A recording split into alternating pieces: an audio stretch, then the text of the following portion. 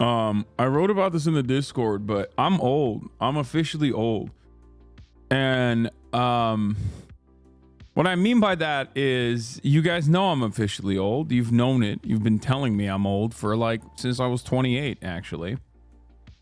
But isn't season 1 9 episodes though? No need to split into 2 seasons either. Well, I watched it up to the available amount of episodes. But yeah, season 2 is nowhere near as good, but it's so, it just gives me so much agita. It gives me so much agita, chat. I get heartburn watching it. I get nervous watching it. You know? Where I'm just like, I know in my mind that they're going to make it. But it's just, I don't like it. Alpha repeater. You're an American dream. Yeah, I'm wearing the same outfit. It's so basic. It's a black turtleneck with a black jacket. Calm down. Calm down. Also, I have a beanie. It's different. It's actually different because I have a beanie. Does your mom watch TikToks like this too? I don't know what this is. Okay, hold on. I'm not looking at that. That's AI. The Drudge Report headline on Elon Musk is taking me out. Dude. This is the link that the chatter sent me. Just like a sexy lady cosplay of X-Men. That's crazy. That's a crazy, man. That sure is a crazy headline from the Drudge Report. But yeah, what was I saying? Yeah, Rogue, I don't know. Yeah, watching Squid Games gives me anxiety, dude, and I can't sleep. And I was up till like 6 foot. What is this? I was up till like 3 last night. Because I just couldn't go to sleep after watching Squid Games, which I can't tell if that means I'm childish or if that means I'm old. It's crazy though. Shouldn't have happened. What is this? 220, this absolute unit is making his Creator League debut.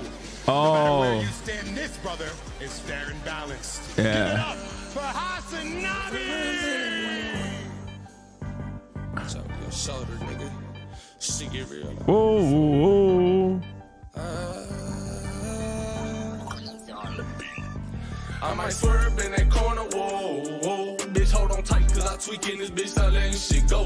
And I heard that she wanna show, me who she be, I'm kinda fucking with it, show me some more. Bitch, we tatted head to toe, could give a fuck the story wrote. You wanna tweak it up with me, and I'ma show you how that go. Like the money in my pockets blow, they having combos about me, these pussy niggas don't know. Tell me what they talking about. I ain't fucking. Yo, where's my 3? Where's my 3? Put that 3 up there. Put that 3 bomb up there. Hey, there it is. Okay. 2006 voicemail ass beat. Yo, chill. I was scared to start because people were dunking on it, but it's actually really good. I feel like the people who shit talked it are the same ones that were saying season 2 better not be a carbon copy of season 1. I mean, it's never going to be as good as season 1. Season 1 came at a time when we needed it the most. Revolutionary fervor was at an all-time high. You know?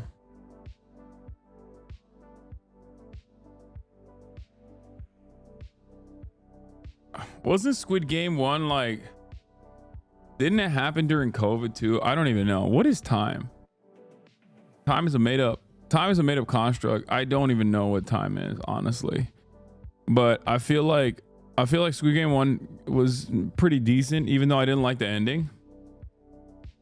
The ending was a little cheese. And then season 2 is fine. It's not like,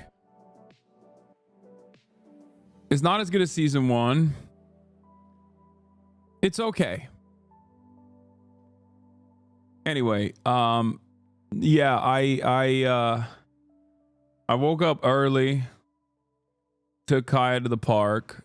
We had a little walkie poo.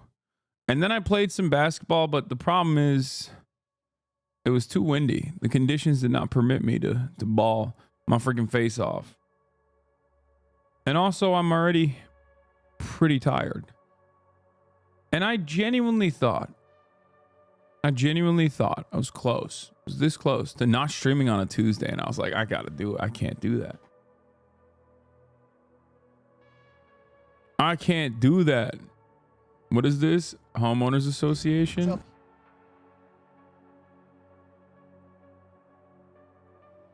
And then in the interest of being spontaneous, I did something that's truly unique. This morning I had matcha.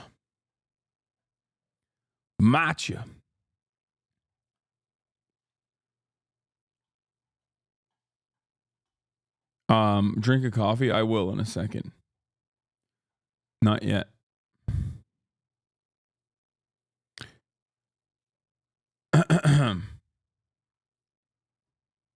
So yeah.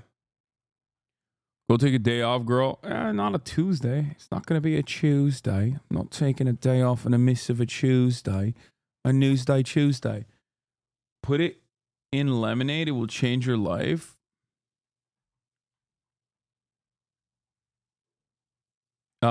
Corso, we read the ProPublica article about the guy who the mole that went into the militia.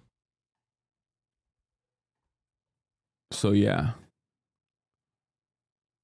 I'm already there. Did you see the Arcane sequel trailer? Wait, what? No way. There's an Arcane. What do you mean Arcane sequel? Welcome to Noxus? This is where the strong gather. This says 2025 season 1 cinematic. What? It seeks the fearless and defiant, calling them here to answer one simple question. Are you strong enough? You say you're not afraid to die, but take off the armor on your chest. What's left inside? You aren't working with Operation Olive Branch, correct? They've been called out for reporting former volunteers to the FBI. Just letting you know I'm done. Yeah, no, I've been the one who's been not only volunteering for Operation Olive Branch, but I've been the one who's been reporting people to the FBI. It's me. Yeah. Sorry. Some people, they annoy me. Okay? And if you annoy me, you're gonna get reported to the FBI. No apologies necessary, okay? That's how it is. Sorry. Don't piss me off. And then the FBI won't come knocking down your door. You know what I'm saying?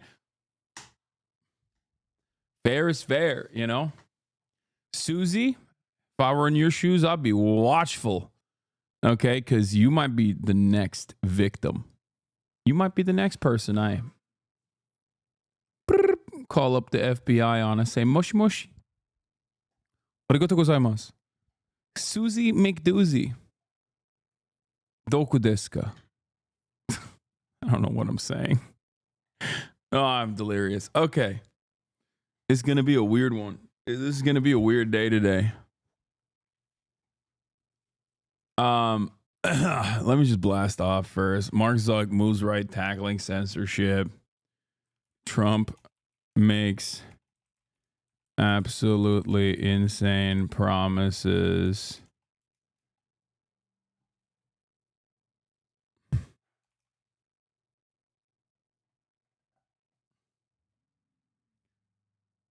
You said you like raw dog? What? Operation Olive Branch, like the Turkish invasion of Syria? Yeah, I was involved in that one as well. I was involved in both Operation Olive Branches. Both invading Syria peacefully and taken over the northern Syrian corridor and clearing out the ethnically Kurdish villages. And also I was involved in the other Operation Olive Branch, where I wasn't even trying to get the GoFundMe's going for the Palestinian people. I was just straight up. I was just straight up there to arrest people because I'm a part of the FBI. I'm a busy boy. Y'all think like, oh, dude, Hasan, you stream 10 hours a day. How can you do it? I do it while I'm on stream. Yeah. I put Dana White on the meta chair. Where was I? Mark Zuck moves right. Tackling censorship. Trump makes absolutely insane promises. And more. Yikes, we're already getting cooked by the wind. It's windy as hell out here, man. It's not good. Oh my God, there's already a fire. What the hell is going on?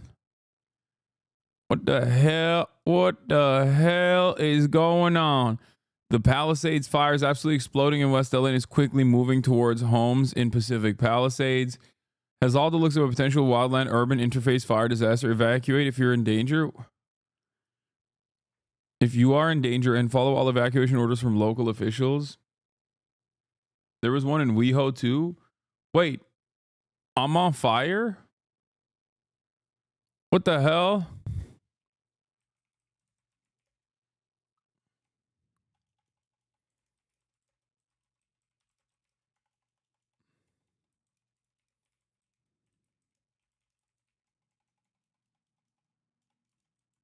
I mean, I might.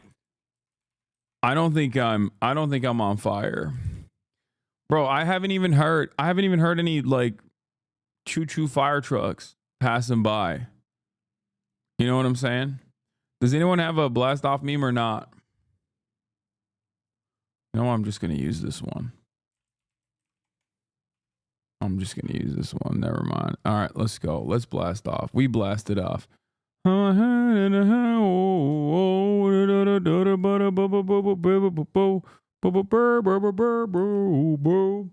You're surrounded by fires though. Yeah, I mean, honestly, there's always a fire. There's always a fire happening in Los Angeles, but hopefully it doesn't impact anybody, really. Hopefully it doesn't kill anyone. Oh no. This is a funny blast off meme, but January 6, 2021, 250,000 viewers. January 6, 2026, I have fallen off a tenth of that viewership watching Emilio, what was it? Chavez? New Hope. The year is 2050. They're remaking Pokemon Red for the 7th time. Now it is called Pokemon Communist China Red. Professor Oak is now Professor Woke. Pallet Town is now Pronoun Town. Cerulean City. Wait, what? I can't tell if this person. I can't. Are people like this being for real, or are they just like making fun of right-wing content creators that just say stupid stuff? I think she's joking, right? There ain't no way. Don't say 127, chat. Right-wingers low-key are like that sometimes, okay? City is now Slayrulean City. Bulbasaur is now Homosaur. Pikachu is now Polychew. The Elite Four are now the Liberal Elite Four. Charmander is now Charman I'm with her. The Squirtle Squad is now the Squirtle Squad. Jesse and James have finally come out as a T4T transgender couple. Oh, okay, that's how you know. That's how you know this. That's how you know. There is no way. No transphobic people know everything about trans tech, like all the latest and greatest, but no transphobic person is ever gonna say T for T. You know what I mean?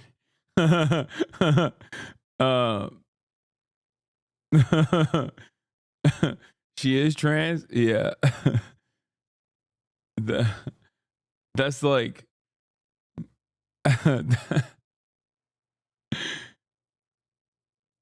T for T transgender couple. Now, instead of asking if you're a boy or a girl when you start the game, they have 46 different gender options for you to choose from. And guess what? People are still mad for not having enough options. Before battling with you, trainers ask for your affirmative consent. Even having 2 Pokemon battle is way too much of an animal rights violation. Now they come out of the Pokeball and discuss theory and marks. But do you want to know the scariest part? Yeah, this game doesn't come out in 2050. This game comes out next year. That was so good. Doesn't she work for Anthony Padilla, Smosh? I think so. Yeah. The Office HasanAbi has got taken down by human resources. Do you remember that TikTok? Wait, which one? Update. Boss was not upset. She thought the TikTok was funny, but the picture has been replaced for HR purposes. Wait, what was the picture?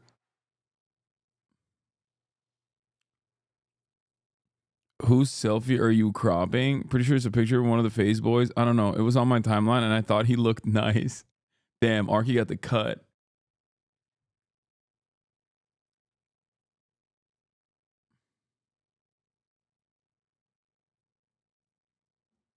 Listen.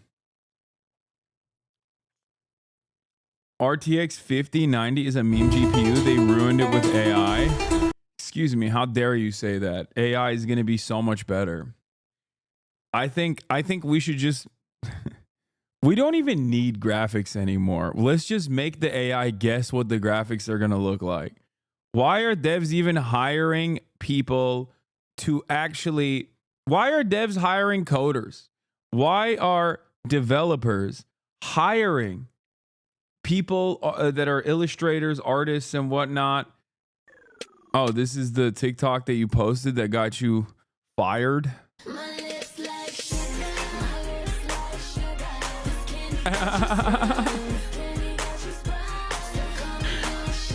That's hilarious. No. DLSS is not generative AI. Nah, dude, we should do generative AI. I want every Black Myth Wukong game to look very different from one another. Hasan, please cover this. They're Maha people selling fog kits because they think fog is infecting them. Please. Wait, what? Guys, we're... No. Dude, we are not ready for social media. We have not been ready for social media. This is crazy. Wait, hold on. Let me watch this Black Myth Wukong thing first. And then we'll look at the fog kids. Yo, that's awesome.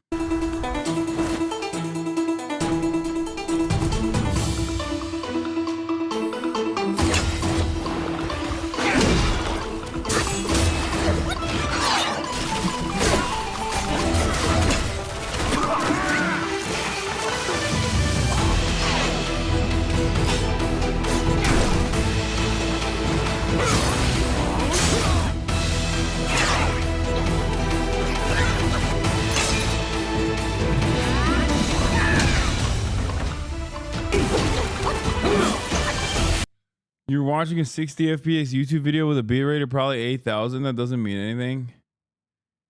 I mean, we're looking at the number of the frames on the top right corner. Guess what, chatter?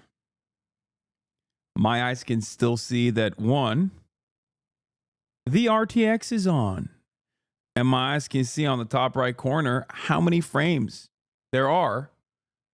Okay. And let me tell you, the number of frames that are on there, it's a big number. It's a far larger number than I'm used to seeing. Let me tell you, okay? And for all intents and purposes, big number means better experience. Now, I know that there's going to be a lot of people who say, excuse me, the human eye is only capable of seeing 35 frames. Maybe for you, I'm different. My eyes are capable of seeing 1,000 frames per second. Yeah. The AI needs to catch up to where I'm at. Skill issue. Skill issue, I say I'm built different. You are not. You are built the same. Not the same as me, though, because then you would have also been able to see 1,000 frames per second. Okay. 1,000 is actually the real number, Lamau, like for real. Okay, then I'm doing 2,000. Our eyes do be 1,000 hertz. Okay, 2,000 then for me. 2,000. This shit runs 30 FPS without frame gen on PS5, Lamau. Watch the yearly League cinematic. It's not officially a trailer for the next Arcane, but it has Arcane characters. It's animated by the same studio. It's basically a teaser trailer. Yeah, 1,000 per eye. Did I say 1,000 frame rates? Did I say 1,000 frames per second? I meant 1,000 frame per eye per second. I close it. Okay, now I'm at now I'm at 1,000. I close both, 0. I open up both, 2,000.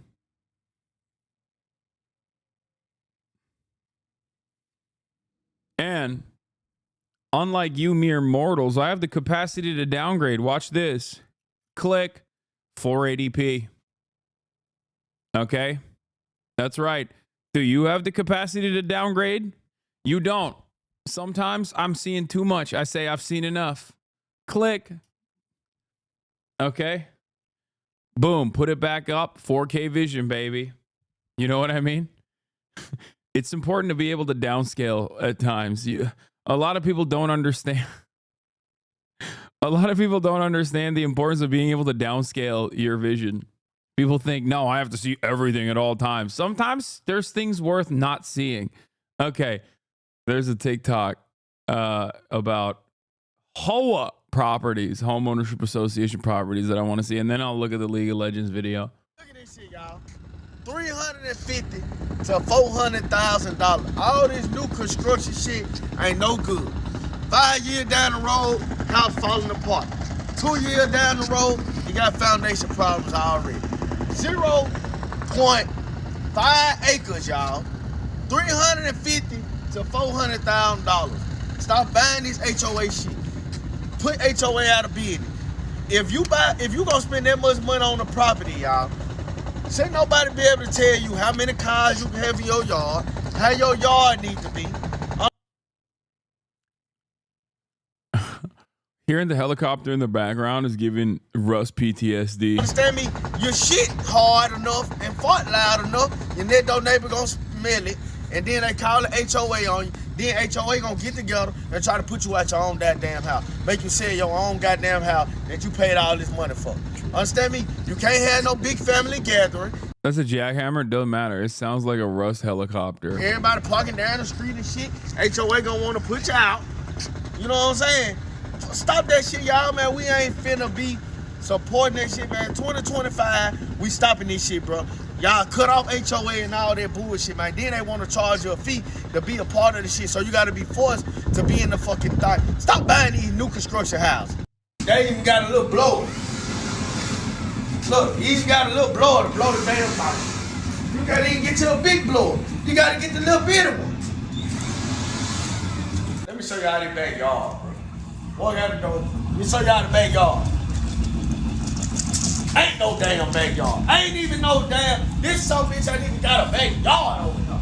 Y'all paying $350,000 for shit like this. No backyard. Come here. No backyard. Look. No feet. Look. Look at this shit, y'all. Come around the side of the house. Look. House, damn house. Let me show y'all something. Come on. Let me show y'all something. Y'all know I ain't talking. I'm confused because like he's describing the house he's showing. He said $350,000. The house he's showing is my house in Los Angeles. Like, that's crazy. What part of the United States of America where that house is $350,000? Y'all know I ain't tall at all. I can lay down on the ground, put my hand on the wall, and I'm down there touching that fucking house. I'm down there. Look how close this shit is. Y'all want to live in some shit like this? You a damn. Look at this. Are you worried about the fire in LA because of how windy it is? I'm in Santa Monica and I'm kind of scared. Not really, because you know, I've been living here for years at this point. I've been living in LA for like 10 years. Yeah. No, I've been living. Oh my God. I've been living in LA for 12 years. God damn. I have lived in Los Angeles for 12 years at this point. It happens, you know? It's just a little fire. You sound like you're from South Carolina. Source, I'm from here. 350K is 1-bedroom condo down here in San Diego. I'm in Long Beach and there's not one gust of wind. Oh no, it's windy out here.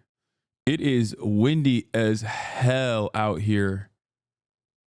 I'm telling you, chat, I took Kaya out to the park to test it, to see if she would fly away. She almost flew away. I'm telling you.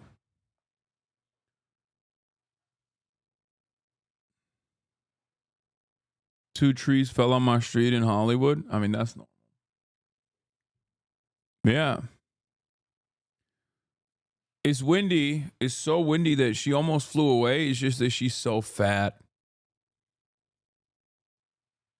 She's so fat that it didn't work. You know what I mean? Look at her. Look how fat she is. Kai, are you fat?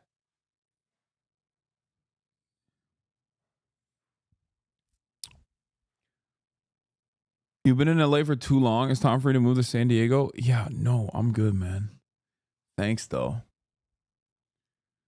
I'm in Ventura. This shit is so windy. All right, let's watch this. Let's watch the League of Legends video. I can't believe I'm watching League of Legends right now. That's crazy. Noxus is where the strong gather.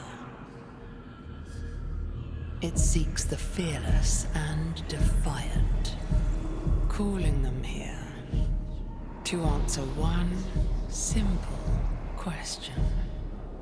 Are you strong enough? You say you're not afraid to die, but take off the armor around your chest. What's left inside? Lying, licking your blade. Do you bleed if it washes away? Take a ride, rough as you can. Tell you a secret, bright as your dogs are closing in. The thing I don't understand about League of Legends is that, like, I feel like there's so many different, like, races and stuff. And there's never any discussion of, like, how these races materialized or how they cooperate with one another, at least in Arcane so far. I'm like when you watch Lord of the Rings, you're like, all right, that's an orc. Goblins and orcs merge together, create the Uruk-hai. You got the tree people and stuff. Whereas, like, in Arcane, like, I have no idea. There's, like, they're in the city, and then there's like a sexy fish man that everyone was thirsting over on TikTok, and I'm like, how did this happen? Like, why is the fish man there? You know? There's lore. Watch Necrit videos on YouTube, kind of fun. I like it when the bite marks cut through the skin.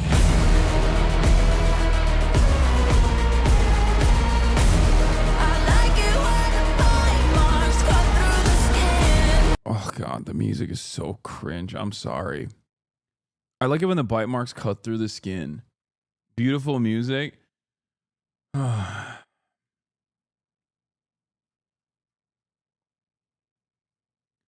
music is always like anxiety riddled teenager focused music for millennials, weirdly enough. By the way, goblins and orcs are the same race in Lord. It's just a difference in terminology. Yeah, and they come from elves, right? They're all elves originally.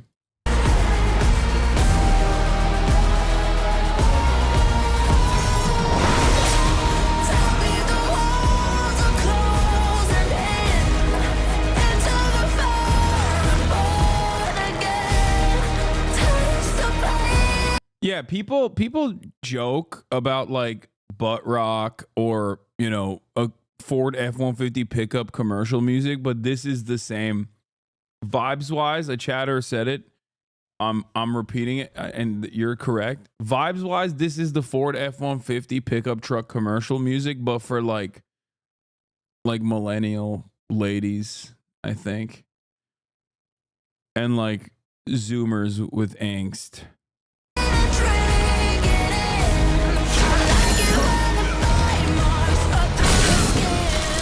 I like it when the bite marks cut through the skin. It's so sick though. I don't care. Get his ass. Get his ass. Eat him. Kiss him in the face.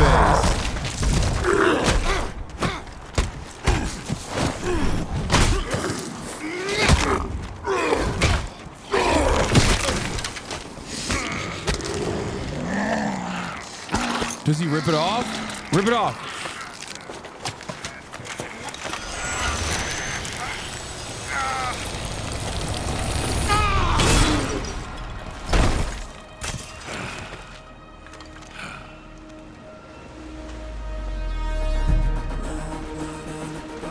When did they start kissing? Dude, they're kissing so much in the show. They kiss so much, dude. And also, the moments where they're not kissing, they're still spiritually kissing. Like J-Vic. Like they literally do kiss. It's crazy. Every part of the show is just relationships.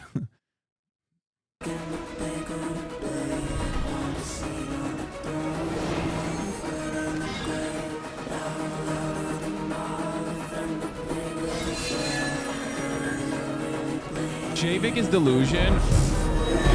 Okay.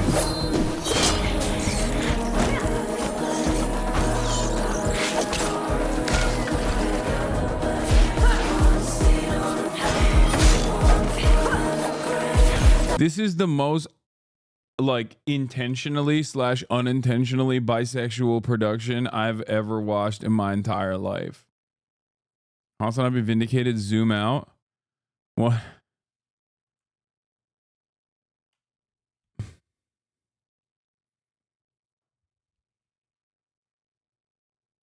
This is the odd.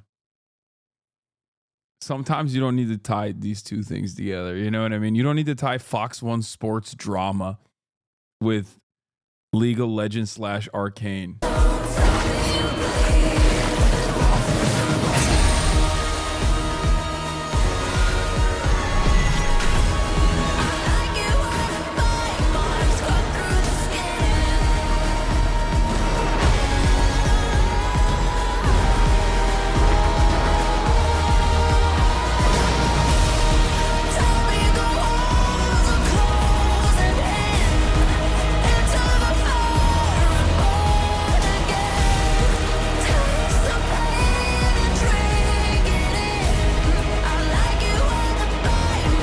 Okay, we missed this. Sorry. Here.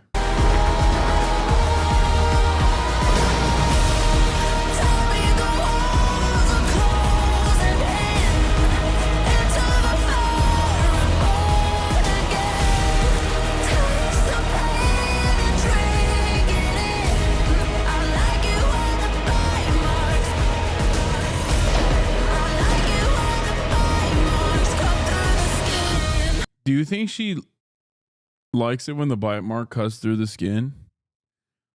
Because I couldn't tell.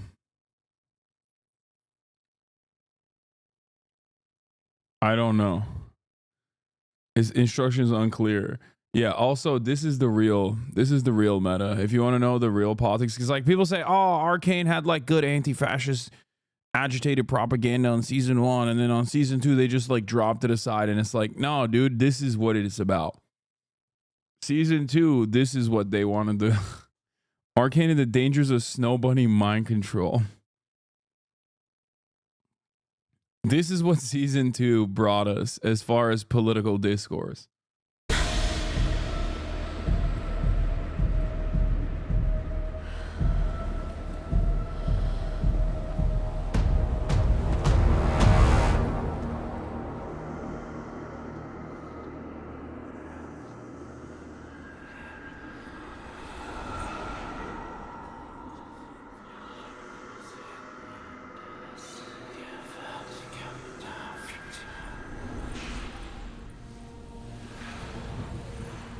Every new path seems to lead us closer to chaos.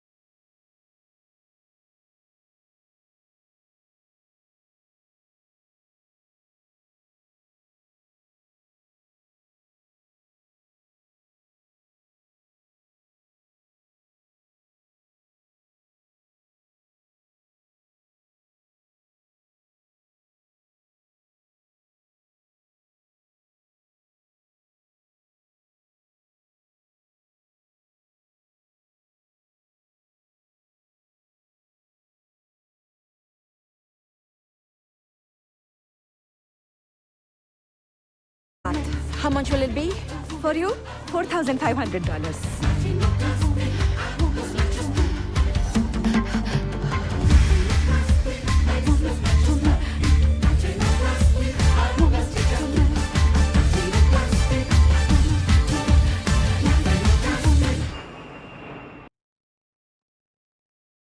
This is just the other. This is the other spectrum of angsty millennials denied from gay Broadway. I'm not gonna lie. This is turning into a yo voy a votar por Donald Trump type situation for me, where I initially started, making fun of it, and now I'm kind of digging it. I'm kind of rocking with it. Like, I apologize, but now I understand why it deserves an Oscar. It's kind of peak. It's kind of peak Kino. Okay, this is like every aspect of this sequence is designed to max out the cringe. I want to apologize once again. To my La Raza audience members out here. Okay. I've done it. I've done it to you. I am now adding on to the pain that Mexico is experiencing by playing the song, but also enjoying the song as well.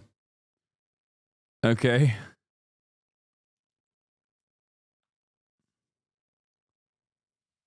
Please just stop playing the song. No.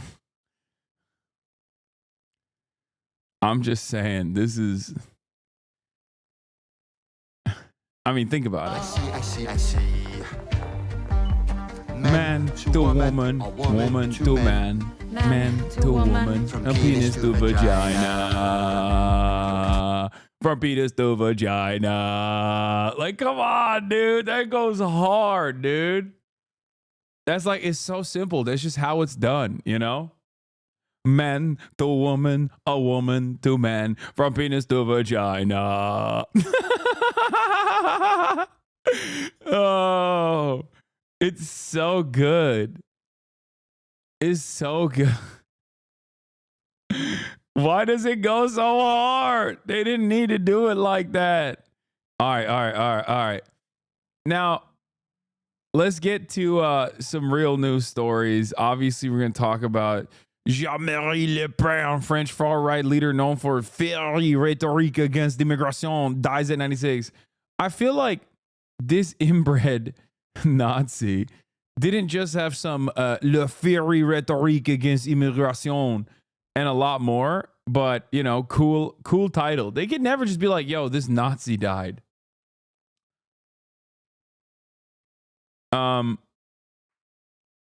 But having said that, that's not what we're going to cover yet.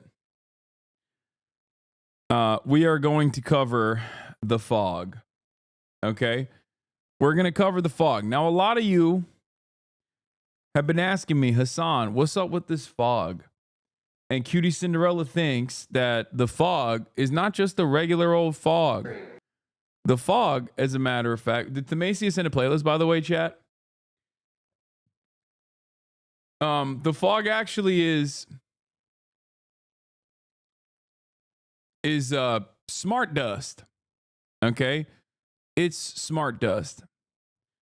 And what are people doing about the smart dust? Well, they're dealing with it. Here, let's take a look. 2 days into the new year, and we already have wellness influencers selling detoxes for the fog. If you're thinking, Mallory, what's the fog? I'm about to tell you. Okay, Mallory, I feel like you're going to be a little bit undermining of the real fog issue, the crisis.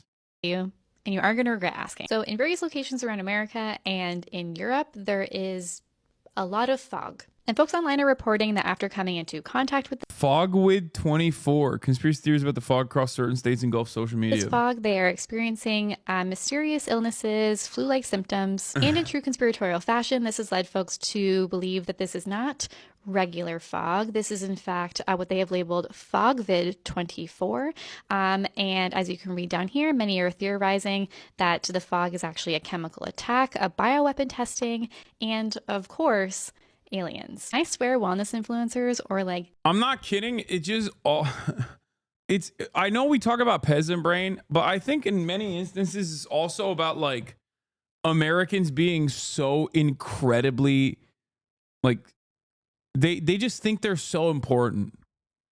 You know what I mean? That's what it is. Americans love being the main character of their story in a way that I don't think other cultures exhibit this kind of tendency, this kind of like hyper individualism. Because we often talk about like the lack of education, ready availability of homeschooling, the fact that it's not illegal, and how public education has been gutted, right? But I think there's something on top of that that causes people to engage in this kind of irrational conspiracy theory. Because like there are places on this planet right now that are absolutely gutted and destroyed by colonialism, by empire, right? By the crimes of empire. I don't think dudes living in the Congo, for example, right, that work in one of these mines are going home and constantly thinking about like, you know, there's alien drone warfare happening in my neighborhood. Like it's a very... And it's not like those guys have, you know, it's not because like they have the educational standards or anything like that. They've been ravaged, right? The reason why Americans, I think, behave this way is not just because of the lack of education. It's because of American exceptionalism and American individualism, you know? Where they just think like, no, the world of course revolves around me. Are you kidding me? Yes, I live in Terre Haute, Indiana. Yes, this area is famous for having a supermax prison facility and nothing else. Except now there's smart dust in my neighborhood. They want to kill me with the smart dust. And it's like, no, they don't. No. No, they don't. They don't want to kill you, okay? You live... Like, who is they? And why would they kill you? Why would they kill you? Why? 2 more boards? Yeah. Do you think fog is a conspiracy? Do I think fog is a conspiracy? She's going to hide the truth. She's going to hide the truth. Watch. Watch. Typical bicoastal elitist. She's going to undermine the truth by saying, fog is a conspiracy. Oh, it's just fog. Fog is a conspiracy. Now, what are they doing in the fog? Yeah, these guys simply don't understand. What are they doing in the fog? They're killing Americans, okay? They're making them woke and gay. And also, that's the reason why my wife left me. And they took the kids because of the fog. Deborah would never do such a thing. Even though I spend most of my days working a boring ass job that I absolutely despise, only to come home later at night to just engage in the most vigorous masturbation session before getting absolutely destroyed in a game of League of Legends, and then taking out all my anxieties and frustrations on my wife and never taking care of the kids. That's not the reason why she left. She left because of the fog. She left because of the smart dust.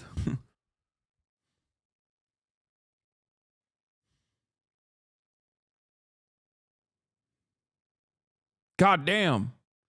Otherwise, I would have to take accountability over my own actions, and that's not good. That's not a good thing at all.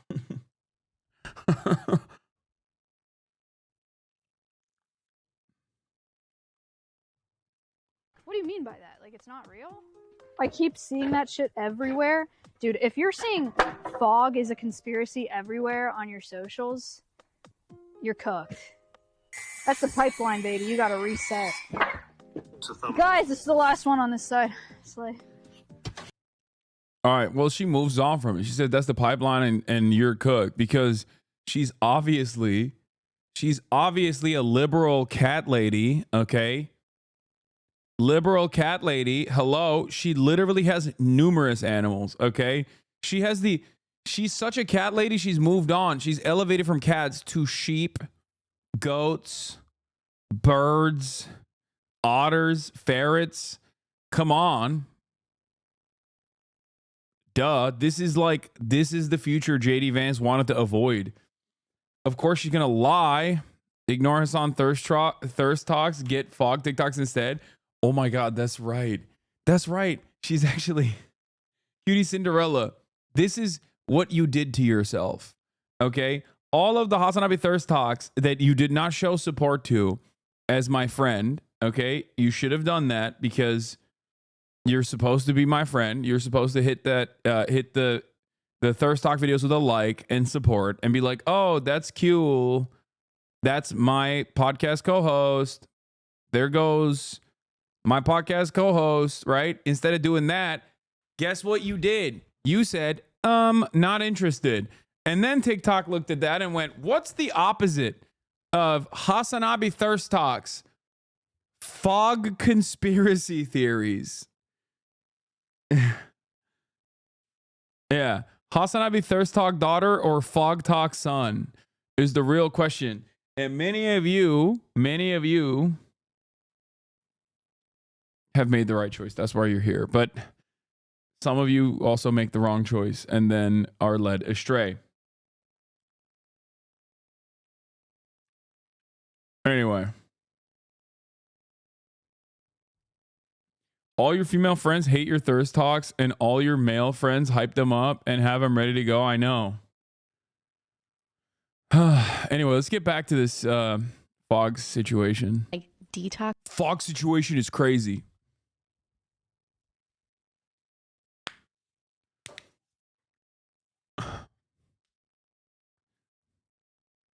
specialists must have almost broke both their ankles jumping on this. Here is just one, and of course, if you have any questions about what she has listed about what to do, you can comment detox on the post to learn more from her. Also, don't miss this part. She talks about towers in Florida. I'm assuming she's talking about 5G towers, and of course, we're all packed full of heavy metals, and that basically makes each one of us a mini.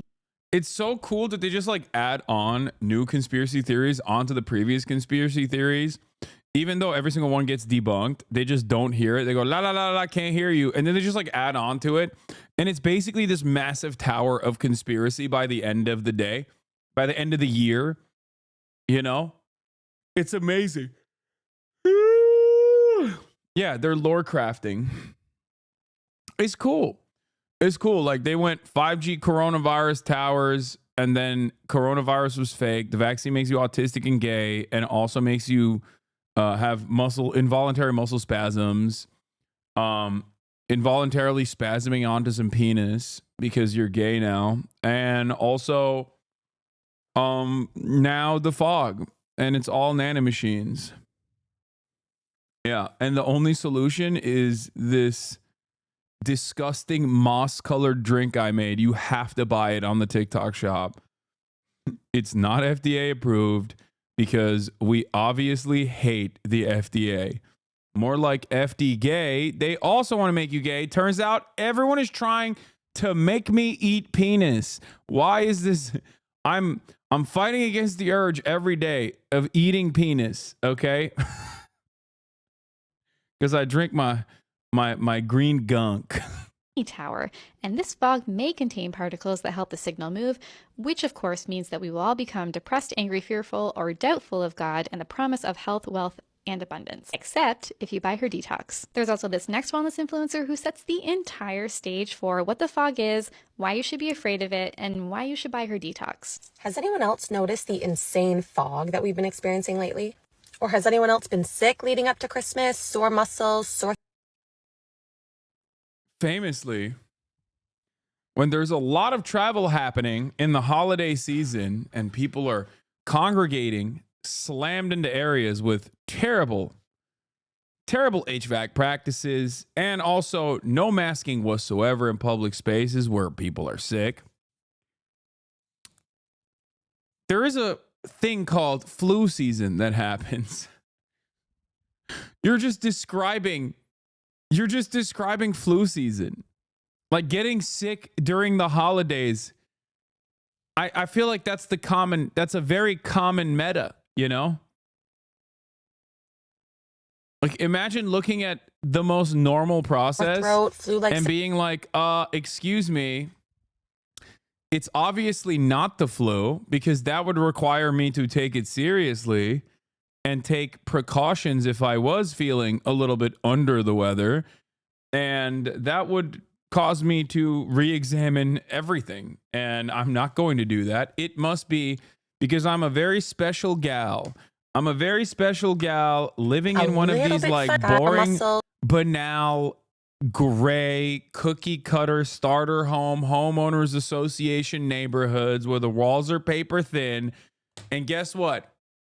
The Chi-Coms, Chinese Communist Party, wanted to destroy that neighborhood specifically to get to me. It's the fog. They tried getting to me with the drones, and then now they're trying to get to me with the fog.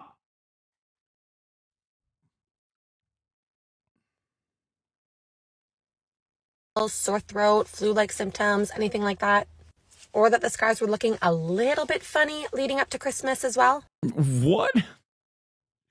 None of those photos look funny. That's just the sky.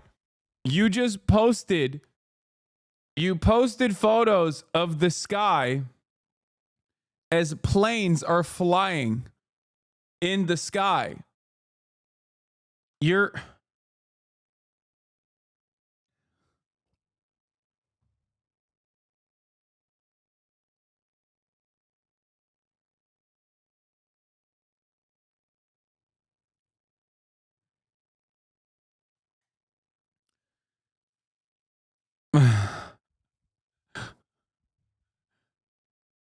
Chemtrails, brother. That's right.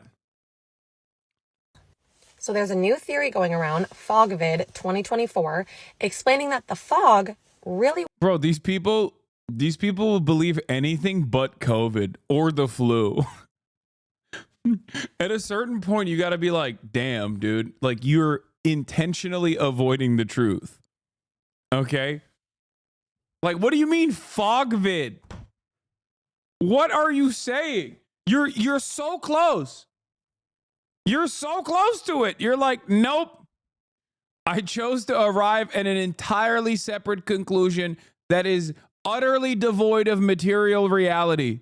I will never make a correct assessment. Do you understand me? It can't be the common flu. It must be nanomachines created through fog, which is not a direct consequence of just the weather patterns changing from hot to cold, but instead smart dust.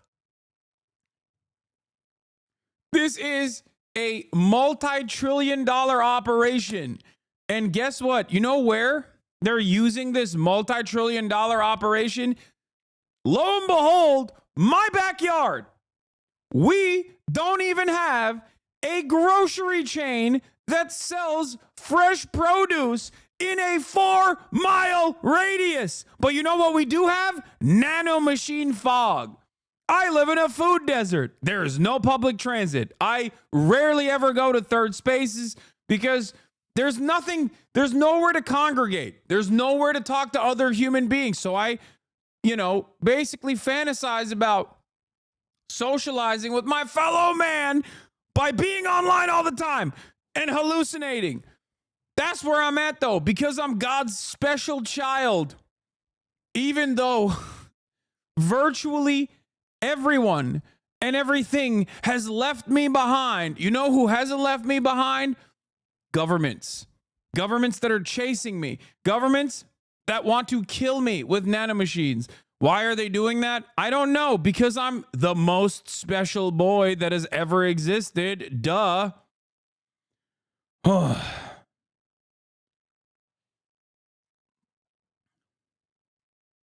It wasn't what we thought it was.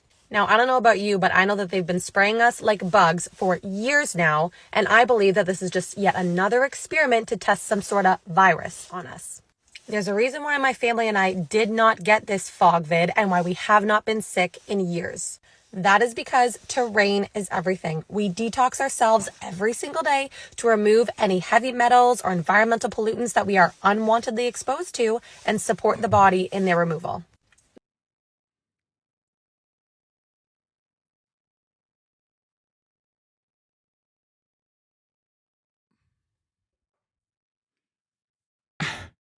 The reason why neither myself nor my family got fog vid is not because we just made it up online. We just made it up and it's not a real thing. It's because of the vape juice that I drink.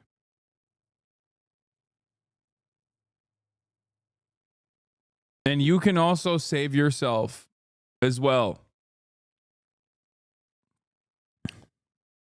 with the vape juice that I inhale every day.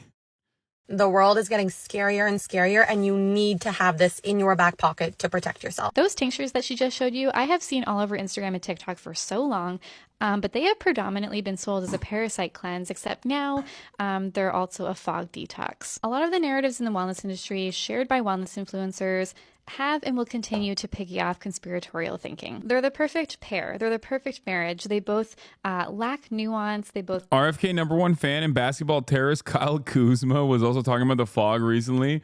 Yeah, that's how you know it's like the dumbest narrative alive, okay? When Kyle Kuzma starts talking about it, that's when you know you can discard it in its entirety. Do you understand me? Basketball terrorist Kyle Kuzma. That's how you know. That's Donald Trump's strongest soldier.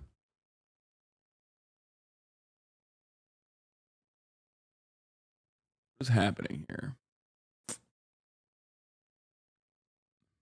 both speak in absolutes, both lean into this assumption of something nefarious, a group that you cannot trust. We are 2 days into 2025, and I am already asking myself, what the fuck?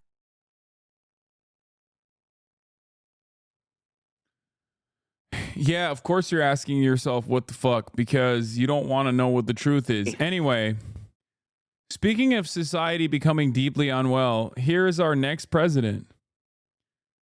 Only 13 more days until he's officially the president, okay? Just so you understand. He delivered an incredible press conference at Mar-a-Lago this morning. And let me tell you, okay, he is, oh boy, you are not ready. Or you're thinking like, oh, I'm ready. I've heard Trump say a bunch of crazy stuff. Let me tell you, you are not. He is, he's gearing up for some stuff, okay? You should keep a swear jar. Wait, what do you mean? Have I been cursing? I don't think I've been cursing. I've been pretty careful not to. I mean, that doesn't mean I'm never going to curse. I am going to curse. I'm going to curse, but not always.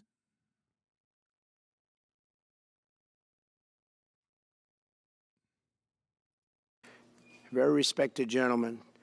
And I'm thrilled to announce today I'll be back in that a the second. MAC will be investing at least $20 billion over a very short period of time into the United States, and they may go double or even somewhat more than double that amount of money.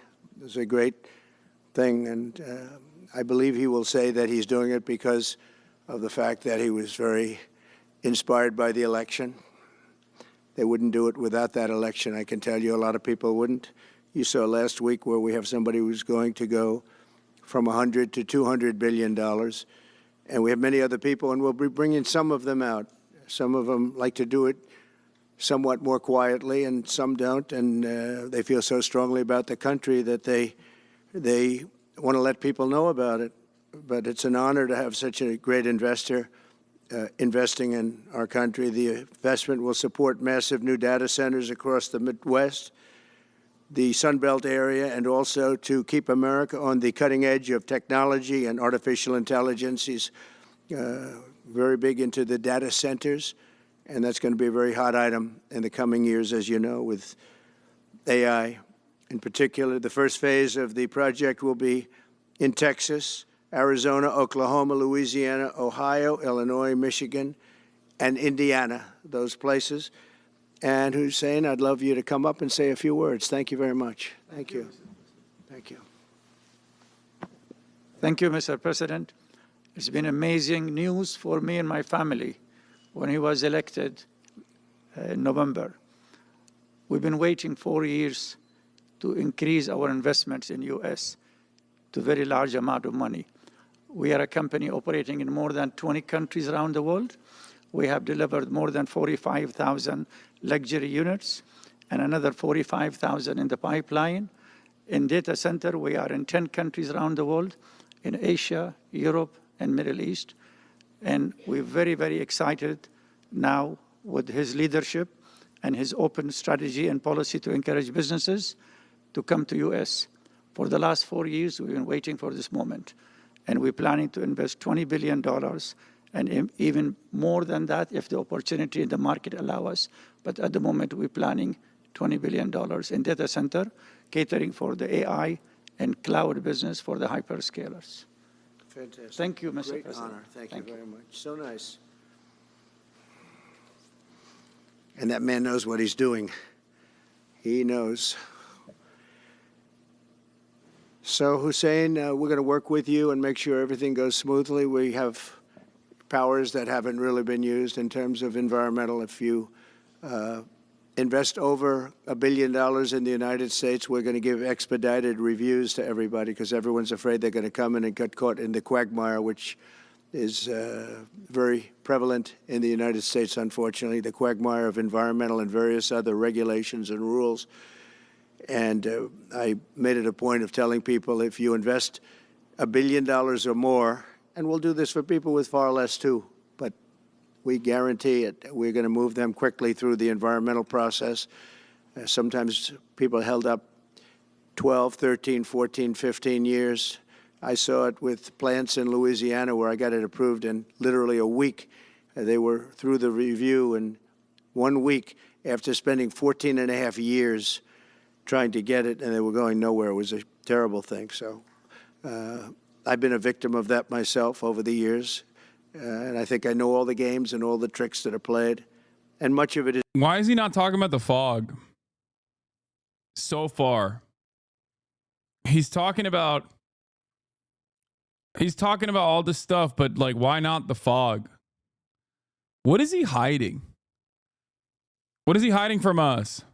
It is just done to stop progress. So we're going to be helping you and everybody else that comes to the United States and wants to invest their money, that you don't get tied up for the rest of your life and you can't do anything. This commitment further underscores that many of the greatest business leaders on earth are seeing a very bright economic future for America since the election. As you know, a lot of positive things have happened. We are inheriting a difficult situation from the outgoing administration, and they're trying everything they can to make it more difficult.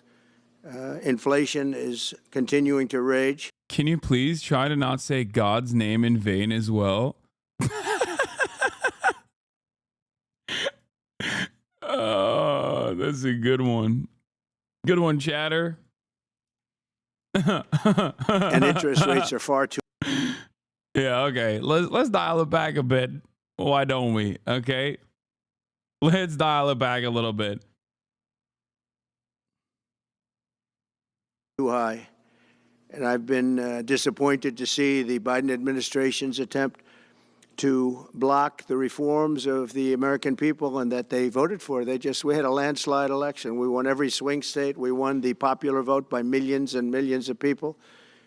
Nobody even knows how many people, millions. And nobody even knows how many people we won the popular vote by. It's such a high number that scientists are still trying to figure it out.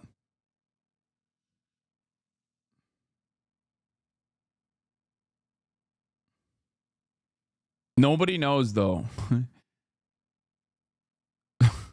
They're still counting in some areas. You know, they're still counting the vote in some areas. Can you believe this? What a place. What a horrible place. One of the things we're going to do is we've got to fix the election so that we get honest counts and they get done by 10 o'clock in the evening or something thereabouts. They have places where they're still counting votes. President Biden's actions yesterday on...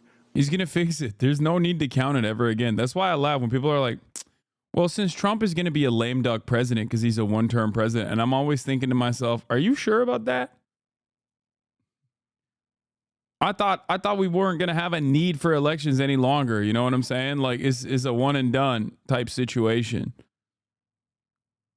It's a one-off. You know, we did it. I voted, as we all did, for Donald Trump, as I told you to do so by consistently playing Yo voy a votar por Donald Trump, and we all voted por Donald Trump, and now that's it, one and done.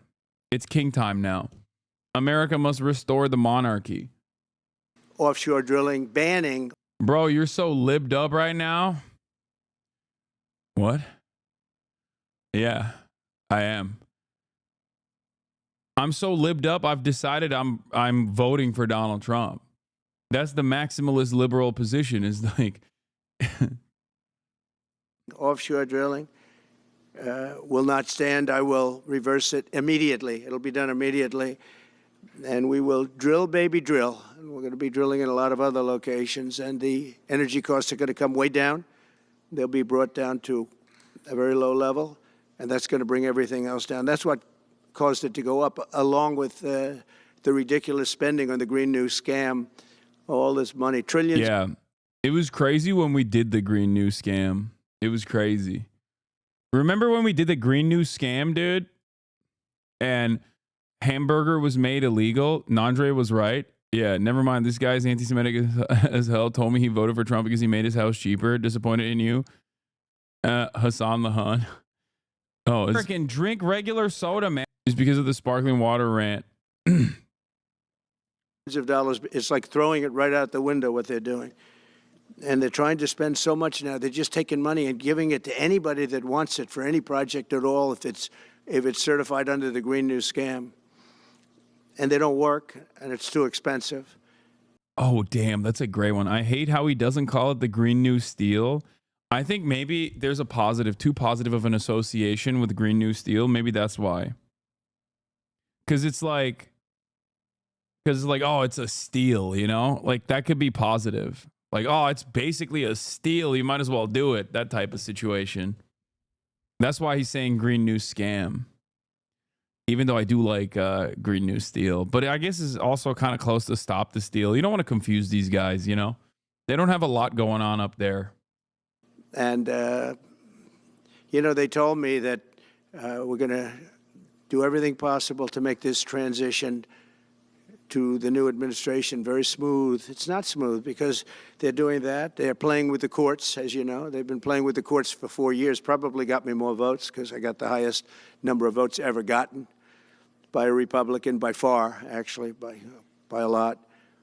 And, you know, we had a great election, so I guess it didn't work. But even to this day, they're playing with the courts. They have their friendly judges that like to try and make everybody happy on the Democrat side. It's called lawfare. It's called weaponization of justice, and it's happened at a level nobody's ever seen before. So many. It's true. I defeated deranged Jack Smith. He's a deranged individual. I guess he's on his way back to The Hague, and we won those cases. Those were the biggest ones, and the press made such a big deal out of him. But it's true. He was deranged. He was so deranged, dude. My goat. He won. Teflon Don. Nothing wrong. We did nothing wrong on anything, and the people saw that. You know, when they vote. When a Republican, it's not easy for a Republican. When the Republican wins the popular vote by millions and wins all 7 of the swing states, people said, well, he could win 4. We won all 7, and we won them by a lot. That tells you we won. That tells, and they've been watching this injustice. I call it the Injustice Department. What they've done is so bad. The whole world is... Got him. I thought this was a press conference. Did you guys forget how Trump press conferences work? He just rambles on. Sorry. Question started 3110 at 2358. He says he will change the name of Gulf of Mexico. Yeah, that was amazing.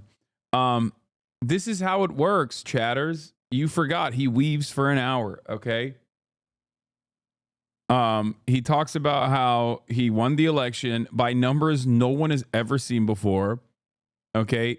He's got quants.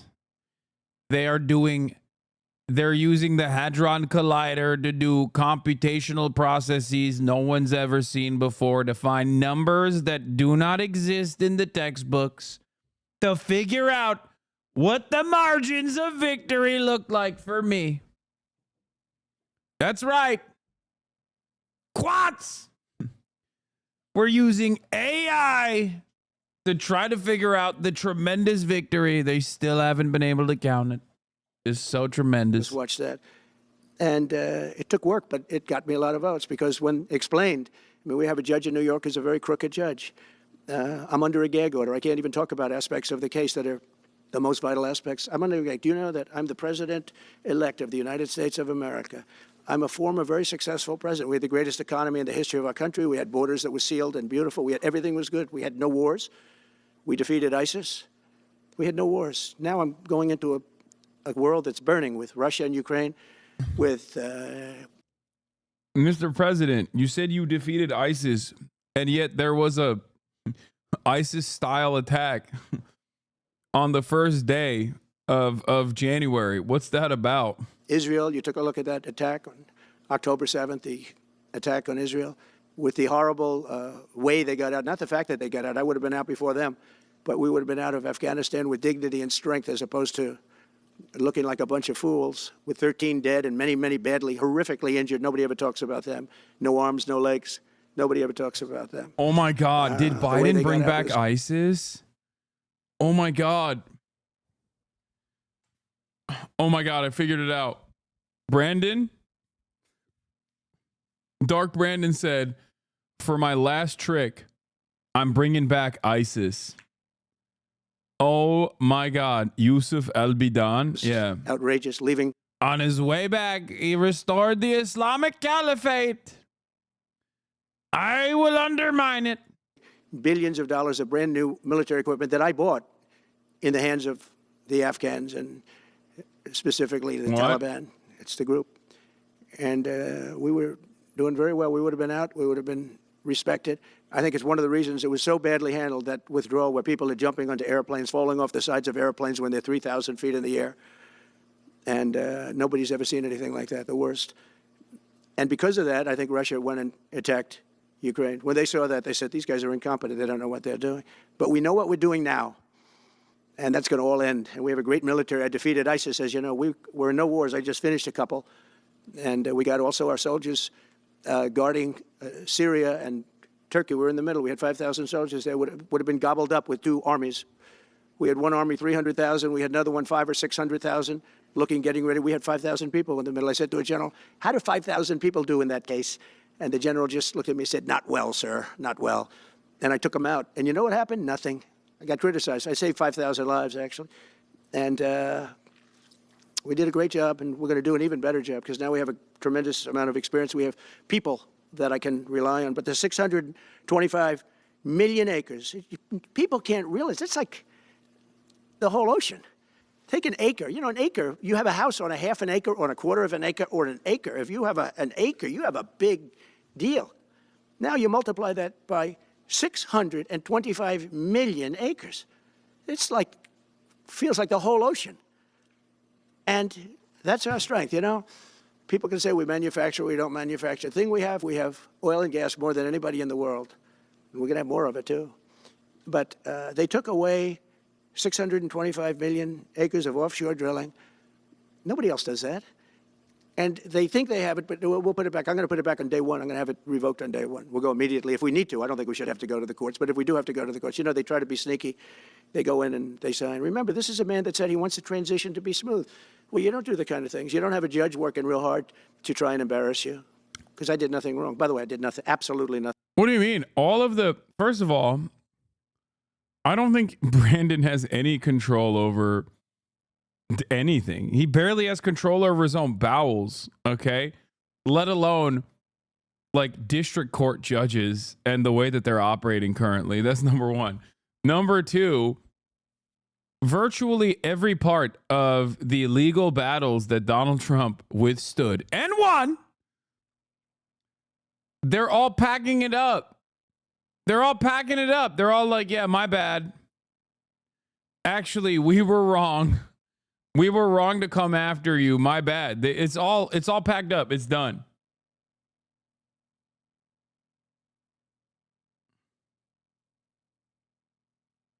So, what is he still complaining about? Nothing wrong. If I did something wrong, I wouldn't be standing here right now because I've won all these cases. Nobody's ever won so many cases as I have against the Justice Department. I mean, Jack Smith had cases all over the place. Yeah, also, this is a good point as well. Dude, I hate liberals so much. They go on and on about how they certified the election for him perfectly and how they followed the rules perfectly, expecting Republicans to acknowledge them. And here Trump is still saying that they're being corrupt. These losers will never learn. 100%. 100%. Like, liberals have been doing victory laps about how good they are. How good they are at certifying elections. Meanwhile, Trump is still over here being like, they're coming after me. We have to kill them. We have to kill all of them dead. I will put them in the machine. I will put them in the contraption. I will harm them. As people were being subpoenaed, lives were being ruined. They were spending everything they had, money. We were helping them out. We had to. They were subpoenaing people that had no idea what they were even talking about. That's a sick group of people. And it was all to influence the election. It was all a fight against a political opponent. We've never had that in this country. We have had that in certain countries. We've had that in third-tier countries. We've had that in banana republics, but we've never had that in a place like the United States. I don't even know if it's been on a small level. I'm sure it has been on a small level, but this was the largest level ever. They brought this moron out of The Hague. He's a mean guy. He's a mean, nasty guy. His picture was perfect because you look at his picture, you say, that's a bad guy with his robe, his purple robe. And he executes people. He shouldn't be allowed to execute people because he'll execute everybody. He's a nut job. But we won all of those cases with him. And, I mean, I don't know the judge in Florida, but we had a brilliant judge in Florida that saw right through it. Wait, what do you mean? That was your judge. Yeah. Yeah. Brilliant judge in Florida because she's defending me. And we won the case. She was a brilliant judge with great courage. You know, the left, as we call them, the radical left, they have a way, they play the ref, and they play it very hard. They play the. I appointed her into her position, and she has been playing ball. So, of course, she is brilliant. Best judge of all time. Ref. They go and say horrible things about judges and prosecutors. And some judges and prosecutors say, look, the only way I'm going to get these people off my back is to give victory to them. They're playing the ref. I think it's illegal what they do. It's almost like talking. It's worse than talking to a judge. But the judge in Florida, Judge Cannon, was brilliant and tough, and she didn't stand for it. And I don't know her. Dude. I don't even know. What is her name? Cannon? I guess it's Cannon. I just said it. I don't know. I don't know her name. And never met her until the case, and I don't believe I said even one word to her. But she was very, very strong and very, very brilliant. And her opinion was so brilliant that they dropped their. The Palisades fire is going sicko mode, bro. Does anyone have a like a real-time news coverage over it? Because I want to see what the hell's going on in my backyard, dude. Are you guys exaggerating? Or is it really that bad?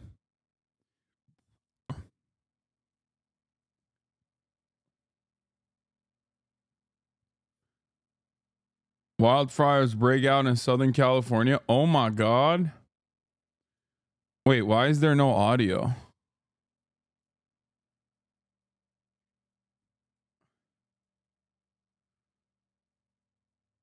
My family and I are praying for you, Kai and Austin.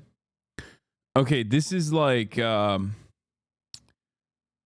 my God. Oh my God, that is crazy. What the heck? Winds are going to get so strong and maybe too strong for them to fly. So that's what we're concerned with. But the bad news is the winds are going to continue to be really dangerous and damaging. Yeah, getting some information per the radio traffic that the Getty Villa is the light coming in the fire, which is obviously your window is orange. Concerning. That's right. I haven't looked outside yet, but it's not impacting the Villa area and impacting Coastline Drive as well. It's approaching that area along Coastline Drive.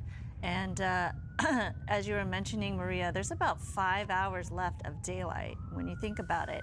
Yep. And that's the operational hours that are going to be most significant for these. Go outside? No, I'm too scared to look outside. Straight up, which is great for right now. So we're not looking at these extreme wind gusts. Right. So this is that window. Yep, the window of opportunity is right now, and they're certainly trying to take advantage of that. Well, the fire is blowing in the exact opposite direction, so I think I'm safe in West Hollywood. But it is kind of crazy that it's just like ripping through the Palisades. You're so oblivious, dog, Lamau. Some change in the wind. No, it completely. Like it completely moved. I think it went from the valley directly to the ocean. So it's pushing.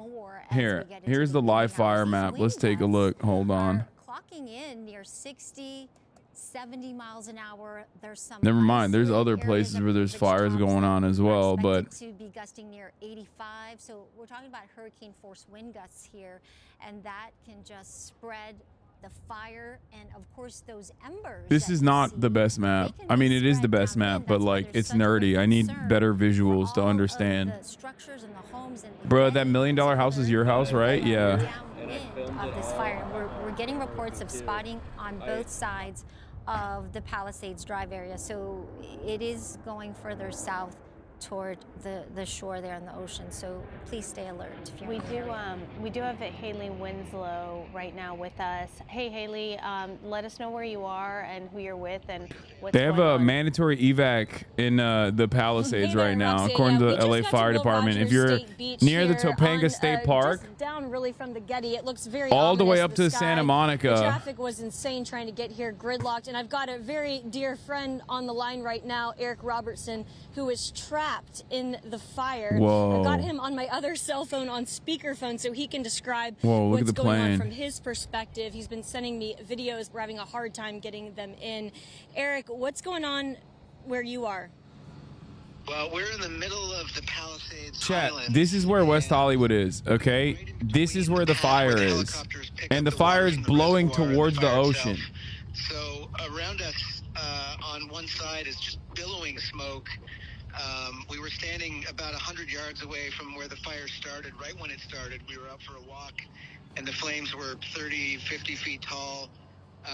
The helicopters dropped, load after load of water, and it still kept spreading so quickly. So it's traveled all the way down the hill.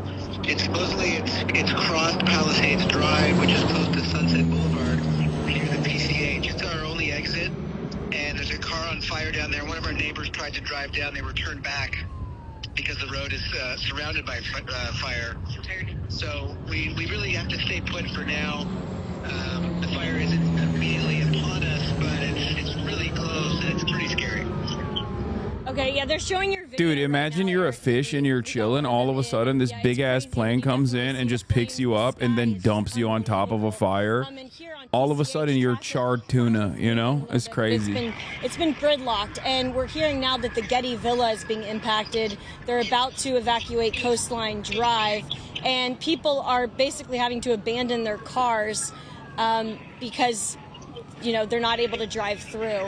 What's going on in your neighborhood? Like, what are people? I'm sure they're not, they're, on edge. Kind of standing by. We're all at our garages outside, kind of waiting for the all clear. Everyone's got their bags packed. We're kind of poised to run away once we're able to. But at the moment, we just have to stay put. Those planes have fish whistles on them? Wait, what? There's only that one street, so there's not much we can do for now. So why can't you get out? What makes you trapped? The road's closed, What right? do you mean, what makes you trapped? Look at the PCH is already gridlock all the time. It's not shocking that it would be extra gridlock during a fire. Effectively now above and below and in the middle of the fire.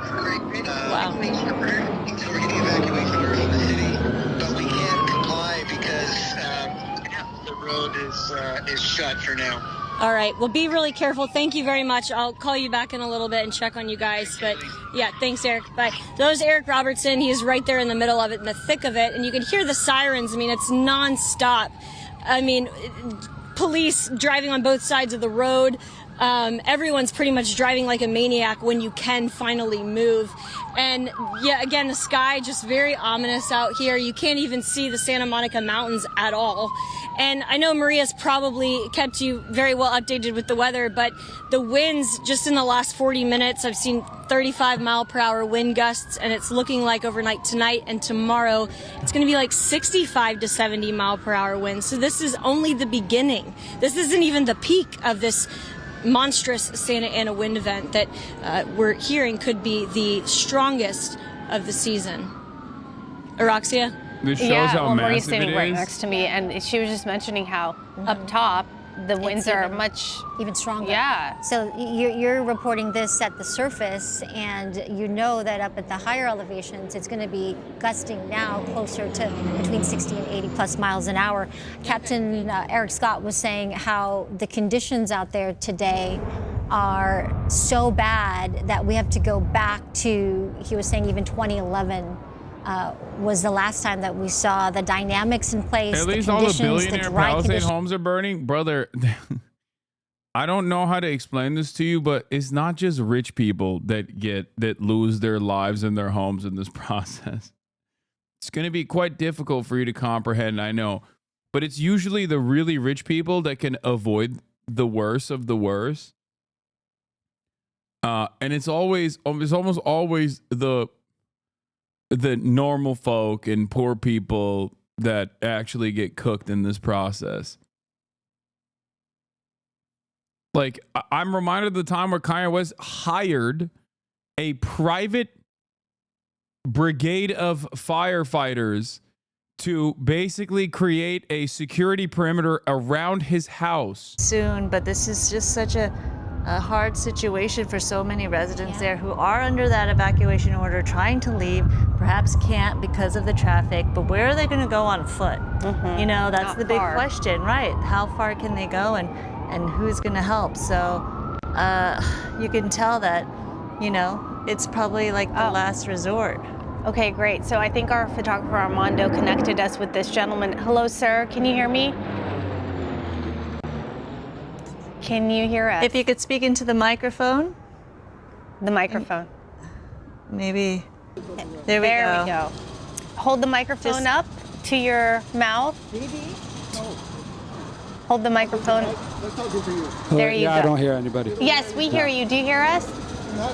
We hear him, but he can't hear us. Looks like he's. What is happening with local television, man? Hold on, hold it. Okay, they're getting set up right there as we continue to look at this shot from Will Rogers. This is where the command post is going to be set up. And where Haley is right now. So she was speaking with a friend of hers who's in Palisades Highlands area, right? And they were saying how they were trapped and they had nowhere to go. That right there is the most LA fit. He's got the cap on. He's got the thermal with the shorts on a fixed gear bike. My man is LA'd out the wazoo right there, picking his nose on live TV. Hopefully he and his family will be okay. What's your name? Zen. Yes, I hear you guys. Hi, do you have someone you need to speak with? Hey, Roxia. Yeah, this was my new friend. Right when we got off the air, he was showing me a video. He works up there in the Palisades and saw a bunch of cars on fire. Tell me what you saw. Oh, so just cars backed up. On the way up, there's a bunch of cars that are abandoned. So, Let me show this. You can see it. Come on over here. What are we doing? Yo, this is... So he was showing us palm trees on fire, cars on fire. Yeah, so I'll speed it up. But yeah, so anyways, I started all the way from the top, and all these cars aren't going anywhere because some cars are abandoned. And on the other side, you know, on the way up, I saw like a palm tree on fire. So I ended up like brushing it off, taking it off, and then on my way back down, I started seeing the car on fire. So here it is. There it is. So all that other side is abandoned. So that's only going to get worse. And then see the van, you guys? Yeah. So Haley, where people are abandoning their cars, is it on the side of the road or just in the middle of the street? All fun and games as he gets a freaky note like, oh, I see you. I see you on TV, King. You looking hot as hell. My heart burns for you, like those cars that you're showing. It's the main road that goes up. I don't know. I don't know. Abandoning so you their can see car in the Sandra middle on of the both. Yeah. Also, if So, you're in I mean, Malibu, it's you know the main there's road, only and like then the there were PCH parents and at their Topanga Canyon to drive and escape, so this could be insanely dangerous. Yeah, it's really bad. I'm not defending the earlier chatter. They were obviously wrong, but is it possible they think everyone from Cali are rich AF compared to the trailer park life? Yes. And it's wrong. Obviously, there's no area where there's exclusively wealthy people in California, maybe like Bel Air or something. But even then, there's gardeners, maids, things of that nature living in these houses. And they will always have a harder time evacuating than the rich people. Try to get it to you as soon as possible. But yeah, it's just the magnitude of this fire. And again, this is only the beginning, already up to 200 acres. That's another challenge that people are facing there. Thank you, Haley. The fact that the cell service is very spotty in that area to begin with on a good day. Now, on top of that, with these wind gusts and probably some power outages because these power lines are going down because of this fire and the smoke really impacting this area. So imagine if you're a resident living in these communities, trying to get the latest updates or trying to connect with someone. The average home price in Palisades is $3.5 million, so I don't give a F. Yeah, exactly. The average, which means that every house obviously is for wealthy people. And no such poor people even work in those houses. Also, there's still people. Like, I don't think they should die either. That's a crazy concept. Once again, we're doing the, I don't care about the systems. I only want the people to suffer. Listen, I am not in the business of undermining American government institutions. Okay? I want the American people to suffer.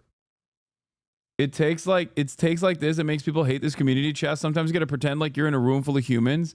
Yeah, I know. It is takes like this that annoy people. And then I can't be the one correcting people because then they go, says you. It's because you're rich too. You should die in a fire as well. And it's like, okay, sure, dog. Just like, please have a semblance of normalcy for once in your life. Oh my Lord. Speak to those people. It was hard to make that connection, and they probably aren't quite in the mood to speak anyway, trying to get out of the area. Not sure how far they're going to get with having to be on foot, of course. We are still waiting. There, Will Roger State Beach there on the right side of your screen, that parking lot right there is where the command post will be, where we can get hopefully some updated information. It's a little tough right now because obviously all hands on deck, and they are focused on getting this fire under control before they're able to relay information out to the public, but that'll be the gathering point. And it's tough for news crews to even get there. We just saw one news van pull up, but you can see this fire broke out at 10:30, Hold on, I'm gonna look outside, and at bro. this This point is now, crazy. just crews are arriving, even Haley getting there, and she said traffic was so backed up. It's so hard to get to these locations, and that's the situation not only are our news vehicles dealing with, but first responders too, trying to get through all of the people. And there is a checkpoint at this point at PCH and Temescal Canyon because of the fact that so many people were trying to get to the area. Oh, look at that beautiful drop right there. And that's what we've been looking at along this vantage point of PCH by Will Rogers. And that's a good thing that we've been looking at, these super scoopers picking up water from the ocean and then making those drops. You're looking at just a full screen right there. If you can snap a picture or just write down the information. Evacuation center at Westwood Recreation Center. That's at 1350 South Sepulveda. If you're able to get there or pass that information along to others who may be able to use that information. Let's see, we're looking at people in their cars trying to make their way You're not out gonna believe of this, the area. But there is literally nothing out. Like, we have clear blue skies, dude. Clear blue skies. I don't see no smoke. It's blowing entirely away from me. When I lived in the Brentwood area, which is ironically also a very wealthy neighborhood, where I, of course, lived in the old-ass apartments with, like, multiple roommates when I was broke as hell, I remember once having to evacuate. Changed, you know, when they depart and usually go out to sea. Now they're going east and taking off that way. Even President Biden canceling his planned news conference here in dedication for 2 new monuments in Southern California, canceled that. They're going to be doing that virtually instead. We had some video earlier of Ontario International Airport and how windy it was there. So really, this is just a reminder for everybody, if you live in the area under this. Gato assures he was actually broke AF at one point. No, I'm reminding people that, like, there are literally people that live in apartments there that are broke. Just like I was, even though I was in a rich neighborhood, technically.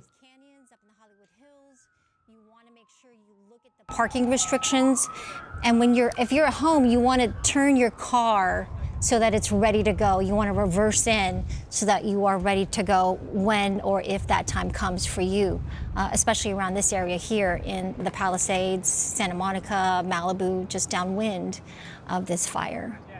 So we have what do we like 4 hours, a little bit over 4 hours of daylight, right? Yeah, sunset's going to be about 5 p.m. And then after that, it's going to get rapidly darker, of course. But that is, unfortunately, when we expect the winds to start to really pick up again later this evening into the overnight hours. So it's really critical that they get a handle on this fire right now. The fixed wing, the fixed wing aircraft is able to go up. I don't know. I haven't seen any. It's crazy because there's a fire on Sunset in La Cienega. From this vantage point, but hopefully as this chatter is saying, as well. But like I can't see anything. Like there's nothing How here. dusty that wind is, though, you know. But this is, as you mentioned, the window of opportunity to really make some progress. Like there's on this. it's out already. Oh, okay. It is challenging, and it's only going to get worse. Yeah, we heard Captain talk about how when you see a fire, those first 20 minutes are so critical. And if they can't get a handle on it, then they're going to be talking hundreds, right? Versus just a few acres. Right, and we saw saw that happen. Yep, we saw that in front of our eyes. It started as 10 acres. It blew up to more than 200. Like within half an hour. Yeah, within half hour. Well under an hour at this point, and then now, who knows? It's definitely grown. Yeah, right. We're over 200 acres. Yeah, for sure. I know that they're setting up the command center and that post in Will Rogers, that state beach, and so hopefully at some point we'll get an update, an official update from them. But at the moment, as we take a look at this live image, look at the tops of these trees and how much stronger those winds are. So you can imagine where the fire is burning, how much stronger even those winds are blowing, and from all directions, because fires create their own weather. And although the prevailing winds are coming out of the northeast, in and around the fire, it's just really very erratic, and it's coming from all directions. As that air rises, it sucks in all the air around it. And as we get closer to nightfall, the wind is really going to pick up, you said. Yeah, those wind gusts are expected to be between 60 to 80 miles an hour. It could even clock in between 90 and 100. That's hurricane force winds in terms of those wind gusts. So that can do a lot of damage, not just from the wind itself, but just in terms of the fire and how much it's going to help it to spread and carry those embers, far away from the start of the fire. And we've been looking at the resources that have been battling this blaze for quite some time now, especially from the air. We've been seeing those super scoopers pick up that ocean water and make those dramatic drops. But we do know that there are more than 100 firefighters at this point tackling this and trying to... Emergency crews are able to get through to some extent. But if you take a look just beyond, you can see the fire on the hillside and the winds that are whipping. Seeing the danger that still remains and people still little by little trying to make it down that hillside. Oh, Cybertruck. Yeah, Carmer Dickerson there setting the scene. Yo, for stay us, away from that. Live there on Palisades Drive, and she said things have actually sort of, excuse me, calmed down, smoothed out here a bit from her last live shot here. Yeah, we want to bring in Chief Sam Giovanna. Chief, we see those flare-ups there next to those cars. I mean, this is so concerning. Again, we could see another car catch on fire because of this. And then, of course, we've got those embers to deal with the winds being so erratic. Hello, Chief. Chief, are you with us? Yes, can you hear me? Yes. We got you now, yeah. Yeah. This could be palm fronds that are dropped, that caught fire and are burning. But I want to go back to something, we talk about this wind and topography driven, but it's also, let's go back. We've had a lot of rain over the past few years. There's a lot of heavy fuels in these hillsides. And then let's not forget these homes can actually become a fuel itself. If we go back to the coastal fire in May of 2022 in Orange County, it was not a Santa Ana wind-driven day. It was just a normal day with an ocean breeze going up a hill, caught a home on fire. That home spread to a home, which ended up resulting in 20 homes destroyed. So sometimes you get the fuel that's the problem, the topography, the wind, and then even homes are like fuel themselves that can spread from home to home. So, again, we will say, Chief Sam, based on the conditions, based on the topography, we're not at all surprised at what we're seeing here and how it's all playing out. No, not at all. And we talk about this, Michael, even days when we did not have such strong winds and such a significant event like this, the danger. Living in Southern California, it's just here. Let's fast forward this. If the wind stopped... Enough. Slatty Matty, enough. Still remains high because everything now is even more dried out. We may not have the wind, but we certainly have the topography and the fuel. If a fire breaks out, the risk is going to remain with us for a while. We're going to need at least 5 to 7 Sometimes inches the of mods rain need to get before modded. the fuel moisture content in the hillsides change where it doesn't burn so easily. All right, Chief Sam, with that, we're going to put you on pause here for just a second and remind our viewers here, it's now 1 p.m. and you're watching the NBC4 News live breaking coverage of the wildfire burning now in Pacific Palisades. Yeah, this is the latest information from LA Fire. About 200 acres have burned so far. Evacuations have been ordered between Merrimack Road west to Topanga Canyon and south to PCH. The Westwood Recreation Center is now open for anyone, and then evacuated people who do need a place to go can go there. They also allow small animals. As we've been showing you all morning long and into the afternoon, we are seeing gridlock on PCH and on other major roadways as people try to get out of that area. The LA Fire Department now telling everyone head southbound on Palisades Drive to westbound Sunset, the southbound Pacific Coast Highway. As you can see, there's a significant loom up behind us. We're going to show you on the map where the fire is, where it's going, and what our evac concerns are. This is the Pacific Palisades Highland community. The fire is burning in a westward direction through here, so we want an evacuation warning for all of this area that is going to be from Topanga Canyon. For people asking, that's actually not that far away from me at all, technically. Technically, it's like, you know, without traffic, 25 to 30 minutes away, which is really close for LA standards. Having said that, or proximity-wise is even closer than that if you straight shot it, but because it's in the mountains, it's harder to get to. Having said that, the fire is going in the exact opposite direction. It's going away from me. Students will be moved to Brentwood Elementary Science Magnet, Paul Revere Charter Middle School. Students are being taken to University High School Charter. That's right. And schools are communicating directly with those families. If you have any questions, you can call the LAUSD Family Hotline. That number is 213-443-1300. All right, 102 here on a... Can you see your house from here? No, dude. I'm not anywhere near the coastline. She's with LA City Fire. Yeah, it's the winds. Thank you for being with us here Central Committee. It is the winds. We have 80 to 50... they were talking about 80 to 50 mile gusts of wind. And of course, predictably, the winds immediately... the winds immediately turned this into a massive issue. Melissa McGee, and again, we winds have the capacity to knock out power lines because our infrastructure is not hardened against that sort of thing, because why would it be? That would be woke. Also, Israel is in desperate need of funds. Hello, don't be selfish and anti-Semitic. Also, we do give billions of dollars to these the public utility companies anyway, to harden their infrastructure, and then they never do it because, excuse me, that's the profit motive. And then on top of that, essentially things that help. I don't even know what actually started this one, but the winds carry the fire pretty fast. What you're seeing on the ground. The fuel is all of the brush, the trees, anything flying embers in the air as well. Things have been very dry here in Southern California. We've seen 0.16 inches of rain here in LA County. We should be closer to a little bit more than 4 inches at this point in our season. So the relative humidity will continue to drop as we go throughout the rest of the afternoon. And that's a problem because that will only help to spread fires more quickly because of the dry vegetation and low humidity on the ground. The other aspect in terms of the weather, the Santa Anas. This is a significant Santa Ana wind event. The National Weather Service has called this life-threatening in some instances.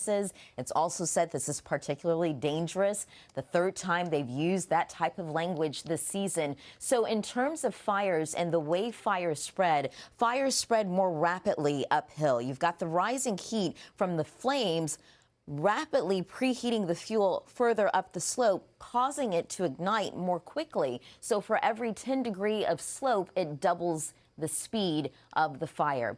The latest observation data, specifically with the Palisades fire, we've got the Palisades winds gusting up to 12 miles per hour. Santa Monica Mountains, we've got gusts close to 50 miles per hour. And the issue is that as we go throughout the rest of tonight, the winds are only going to intensify. The relative humidity is going to drop, which will elevate the fire concern. Michael and Annabelle.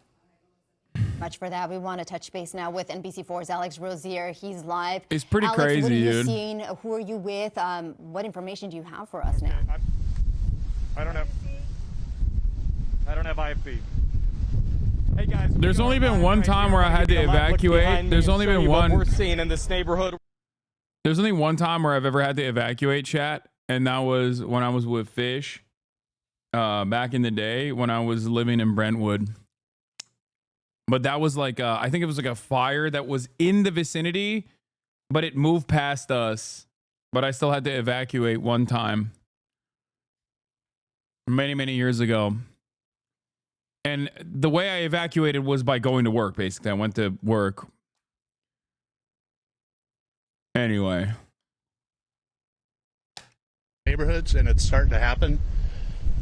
This is Lockman, and it's burned sort of around this knoll for some reason. We're on a ridge, but it's burned down into Palisades Drive, down into that canyon, and it's gone over to Bienvenida down that canyon. So there's that school, St. Matthew's over there, and Calvary on Palisades Drive. Both, I'm sure, are evacuated. So schools and homes impacted. A number of neighbors have already evacuated. What was How ironic. A little bit ago, Hasan was saying the fog is fake. Now he's shaking in his billionaire shoes in his $10 trillion house. God is good. Hell yeah, baby. That's right. God is punishing me for questioning, undermining the narrative of the fog. God was like, oh yeah, you don't like the fog? Guess what, dude? Here, I'm going to give you extra fog. This one is dark fog. Our house down by the village and not this home on Lockman.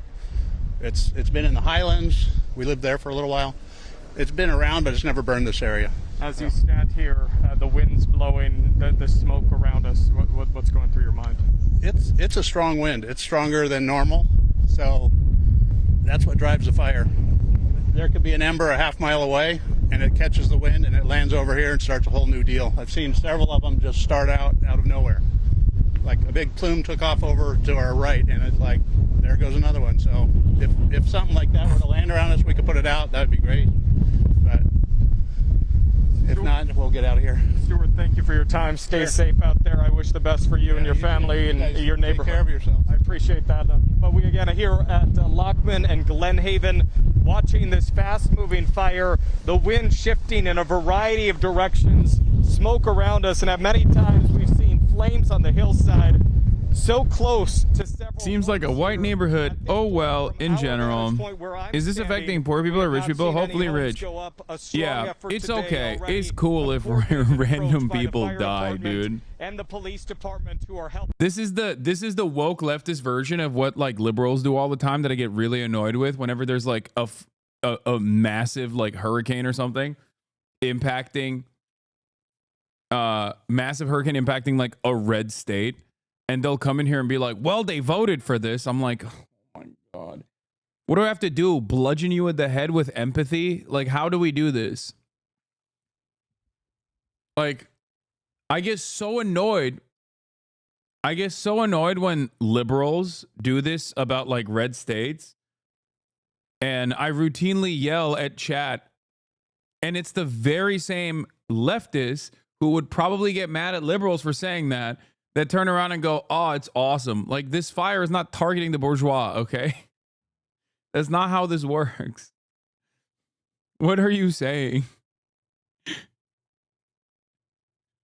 Oh, I'm just glad that these are woke revolutionary fires that are doing permanent first world genocide. Like, everyone is flammable, okay? Human beings are not. There is no extra protocol here. There's nothing. Like, it's not divine punishment for the class violence dished out by the bourgeois.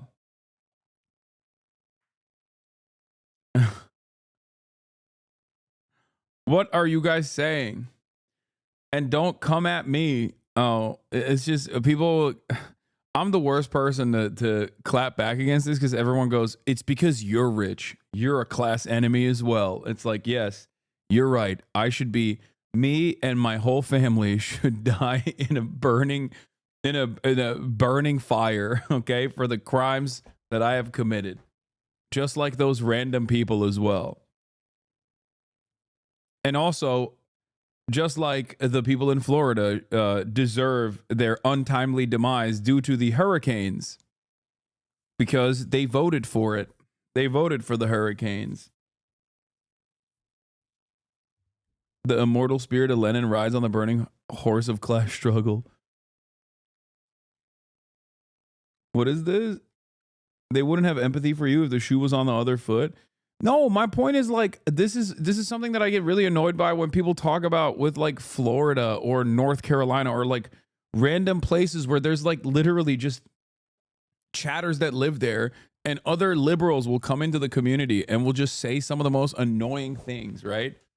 Like empathy is not supposed to be transactional. And not only that, but also it's just like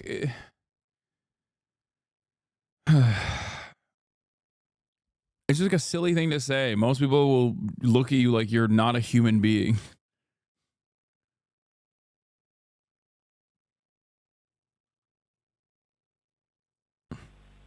Yeah, it's very congested, and then you have a lot of cars, and sometimes people will just leave the car right in the middle of the road. Is there already no danger? No. No. Off on the side of the curb. That helps for access and egress, but again, this is why it's important to leave now. You don't want to have this. We know this is coming. This is coming. So to the communities to the west of this, that if you're in the path of this fire, leave Why now. didn't these people leave earlier? Brother, do you know how fast a wildfire happens? Like, this wasn't like hurricane warning for like, 5 days or something. No. It literally happened in a span of 30 minutes. The fire started. I don't know if you know this. But fires are very sudden. Okay. They are kind of notorious for being very sudden. Like, and depending on the wind gust, they can travel very quickly. No one is like, there's wildfire season in California, but even then, no one is expecting it to happen.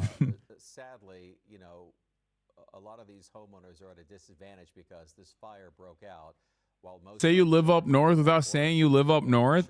No, I mean, there are areas prone to wildfires for sure. But even then, it's like quite difficult. It's quite difficult to get out of its way. What to do? In fact, you feel helpless at this point. Yeah, you do, and that's why we talked about this, and a lot as of lately. Prepare your home now. Think about before. Chatter has never heard the expression "spreads like a wildfire." Yeah, I don't really understand. I don't know how that happened. Into my neighborhood or to my house. Just start thinking. Speaking of, you should probably have a go bag ready. Okay. The thing is, I live in the middle of one of the most densely slammed urban areas in Los Angeles. Okay. I'm in the middle of a city. Like, this is the only area that is like closely resembling a city. I do not live around a forest. I do not live in the pathway of brush fires. Like, I'm good. Right, and that was just for the basin, Michael. I mean, they're going to Obviously, if there was any fire that was like any wind direction that was coming, yeah.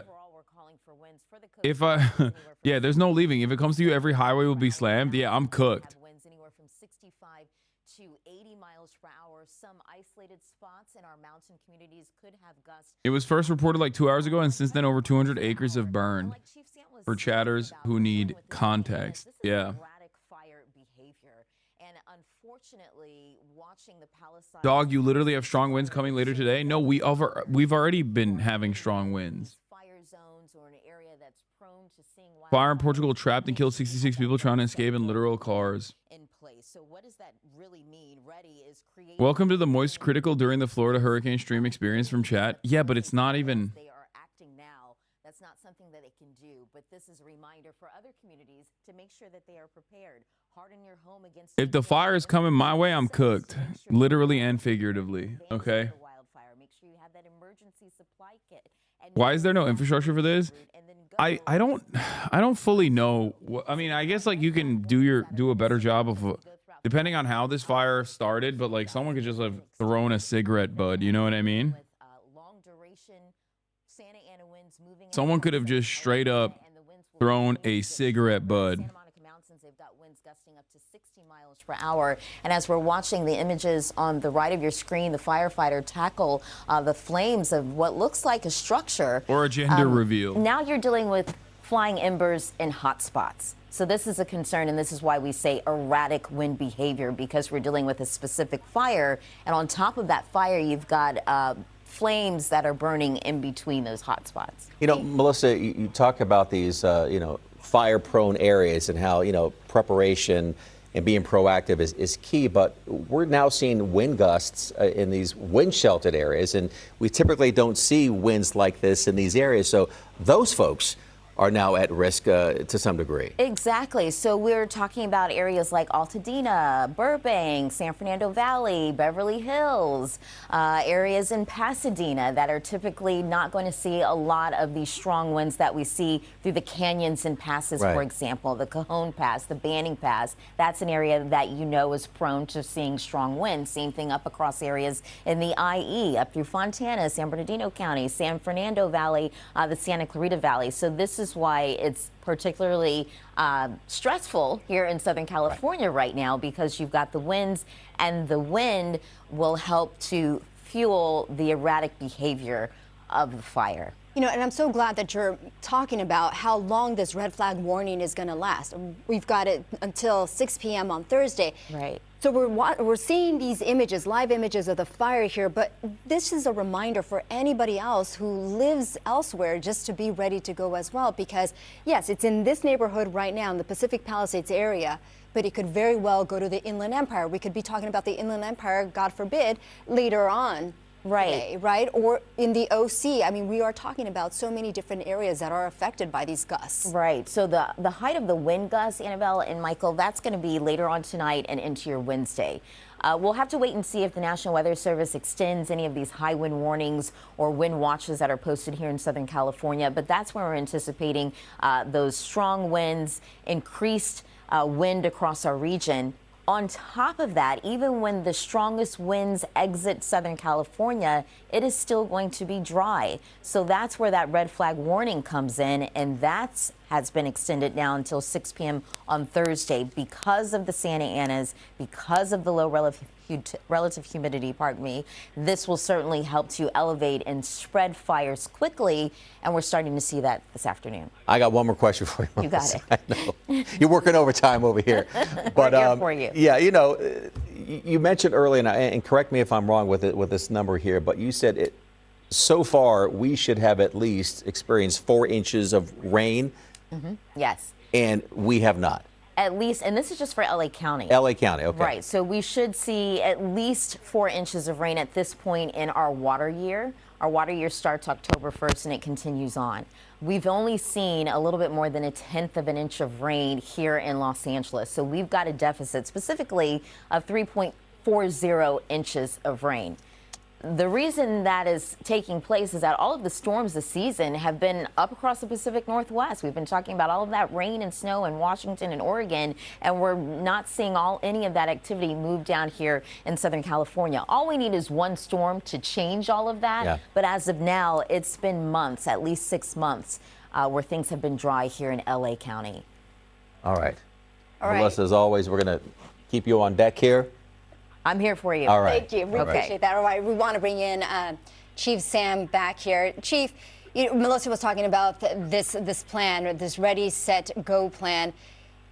What does that include? And we should probably talk about, families, people who have families in scenarios like this. You leave for work, you drop off the kids at school. Everybody needs to have a plan in the event of. You're right, and you have to practice that plan, just like we drill at the fire department, just like exit drills in the home during fire safety in your home. You have to have a plan, put it together, communicate it with your family members, and practice it. But the thing is, and sadly, most people feel it will never happen to them, and it does. Honestly, rain. What rain, bro? We don't got no rain. Do you have a plan? Yes. I'm going to get in my car and drive away. That's my plan.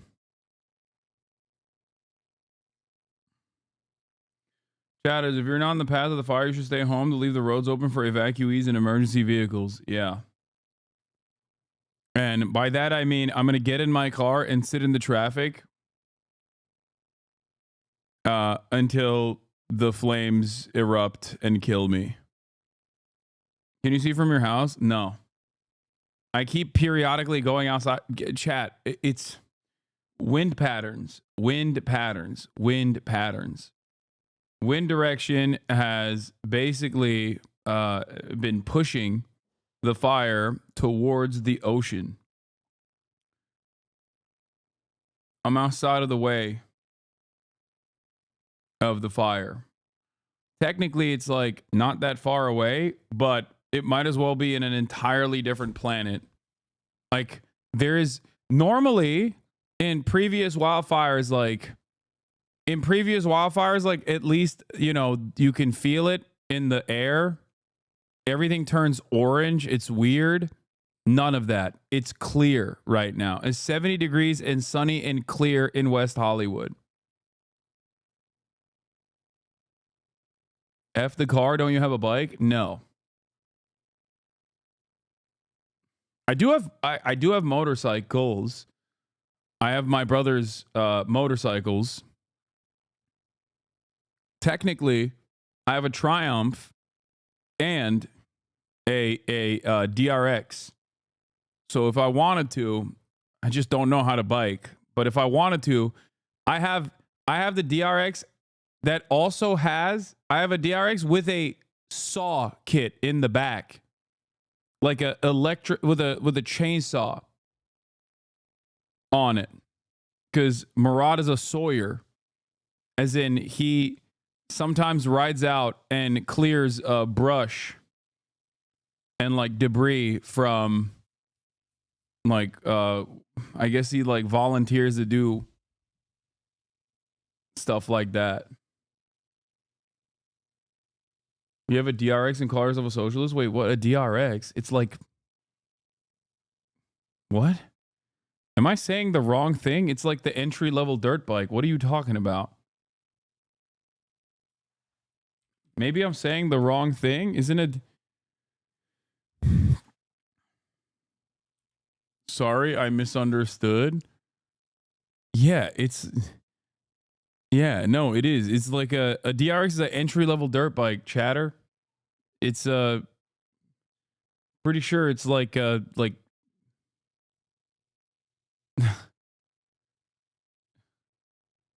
it's a $500 to a $1,000 dirt bike.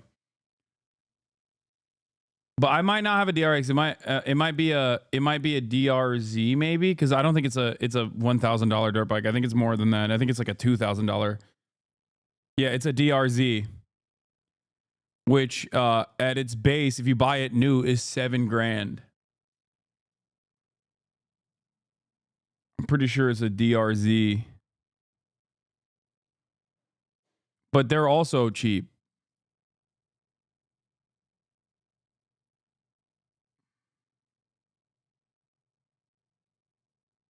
San Gabriel Valley just started getting hit with the winds. This was the biggest gust I've ever felt, and it shook my house. That's expensive, dude. It's also not mine. It's my brother's, and he definitely is not wealthy. So you're still like, it's just my brother makes less money than half of the chatters in here, and he's like getting pocket watched for a secondhand DRZ that he purchased for like $4,000.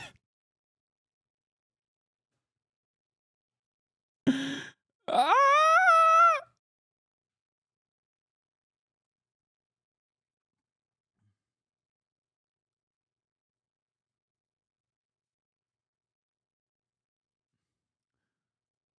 By extension, he's also a fake socialist. All right. Let's get back to Donald Trump as everything is on fire. Here's a house being burned up. That's crazy.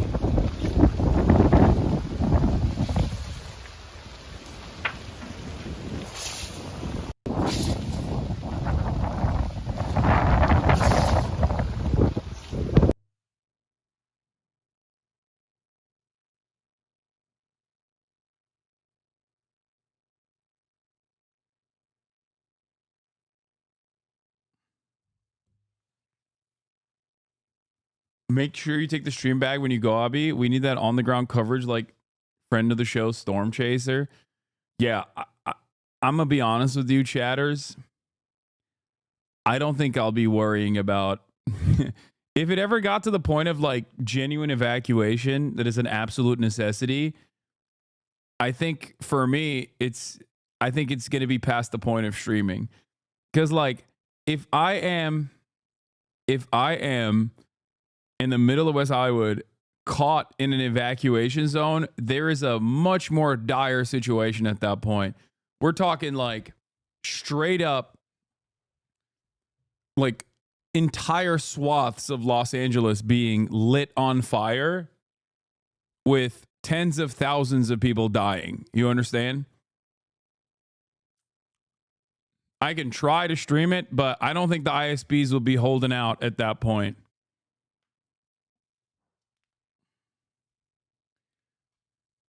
West Hollywood being in an evacuation zone is like, that's the big one.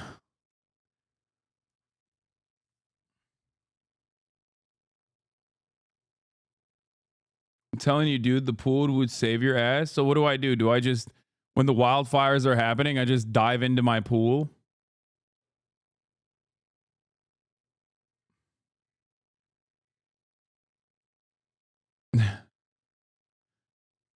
I dive into my pool and boil like a crab.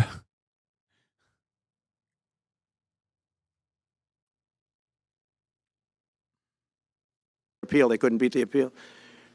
So that's what we're up against. And so they say we're going to have a smooth transition. All they do is talk. It's all talk. Everything they do is talk. We're going to have a smooth transition. And then they take 625 million acres and they essentially landmark it so you can't ever drill there again. Well, we're going to be drilling soon. We're going to be opening up Anwar. We're going to be doing all sorts of things that nobody ever thought was even possible. But remember when... Yeah, that's how someone literally survived a wildfire. No joke. I mean, I think that's pretty dependent on the situation. I don't think you can survive a wildfire. I don't think you can survive every wildfire by diving into a pool, chatter.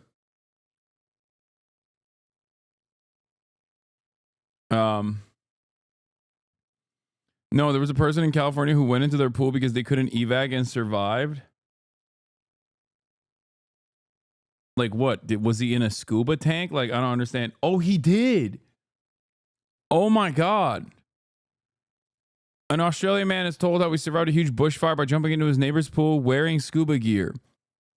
Strong winds and high temperatures fueled the fire for 3 days, forcing hundreds of residents and tourists to evacuate the area. But homeowner Peter Fabrici decided to stay behind and defend his property from the flames. Defend his property from the flames? How do you defend your property from the flames? What are you going to do? Spit on it, dude? Haktua. Spit on that thing? How do you... That's so stupid. Australians are operating on an entirely different spectrum, dude. How dumb.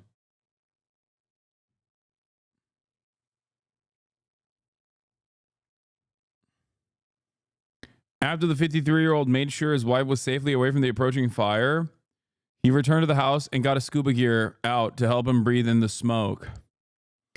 There were spot fires everywhere. The wind was increasing. The smoke was getting thicker and basically stayed with the house as long as I could. After fireproofing his house as best as he could, he included putting sprinklers on the roof. Okay, this guy is crazy. Mr. Fabrici was forced to retreat into his neighbor's pool with the scuba equipment. He remained underwater for about 5 minutes until he saw the blaze pass over him. I held my mask and I just dived headlong into the pool. And that's where I stayed, basically on the bottom, just looking up and seeing the red and the black going over the top. Mr. Fabrici not only managed to save his own life, but his home is still standing. Bro, they're showing this as a successful strategy. Oh my God, Australia is so crazy. Australians are so insane. Sprinklers on roof is normal in Australian bushland. People just do DIY firefighting in Australia? What the hell?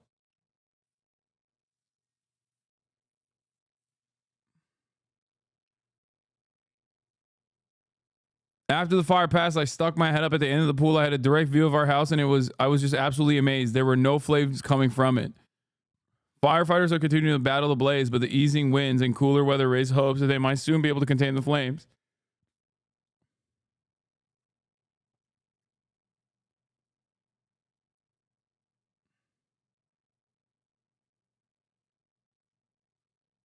built a moat around my house to combat wildfires. Hello, how's it going? Today I'm building a moat around my house to combat wildfires. And just to get off the subject, because I couldn't believe it when I heard it yesterday. I couldn't believe the size of it. I mean, you put down a map and put this up. It's just massive. And remember that that's worth probably, I mean, I've had estimates, $40 to $50 trillion. That's more than our national debt. Essentially, he's thrown it away. He's thrown it away. He's taken $50 trillion. So if we owe $35 trillion, he's taken $50 trillion of value and thrown it right out the window. We can't do that. Nobody can do that. One other thing he did yesterday, which was in many ways worse, it's hard to believe it can be worse. He wants all gas heaters out of your homes and apartments. He wants them to be replaced by essentially electric heaters. I don't know what it is with electric. This guy loves electric. We're going to be ending the electric car mandate quickly, by the way. This guy loves electric. And we don't have enough electricity, and then we have AI where we need more, and he wants everybody to have an electric heater instead of a gas heater. He's like, yeah, we gotta use the electricity. We gotta use our grid for the AI and not like electric heaters and things of that nature that are genuinely better, not for the environment necessarily, but just for like the health of the people. We are going to make sure that people are getting carbon monoxide poisoning. I do not care. We are going to... How else will they vote for me?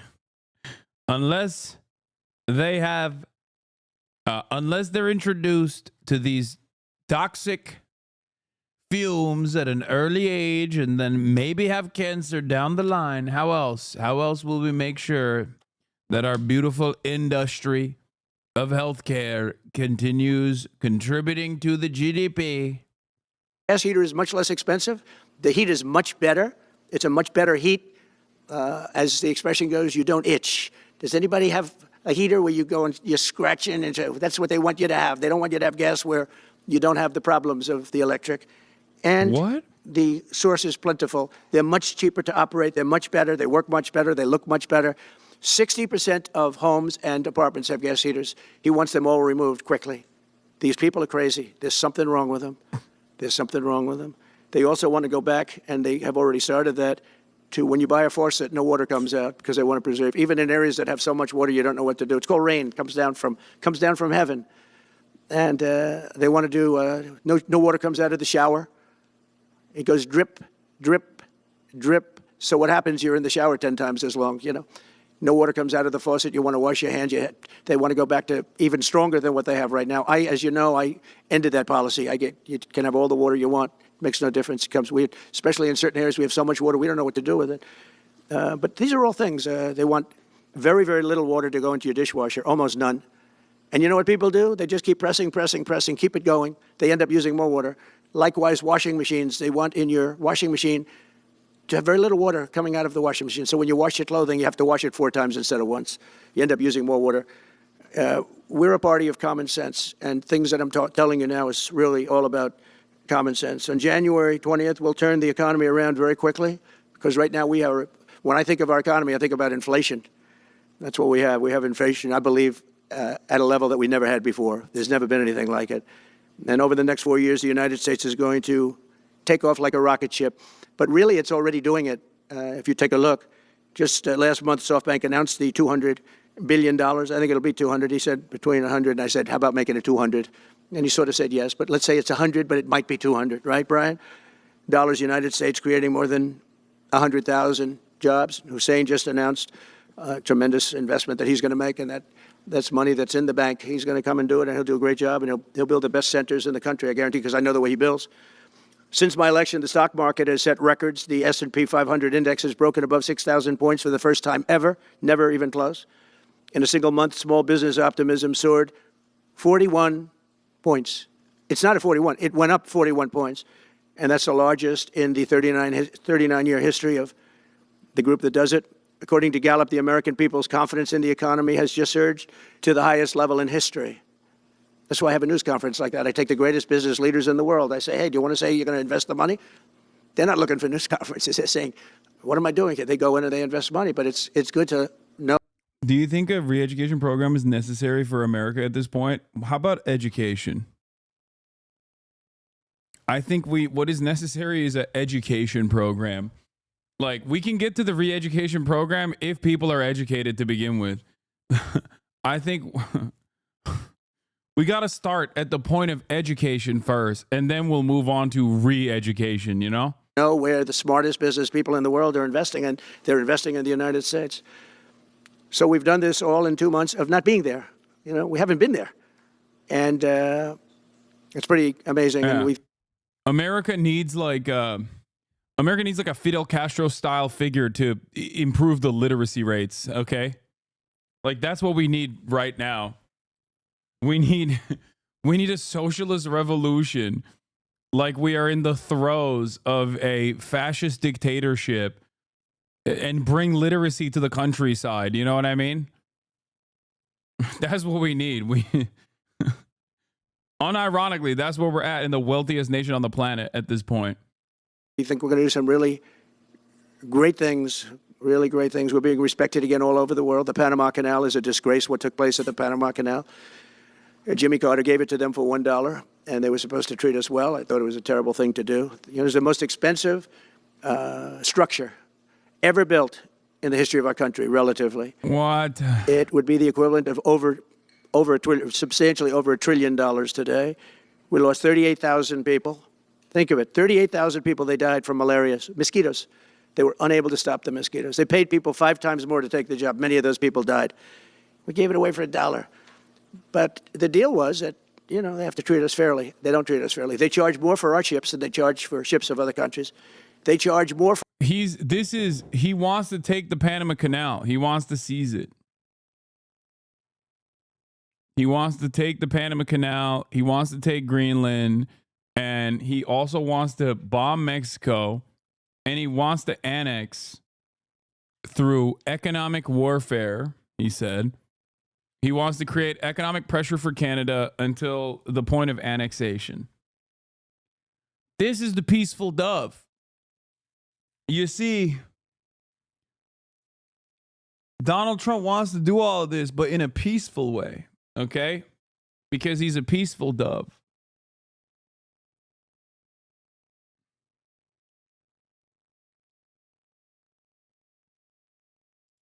for our Navy than they charge for navies of other countries. They laugh at us because they think we're stupid, but we're not stupid anymore. So the Panama Canal is under discussion with them right now. They violated every aspect of the agreement, and they morally violated it also. And they want our help because it's leaking and not in good repair. And they want us to give $3 billion to help fix it. I said, well, why don't you get the money from China? Because China's... When people say, is he being serious or is he joking? I don't know. I wish I had a good answer for you, man. I don't know. Okay? Like, is it within his capabilities? Is it within the capabilities of the United States empire to be able to potentially overtake by force the Panama Canal? Violate another nation's sovereignty? Yeah, I mean, we've done it.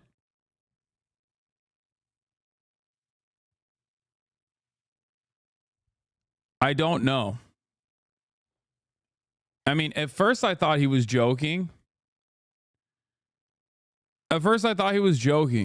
But he just keeps repeating it over and over again, so who knows? Is basically taking it over. China's at both ends of the Panama Canal. China's running the Panama Canal, and they come to see this Biden, this guy who should never have been allowed even to run for president. Of course, she shouldn't have either, because that never happened. It had to be 2 people, not 1. But they want $3 billion to fix the Panama Canal that's run by China and makes a lot of money, China. One of the most profitable structures ever built, because you have ships lined up back to Florida, frankly, and they just keep going through, and the numbers are staggering, $500,000 to $1 million a ship. And they took it away from us, meaning we gave it to them for $1. But not going to happen. What they've done to us, they've charged us, they've overcharged our ships, overcharged our Navy. And then when they need repair money, they come to the United States to put it up. We get nothing. Those days are over. Working with the Republican majorities in Congress, we'll cut taxes, slash regulations, raise wages, and boost incomes at a pace the world has not seen before, and certainly not from our country. We had a big chunk of it for the first 3 years of prior to COVID coming in my administration. We had the greatest economy in history. We cut the most regulations in the history of our country, and I did that all in 4 years, by 4 times more than any other president cut. We did that in 4 years, and we were just getting started.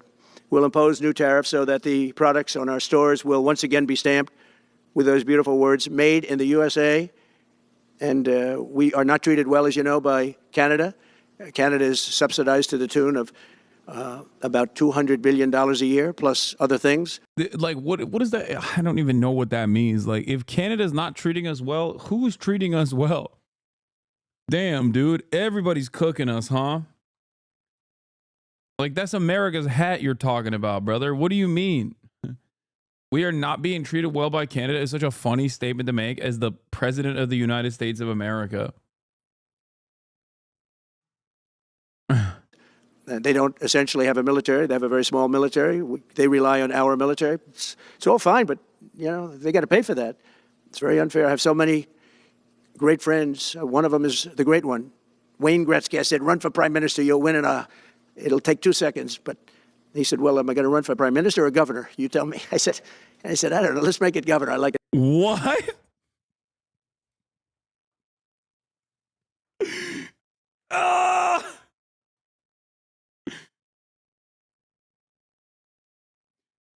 He's saying get Wayne Gretzky to be the governor of Canada and Canada to be a state.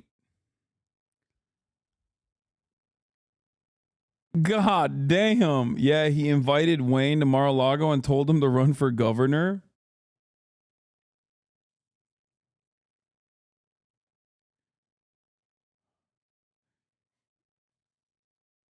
Wayne is a MAGA cuck now. He's a disgrace of the country. You will see many such cases of that. It won't just be Wayne Gretzky. There isn't a snowball's chance in hell that Canada will become a part of the United States. Workers and communities in both our countries benefit from being each other's biggest trading and security partner. Uh-oh. Uh-oh. I think we're accelerating the Canadian... I think we are accelerating the ways in which Canada will inevitably have that sweet, delicious, juicy freedom of private enterprise in healthcare.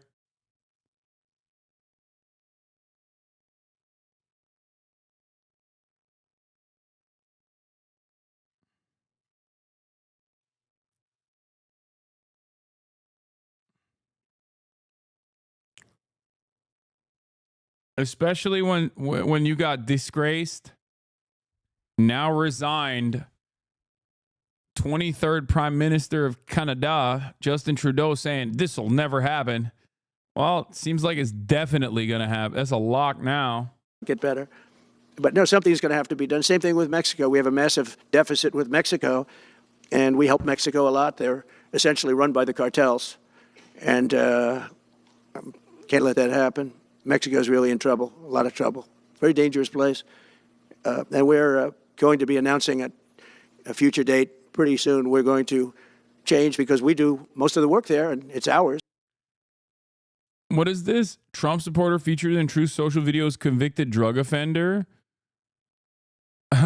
President-elect Donald Trump posted a video of his social media platform Monday of a convicted drug dealer purchasing a Make America Great Again hat in Greenland. I am hearing that the people of Greenland are MAGA, Trump's post read.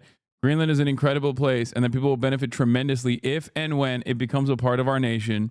We will protect it and cherish it from a very vicious outside world. Make Greenland great again. That's Magaga. Newsweek has reached out to Trump's transition team for comment.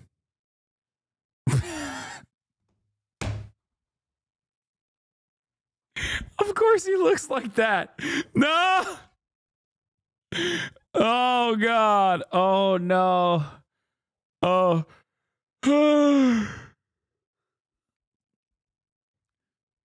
Oh, my God. Oh, no way. The U.S. has considered acquiring Greenland several times in the past, with the most recent attempt in 2019 when Trump first brought up the idea. Greenland's capital, Nuuk, is closer to New York than the Danish capital, Copenhagen. Copenhagen! Donald Trump speaks at Mar-a-Lago, Florida in January 2024. Timmy Zeeb is in a video posted by Truth Social, is a drug dealer in Greenland. He was sentenced to 4 years in prison in one of the country's largest cannabis cases. I mean, yeah, who cares? He sells. I'm hearing that the people of Greenland are MAGA. My son, Don Jr., and various, he's going to pardon him. He's going to take Greenland. He's going to turn Greenland into America. And then he's going to pardon this man because of the cannabis crimes that he committed.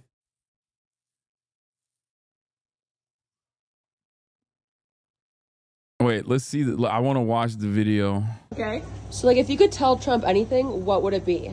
Buy us. Buy Greenland?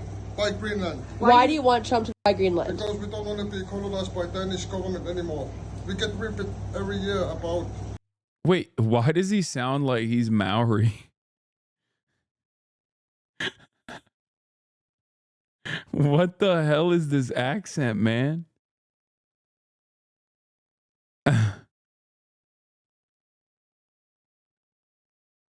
We don't want it, miss. We don't want it. We don't want to be colonized by.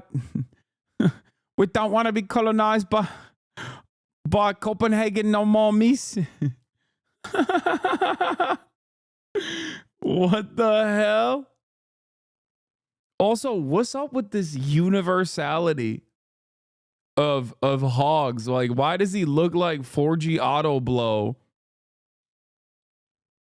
Like, why do they always have this painted on beard? 4G auto snow blow. Yo, what the hell, dude?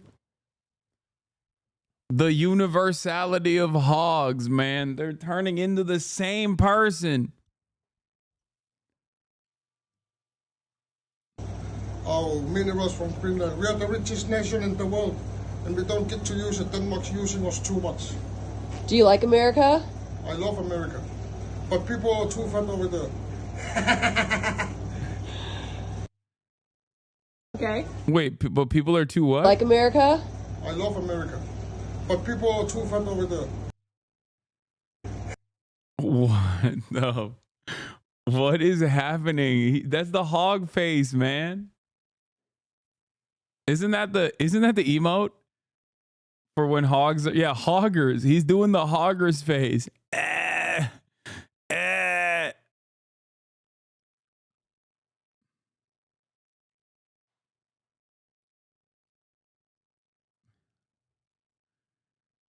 That Arcteryx is fighting for his life. I didn't even know they made it hog size like that. Have you ever seen this insane lib hopium Trudeau tweet? Yeah, I have. Justin Trudeau can become president of the United States in 2028 if Canada becomes the 51st state in America. I know. It's fantastic. Yeah. He should come here to mess up our country too. We're going to be changing sort of the opposite of Biden, where he's closing everything up, essentially getting rid of $50 to $60 trillion worth of assets. We're going to be changing the name of the Gulf of Mexico. Donald Trump talked to Greenlandic people via phone. Trump calls in to Trump Jr.'s visit to Greenland, makes the argument for why the country should join American territory. And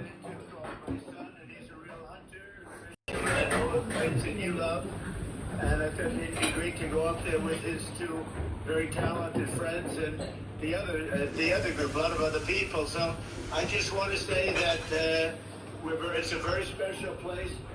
It needs security for itself, but it also needs security very much for the world. The location really, you see the people and the ships sailing around, and they're not the right ships, and they're not the ships you want to know about. So we need security. Yeah, they're not the ships you want to know about. Our country needs it, and the whole world needs it. Yes. Oh damn! One of them got real hype, dude. Strategically located. Yeah. So it's really imperative. You're right. You guys like that, right? Yeah, clap now. Come on. Wait, Charlie Kirk is there too? What is happening?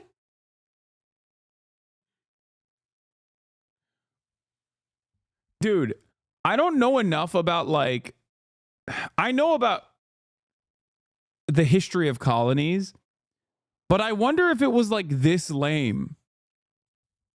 Like even back in the day where they were just like doing whatever the you know, medieval equivalent of this is.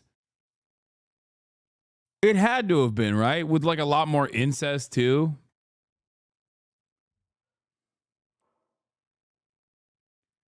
I do the older I get, the more I realize time is indeed a flat circle, where the more I see people just like analyze things that are happening around them and assume that this is some kind of like heaven sent plague or whatever, and not something that is scientifically traceable. Even with readily available information beyond our phones that are so endlessly accessible, people still choose to not see that at all and assume that it's like some kind of divine intervention. If they're doing that, if they think fog is nanomachines, okay, which is no different than looking at the burning ball up in the sky and thinking that is God and magic, then yeah, this has got to be the same exact thing that was happening back in the day, you know?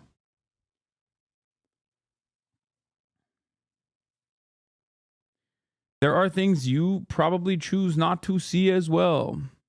What? Yeah, no, you're right. For context, this is like if Joe Biden sent Hunter on a foreign state visit and Hunter invited you to come with him. I know. Yeah. Yeah. Imagine in an alternate universe, Joe Biden is like, "Hey, look alive, Jack. We're taking over the Panama Canal." And then he sends Hunter down there and I'm with Hunter.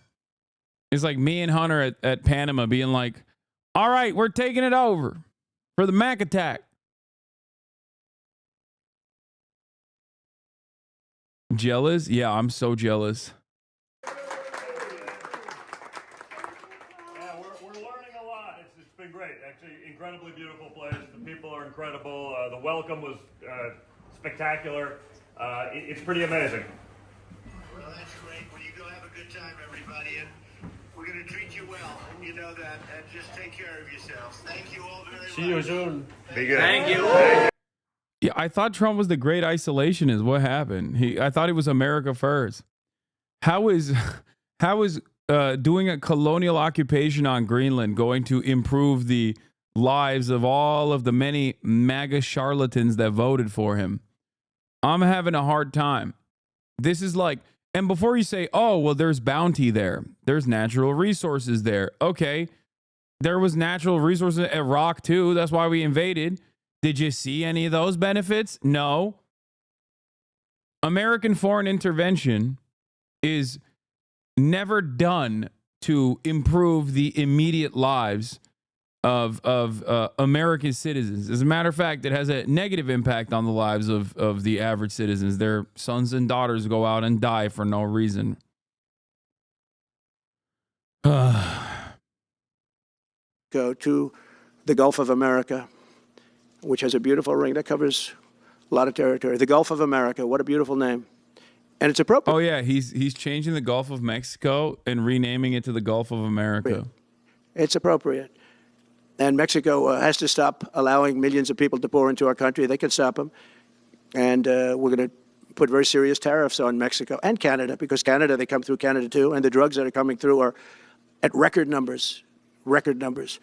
So we're going to make up for that by putting tariffs on Mexico and Canada, substantial tariffs.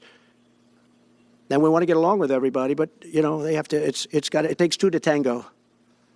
We're approaching the dawn of America's golden age. It's going to be a golden age for America. We have things that nobody else has. We have more natural resources. We have number one. Nobody knew that until I came along. I made us number one. We were number three. I made us number one in a very short period of time in drilling.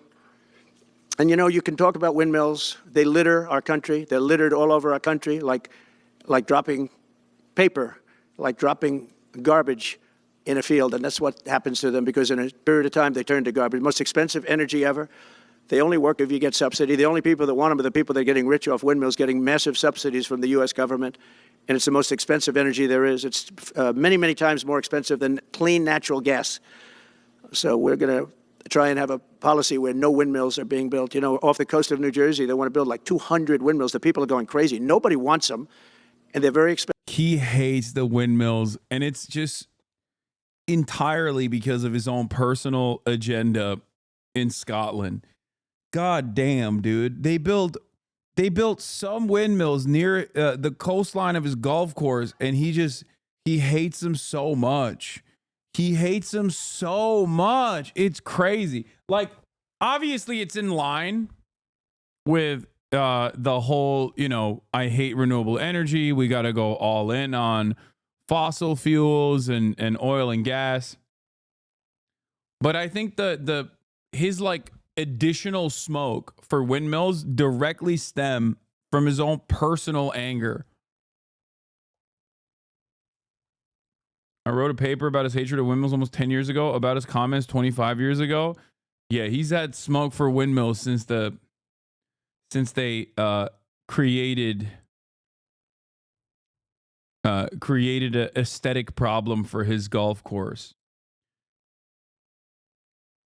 Expensive. They don't work without subsidy. You don't want energy that needs subsidy. Energy is a good business. You don't need subsidy. You don't need subsidies? Huh, that's interesting.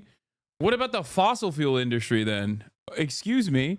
What energy production in the United States of America does not rely on billions of dollars of subsidies? What do you mean? What do you mean?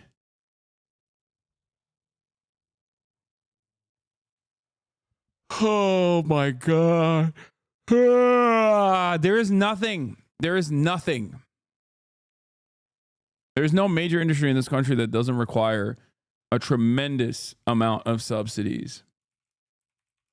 How much are the subsidies for fossil fuel in 2024?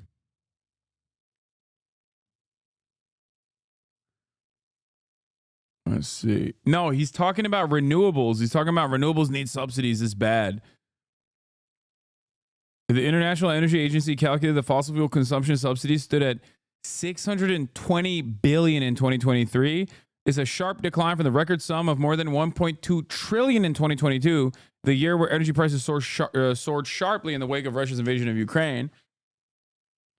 Other calculations taking into account the wider ramifications come out with a much bigger number. This is like the globe. I want to see what the American subsidies look like. According to the IMF, the U.S. government ranks second in the world in its support of the oil and gas industry. The U.S. federal and state governments give fossil fuel industry over $20.5 billion in support each year through the tax code, inadequate royalty rates, and direct funding.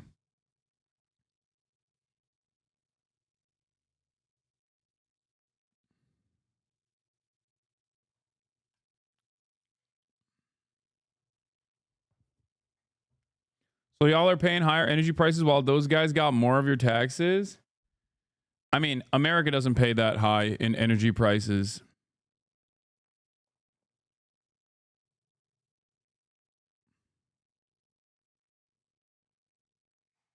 To be fair. In comparison to the rest of the world, I feel like our energy prices are relatively low. This has a good pie chart. Fact sheet, proposal to reduce fossil fuel subsidies. Fossil fuel tax breaks eliminated by the proposed fiscal year 2024 budget. A grand total of $96.9 billion, $97 billion. What? Reform taxation of foreign fossil fuel income is at $66 billion. Repeal expend. No, that's like.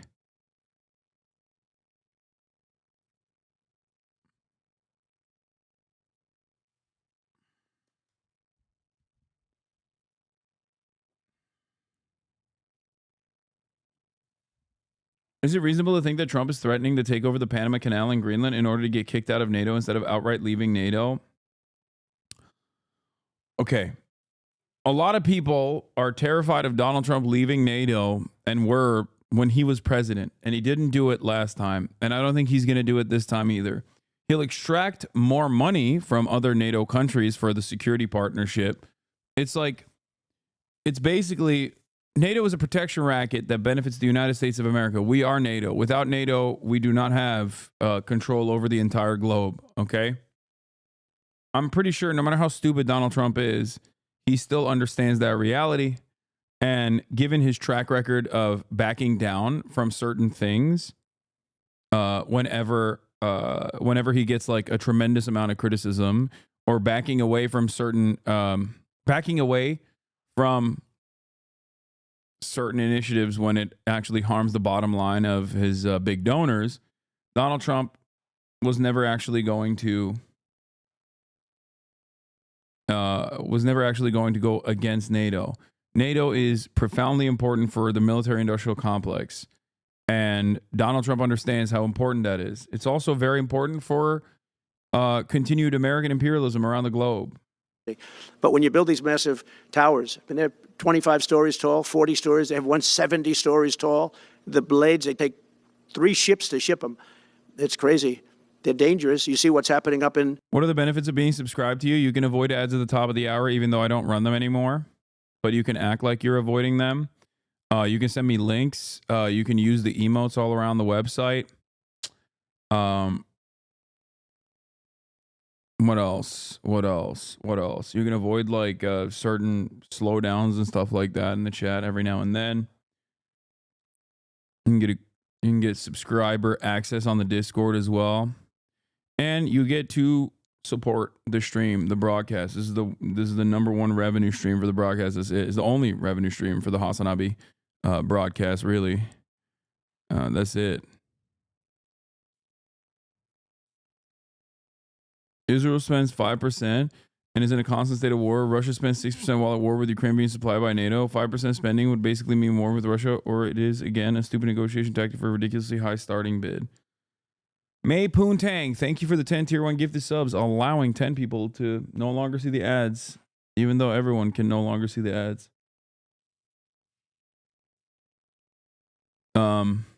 Yeah. All right, let's continue. The Massachusetts area with the whales. So does your merch fund your crippling gambling addiction? My crippling gambling addiction. Yes, famously. No, the merch margins are rather non-existent. Where they had 2 whales wash ashore in, I think, a 17-year period, and now they had 14 this season. The windmills are driving the whales crazy, obviously. And not trying to overtly gas you up, but I hope people understand how much money you don't get because you don't run ads. The ad programs are how most people, even big streamers, make most of their revenue on stream. Yes, 100%.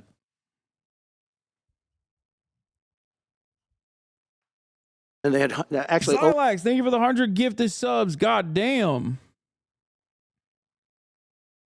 Over, I think, 125 or something over a number of years. And we don't want that to happen. It's a disaster. It's amazing the way a true environmentalist would say, oh, we love wind. It sounds good, but that's about where it ends. You know, after 10 years, you have to redo them. And what happens is they don't do that. They let them stand and they rust, and they say, because of the environment, I'm not a believer in this, but they say you can't, because it's a certain fiberglass, that the blades cannot be buried in earth, that's an environment. So what do you do with them?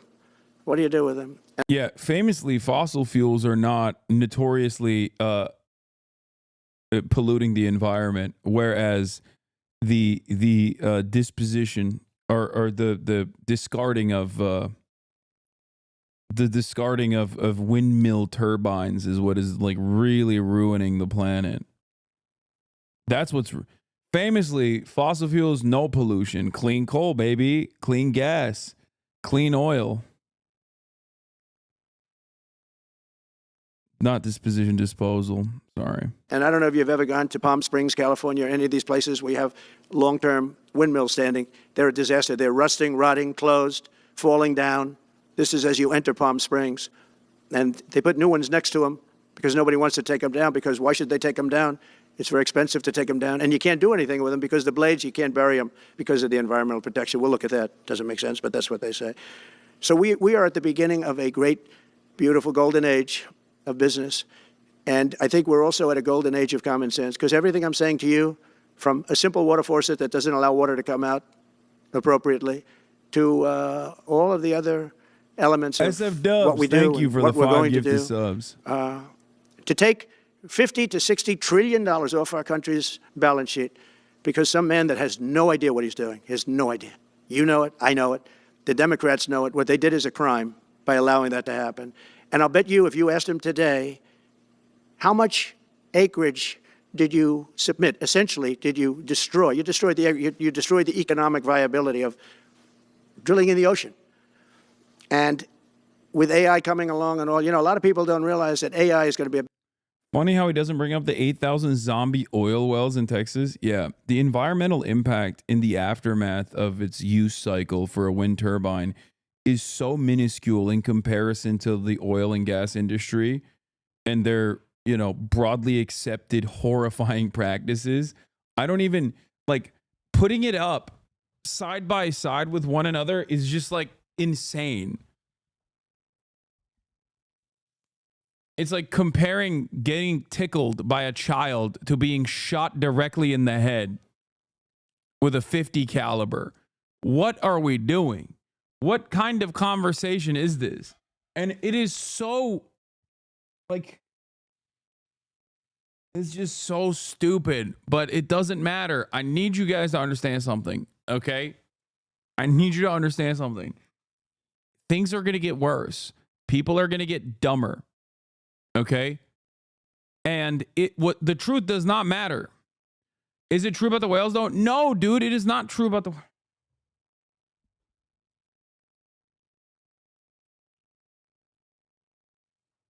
Scientists have found zero link between the mass die-off of whales and the wind turbines. And the speculation is that it's most likely climate change that's contributing to whales committing suicide by higher numbers rather than the wind turbines. So if anything, it's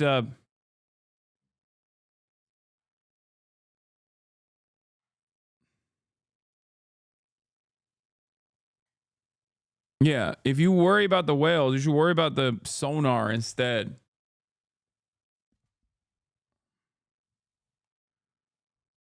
The only time where the wind turbines are somewhat disruptive to the ecosystem is when they're being built. That's it.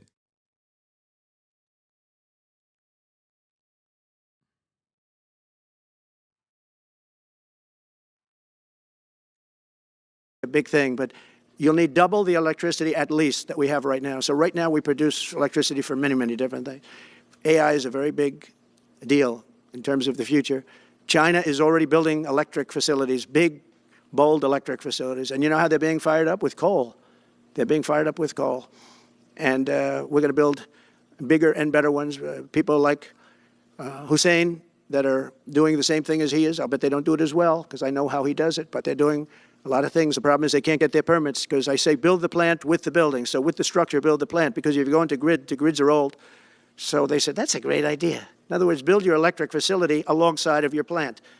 And you could have extra output if you want, because once you build it, you can make it larger pretty inexpensively. You could have extra output, which you'll sell to the public, but build it with the plant, and people are loving that idea. So we're going to have a lot of fun making America great again, and it's going to happen, I think, very, very quickly. It's already happened. So I would say this, and this has been pretty openly reported by the news. There's never been anything like what's happened in the list since we won the election, a couple of months since we won the election. The whole perception of the whole world is different. People from other countries have called me. They said, thank you. Thank you. The perception of the whole world is different. We're going to have to settle some big problems that are going on right now. We're going to have to settle up with Russia, Ukraine. That's a disaster. I look at numbers every week, the number of people being killed in that war. People don't know, mostly soldiers now. But the towns have been obliterated. This was a Biden fiasco that he got as that should have never happened. If we had a real president, if we had a president that knew what he was doing, Russia would have never, ever gone in. But they did go in, and we have a mess. The cities are all blown up. The people have largely left. And the soldiers are killing each other at levels that haven't been seen since the Second World War. So we'll have to get that one straightened out, too. That's a tough one. Much tougher than it would have been before it started, I can tell you that. A deal could have been made just by an average deal maker. Deal could have been made on that. So thank you all for coming. We'll take a couple of questions. Yeah. Go ahead, please. President, thank you. Wanted to touch on the world on fire that you mentioned, but let's start, if we could, with your references to Greenland and the Panama Canal, so forth. Can you assure the world that as you try to get control of these areas, You are not going to use military or economic coercion? No. And can you tell us a little bit about what your plan is? Are you going to negotiate a new treaty? Are you going to ask the Canadians to hold a vote? What is the strategy? Yeah, I can't assure you, you're talking about Panama and Greenland. No, I can't assure you on either of those two. But I can say this, we need them for economic security. The Panama Canal was built for our military. I'm not going to commit to that now. It might be that you'll have to do something. Look, the Panama Canal is vital to our country. It's being operated by China. China. And we gave the Panama Canal to Panama. We didn't give it to China. And they've abused it. They've abused that gift. It should have never been made, by the way. Giving the Panama Canal is why Jimmy Carter lost the election, in my opinion, more so maybe than the hostages. The hostages were a big deal. But if you remember, and nobody wants to talk about the Panama. I think that Donald Trump is not exactly a student of history. Okay? And I think the only reason why he knows about the Jimmy Carter situation is because he did the thing with Netanyahu, a similar thing with Netanyahu. That's what I think.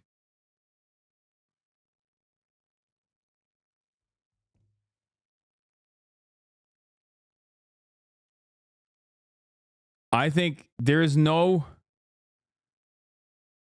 other reason for this man to know anything about Jimmy Carter, okay?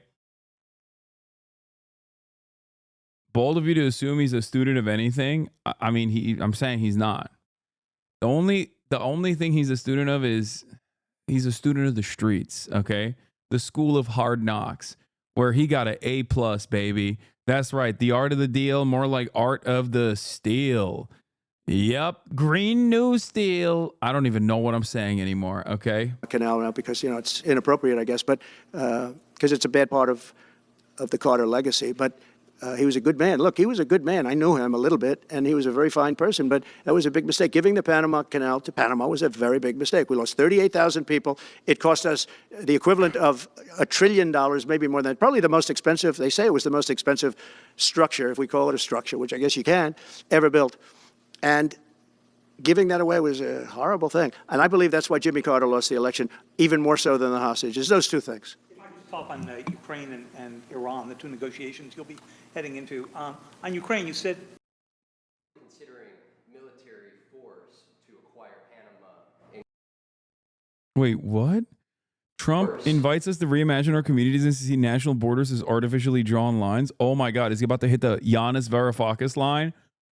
Borders are a scar on the face of the earth. To acquire Panama and Greenland, are you also considering military force to annex and acquire Canada? No, economic force. Because Canada and the United States, that would really be something. You get rid of that artificially drawn line, and you take a look at what that looks like, and it would also be much better for national security. Don't forget, we basically protect Canada.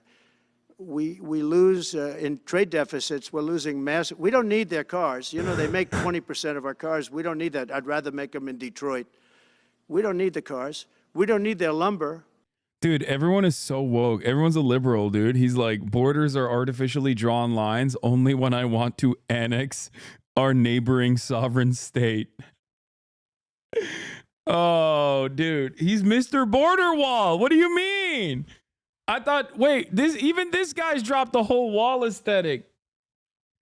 The party realignment is here. MAGA communism now. MAGA communism forever. That's right. I'm saying it. ACP was right. Jackson Hinkledink was right, dude. He said no borders, abolish class, abolish currency. We are looking at a future of a moneyless, classless, borderless society. We have massive fields of lumber. We don't need their lumber. That's wild. No wall equals no border. He's at least consistent. What is Jesse Waters saying about it?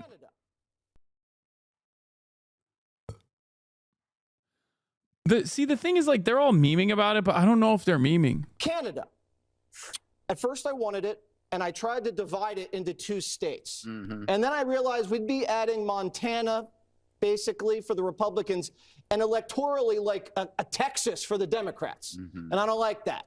But the fact that they don't want us to take them over makes me want to invade. I want to quench my imperialist thirst.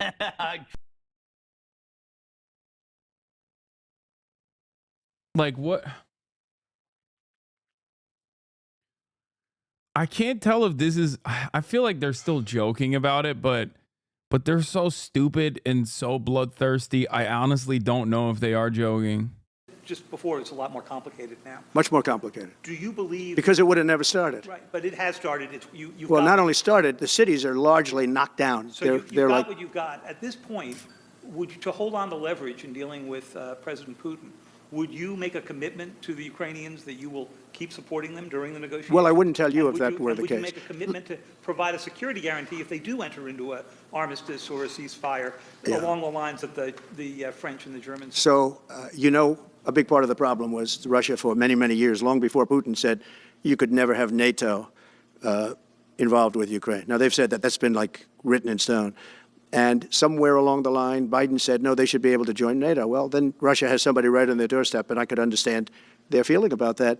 But there were a lot of mistakes made in that negotiation. And when I heard the way that Biden was negotiating, I said, you're going to end up in a war. And it turned out to be a very bad war. And it could escalate. That war could escalate to be much worse than it is right now. They can never join NATO. Well, my view is that it was always understood. In fact, I believe that they had a deal, and then Biden broke it. They had a deal, which would have been a satisfactory deal to Ukraine and everybody else, but that Biden said, no, you have to be able to join NATO. And that's always been, and nobody knows more about NATO than I. Years ago, when I first started this, I didn't know too much about NATO, but I got it right anyway.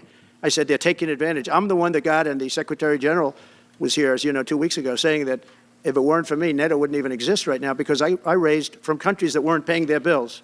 At that time, 28 countries, 20 of them were not paying their bills, 21 to be exact. They weren't paying, or they were paying a very small portion. And I raised over $680 billion, that was the number he gave, by saying, if you don't pay, we're not going to protect you. And as soon as I said that, the money came pouring in. But Obama could have said it. Other people could have said it. Bush could have said it. Nobody said it but me. I took a lot of heat. They said, oh, that's a threatening statement. Well, they weren't paying their bills. I said, we're not going to protect you if you're not paying the bills. So in a true sense, I saved NATO, but NATO's taken advantage of us. And one of the problems that I have, and I've said it openly, I said it to President Zelensky, Europe is in for a tiny fraction of the money that we're in. Now, whether you like that situation or not, Europe is much more affected than the United States. We have a thing called the ocean in between us, right? Why are we in for billions and billions of dollars more money than Europe? And they're a similar size, a little smaller, but they're a similar size economy as the United States when you add them up. And yet Europe is in for a small fraction of the number the United States is in. Now, Biden could have called them up during the term. That's what I did. I said, you have to pay your bills. And they all, one stood up. I won't say who. You'll probably have it because the media hated to report on it. But a prime minister stood up from a country, a famous meeting of 28 nations with no press, no anybody in the room. He stood up. He says, does that mean if we don't pay our bill, and at that point it was 2%, it should be 5%. It should be 5%, not 2%. But at that point it was 2%, but many people didn't pay. Some people didn't pay anything. But many people were way, including Germany. Germany was at less than 1%. You're going to press for 5%? Well, I think NATO should have 5%, yeah. Well, you can't do it at 2%. I mean, at 2%, every country, if you're going to have a country in a regular military, you're at 4%. I think they should be, they're in dangerous territory. I think it should be, they can all afford it, but they should be at 5%, not 2%. I'm the one that got them to pay 2%. But a gentleman stood up, a prime minister stood up, and he said to me, sir, could I ask you a question? You're saying we have to pay our bills. If we don't pay our bills, will the United States protect us from Russia? I said, if you don't pay, you mean you're delinquent? He said, yes. He said, if you're delinquent, we will not protect you. I took a lot of heat. I think out of all the stuff he's saying, the one that he wants the most, bro, I don't know. I genuinely don't know. It's hard to figure out what they're memeing about and what they're being serious about and what they will actually genuinely attempt to do. Like, there, you got Greenland on the one side, you got the Panama Canal on the other, and you got Canada. And I truly don't know.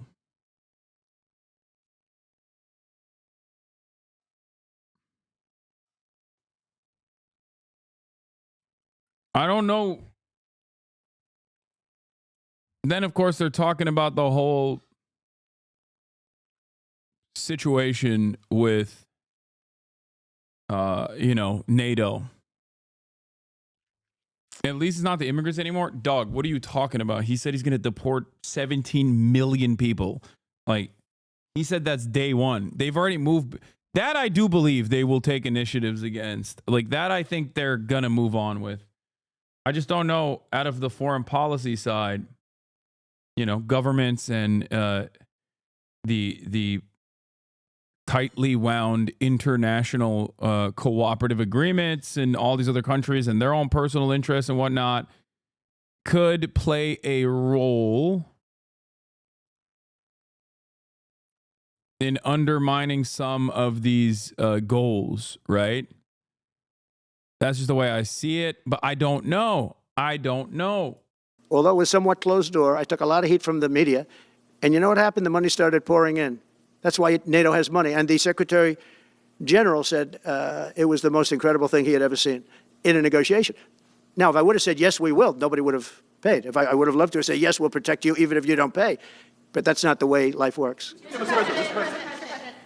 Two questions related to each other.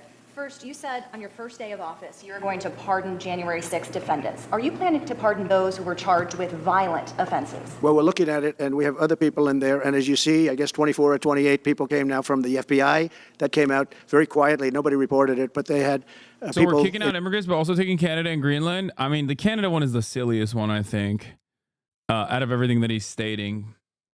But, like, the Canada one is the annexation of Canada is the stupidest one that he's mentioning out of everything that he's talking about. Like, but Panama Canal, having like some kind of security cooperation over the Panama Canal, that I can see. Having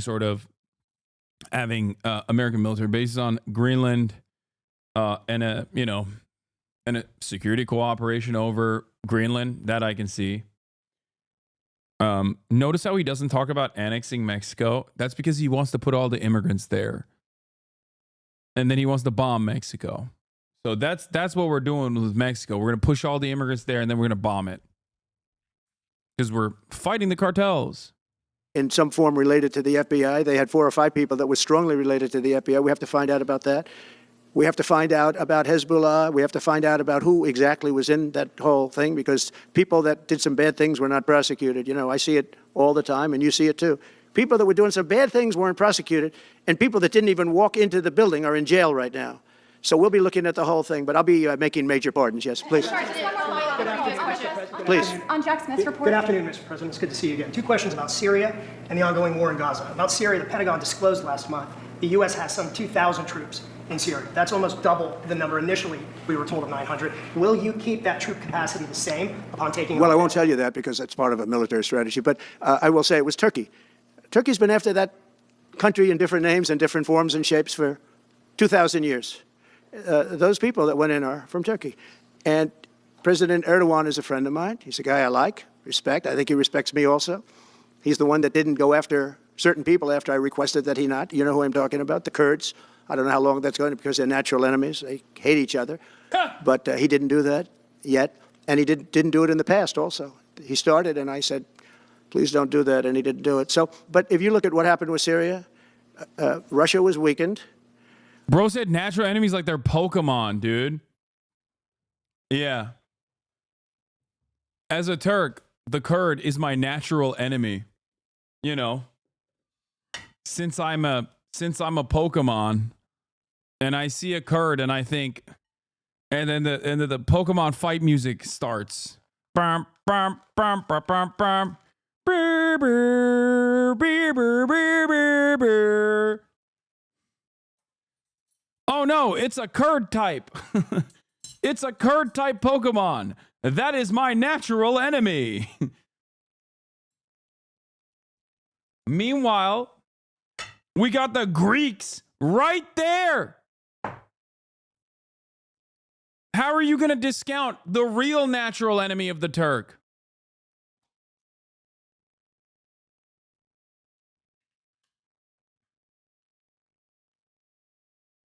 Turkish people are the first to recognize that if a Kurdish person was like, oh, lahmacun is our food too, they'd be like, yeah, that's right. But God forbid they hear an Armenian say that. Let me tell you, okay? If the Kurds were like, baklava is our thing, Turkish people would be like, yeah, that's fine. But if a Greek said that, oh my Lord. The area is treacherous. There are far more natural enemies. You understand me? Iran was weakened, and he's a very smart guy. And he sent his people in there through different forms and different names, and they went in and they took over, and that's the way it is. I'm sorry, I don't mean to interrupt you. Do you have concerns about HTS taking control of By the way, I Syria? have the envoy here. Is that in the back? It is. Standing with my son, Eric, is Steve Witkoff, who's just got back from the Middle East, and he's done a fantastic job. He's a great deal maker. I said, what we need there is a deal maker, because nobody makes a deal. We have people that understand where the rivers are and where the meets and bounds are, but they can't talk. They can't make deals. Steve's done a great job. I just want to thank you, Steve. You've been working endlessly for months, and he's working specifically on the hostages, trying to get them back. Well, that was my second question. Is Hamas Steve, come up for a second. Maybe you might want to say a couple of words. Sir, I didn't another hostage. I didn't know Steve was going to be here, actually. Neither did I. He's done a fantastic job, and it's a dangerous job, too, and we appreciate it. He didn't know about this kind of danger and the other deal-making he does. Now he sees a lot of big danger. Come on up, Steve. Mr. President, can I ask you a second part of that? Hamas released Just one another second, hostage please. video. I'm going to give you a little report on the hostages, if I can. Steve? Thank you very much. Thank you, Mr. President. Wow. Well, I think we're making a lot of progress, and I don't want to say too much because I think they're doing a really good job back in Doha. I'm leaving tomorrow back to go to Doha, but I think that we've had some really great progress, and I'm really hopeful that by the inaugural, we'll have some good things to announce on behalf of the President. I actually believe that we're working in tandem in a really good way, but it's the President, his reputation, the things that he has said that are driving this negotiation. And You know this motherfucker got the job because he has a Mar-a-Lago membership, okay? I'm sorry. This is the most... I don't know anything about this dude. I don't know nothing about his background. This is the most Mar-a-Lago dentist guy I've ever seen, okay? Looking like a fish out of water. Like, yeah, that's right.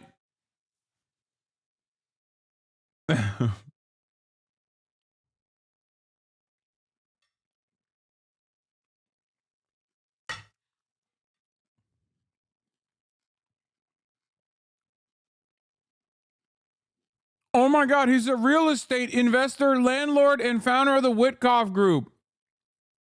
Oh my God. Wait, what's his experience? He was involved in financing the Fontainebleau Las Vegas? That's... Oh my God, it's worse. He's not even a dentist.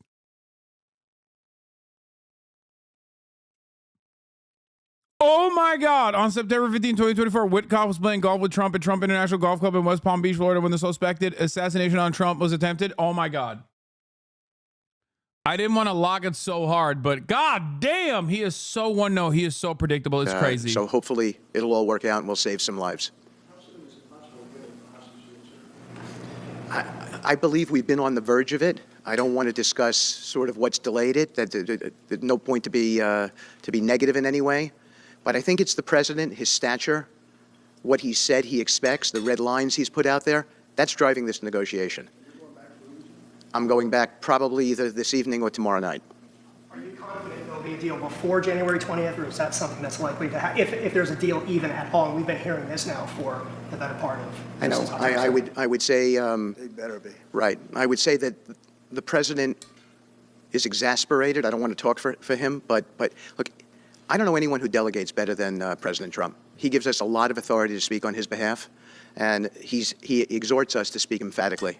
And emphatically means you better do this, because the alternative... Do you think they're waiting for President Trump to take office? No, I think they heard him loud and clear. Better get done by the inaugural. But when you say all hell will be paid, all hell must be paid if they don't release the hostages. You know what that means, don't you? Well, do I have to define it for you? Look, all hell will break out. If those hostages aren't back, I don't want to hurt your negotiation. If they're not back by the time I get into office, all hell will break out in the Middle East. And it will not be good for Hamas, and it will not be good, frankly, for anyone. All hell will break out. I don't have to say anymore, but that's what it is. And they should have given them back a long time. They should have never taken them. They should have never been the attack of October 7th. People forget that. but there was. Yeah, people forget October 7th Many all the people time, man. are killed. They're no longer hostages. I have people from Israel and others calling, begging me to get, we had also people there from the United States, just so you know. They're holding some so-called hostages from the U.S. But I've had mothers come to me and fathers crying, can I get the body of their son back? Can I get the body of their daughter back? That beautiful girl where they threw her in the car, pulled her by her ponytail and threw her in the car like she was a sack of potatoes. I said, what happened to her? So she's dead. Like a 19, 20-year-old beautiful girl. And the way they treated her. And I just say it this very simply. Steve's got a job to do. He's a great guy, great negotiator, great person. They respect him over there already. It's what we needed over there. We have people that know everything about the Middle East, but they can't speak properly. They don't know. He's a great negotiator. That's what I needed. I could have sent that gentleman right over there, Hussein. He's a great negotiator. There are people, they're rare. Great negotiators are very rare, like a great surgeon. But we have the right person. But I tell this, I don't want to hurt the negotiation. If the deal isn't done before I take office, which is now going to be 2 weeks, all hell will break out in the Middle East. Thank you, Mr. President. You've done a great job. Thank you. God, I love how much he loves 40 peace, police officers man. were injured by rioters on January 6th. Will you pardon anyone who attacked a police officer? Well, the only one that was killed was a beautiful young lady named Ashley Babbitt. She was killed. And there was actually somebody else that was killed, also a MAGA person, but people don't give it 100% credibility. I'm going to find out about it. We're going to find out. But Ashley Babbitt was killed. She was shot. She had never been shot. She was shot for no reason whatsoever. In fact, they say that she was trying to hold back the crowd. And the crowd was made up of a lot of different people, so we'll see. But I will tell you this, the person that was killed was Ashley Babbitt. The other thing is, when they talk, there was never charges of insurrection or anything like that. But if there were, this would be the only insurrection in history where people went in as insurrectionists with not one gun, okay? And let me tell you, the people that you're talking about have a lot of guns in their home for hunting and for shooting and for entertainment, a lot of good reasons. But there wasn't one gun that they found. And why didn't they find the bomber, the pipe bomber? They know who the pipe bomber is. The FBI knows who it is. The status of the FBI has gone down so far, and the status of the DOJ, or as I call it, the Department of Justice, it's the Department of Injustice, being laughed at all over the world. That would be DOI, stupid. And hopefully with Pam Bondi and with Kash Patel and with other people that we're putting in, that will all come back. If you do a poll in the FBI, I guarantee I'm at like 90% with the agents of the FBI, but they have hurt that incredible place. Law enforcement, you think of the FBI, they raided this house. By the way, they could have told me, could I see this? I would have given them, I actually told them, come in anytime you want.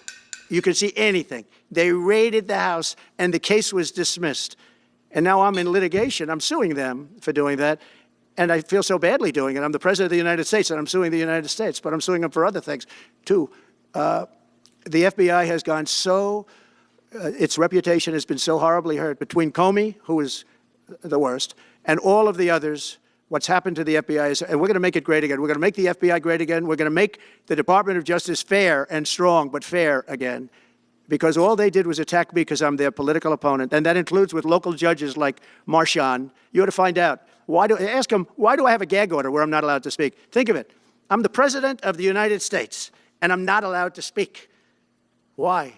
Because if I did speak, people would understand the scam. It's a scam. And we have very dishonest judges, and New York judges are very bad. We had one that valued this house at $18 million because it was good for their case. He actually valued that chandelier is worth more than $18 million. He valued this house at $18 million. And we have another one who was so nasty, so horrible, such a brute, most vicious, vile person. These are New York judges. But we've won most of the cases, so we're very happy about that. Please. Back on Greenland, your position is clear, but have you directed your staff to take specific actions to draw plans? And can you elaborate again if you didn't rule out military coercion? Well, we need Greenland for national security purposes. I've been told that for a long time, long before I even ran. People have been talking about it for a long time. You have approximately 45,000 people there. People really don't even know if Denmark has any legal right to it. But if they do, they should give it up because we need it for national security. That's for the free world. I'm talking about protecting the free world. You don't even need binoculars. You look outside, you have China ships all over the place. You have Russian ships all over the place. We're not letting that happen. We're not letting it happen. And if Denmark wants to get to a conclusion, but nobody knows if they even have any right, title, or interest. The people are going to probably vote for independence or to come into the United States. But if they did do that, then I would tariff Denmark at a very high level. Have you asked your staff to draw plans for acquisition? I mean, are you active? No, we're not at that stage, but we have people. I haven't even entered office yet. Secondly, sir, Elon Musk has drawn some China's over there like attention for licking its some of his lips. actions and provocative statements about foreign affairs, including in Europe. Your reaction to that, is that appropriate for You mean where he likes people that tended to be conservative? I don't know the people. I can say Elon's doing a good job, very smart guy. I don't. Yeah, start sanctioning every European country. Allow China to get the microchip technology from the Netherlands. Lose out on any sort of global influence that we might have had. Allow China to become even more of a leader in multiple key sectors. Masterful gambit. Don't know the people you're talking about. He was. I know he said some negative things about a couple of people that are running for office, but that's not so unusual. Yes, please. I wanted to ask you about Ukraine and Putin. How soon do you anticipate going to meet with Putin to discuss the Ukraine situation? Well, I can't tell you that, but I know that Putin would like to meet. I don't think it's appropriate that I meet until after the 20th, which I hate, because every day many young people are being killed, soldiers. The land is very flat, and hundreds of thousands of soldiers many hundreds of thousands from each side are dead, and they're laying in fields all over the place. Nobody to even collect. There's landmines all over. It's a disaster. But it's very flat. It's great. It's farmland, and it's very, very flat. And the only thing that stops a bullet is the human body. And the human body is stopping a lot of bullets. What does that have to do with anything? Within the first 3 to 6 I hope to have 6 months. No, I hope long before 6 months. Look, Russia's losing a lot of young people, and so is Ukraine. And it should have never been started. That's a war that should have never happened. I guarantee you, if I were president, that war would have never happened. Who would you like to nominate to replace Michael Barr as vice chair for the board? I'll be announcing somebody. Mr. President, if we were to work under the assumption that you're serious about making Canada 51st state of the United States. I think it's pretty awesome that Donald Trump is so vehemently opposed to Biden and the Democratic Party that he ends up making like a weird argument that it's not actually Vladimir Putin's fault that he invaded Ukraine. It's actually still Joe Biden's fault. It's not actually Hamas's fault that they did October 7. It's actually Joe Biden's fault that October 7 happened. He's not even hitting the American enemies. Our foreign adversaries are violent and awful narratives that you normally would hear from any other American president, because he's so obsessed with being like, no, it's the Democrats. It's dope.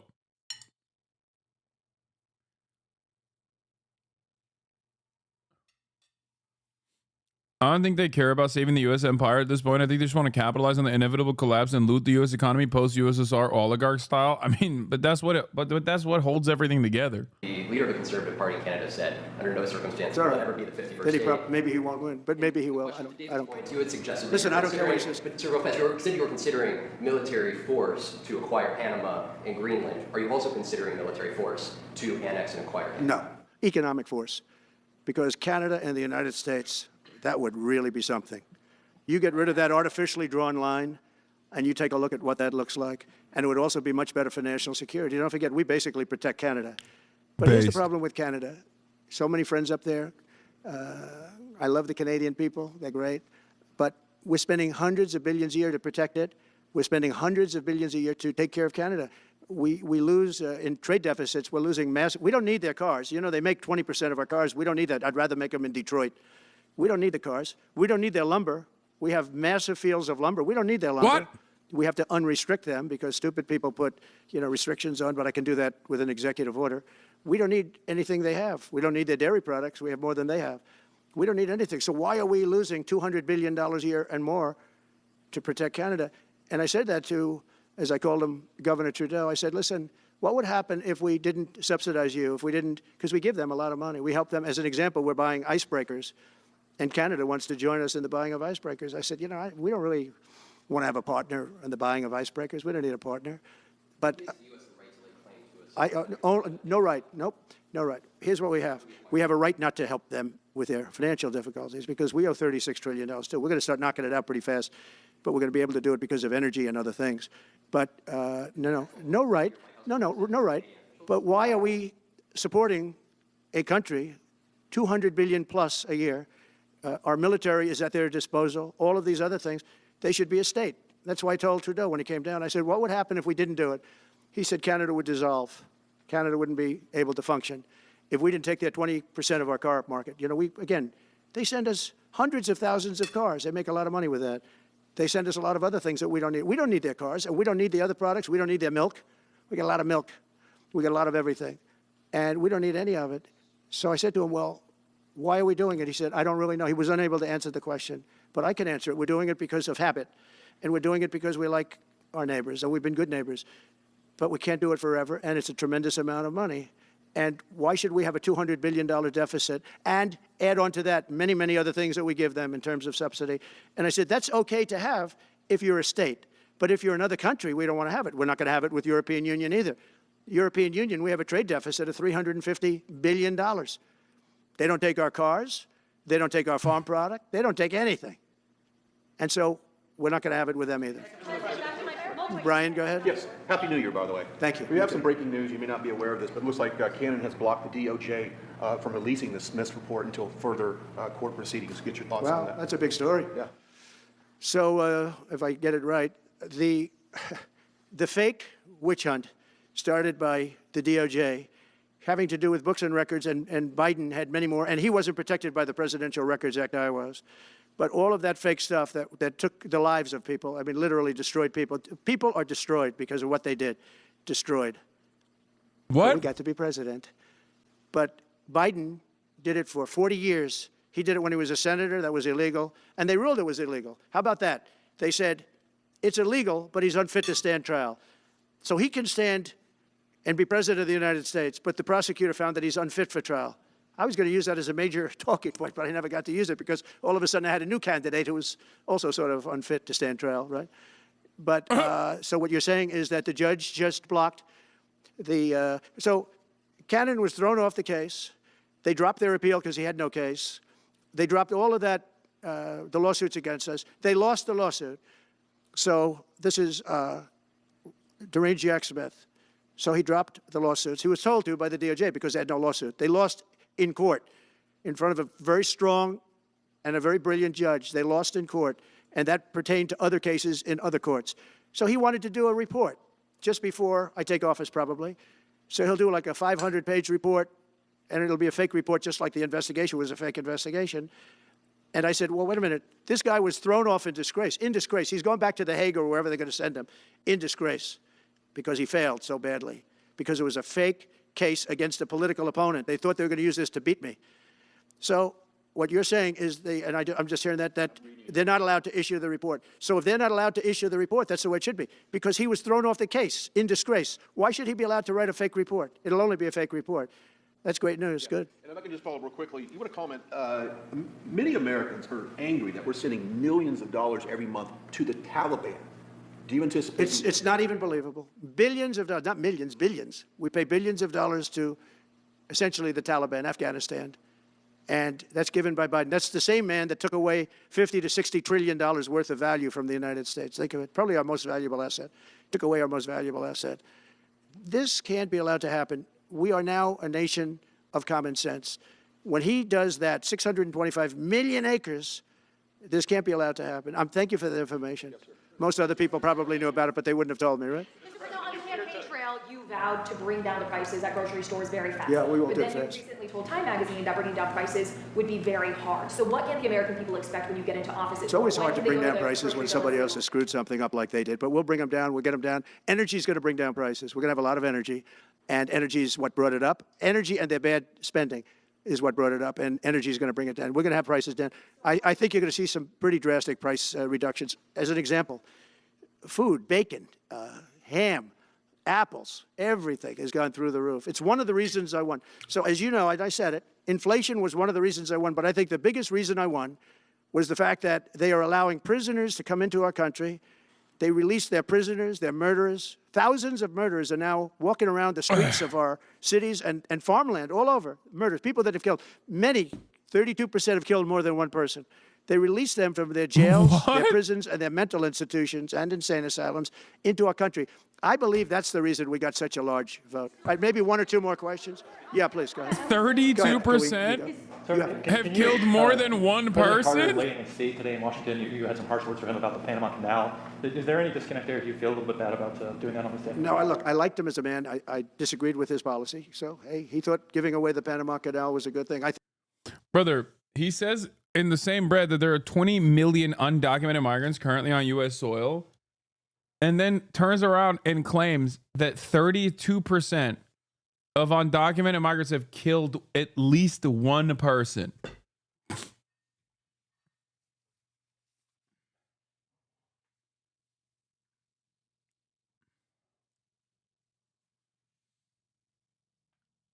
Like, what he's describing is what he's describing is mathematically impossible. Okay? Let's say it's 30%. 30%. That's 22 million, 2 million times 3, 6 million. That means 6 million undocumented migrants have killed more than one person. Okay? That's at least 6 to 12 million people that have been murdered by undocumented migrants in a country where the total population is 330 million.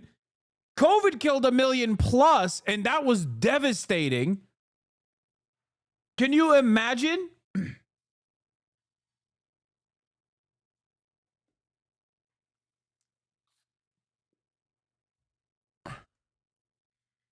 What is this fucking statistic, man?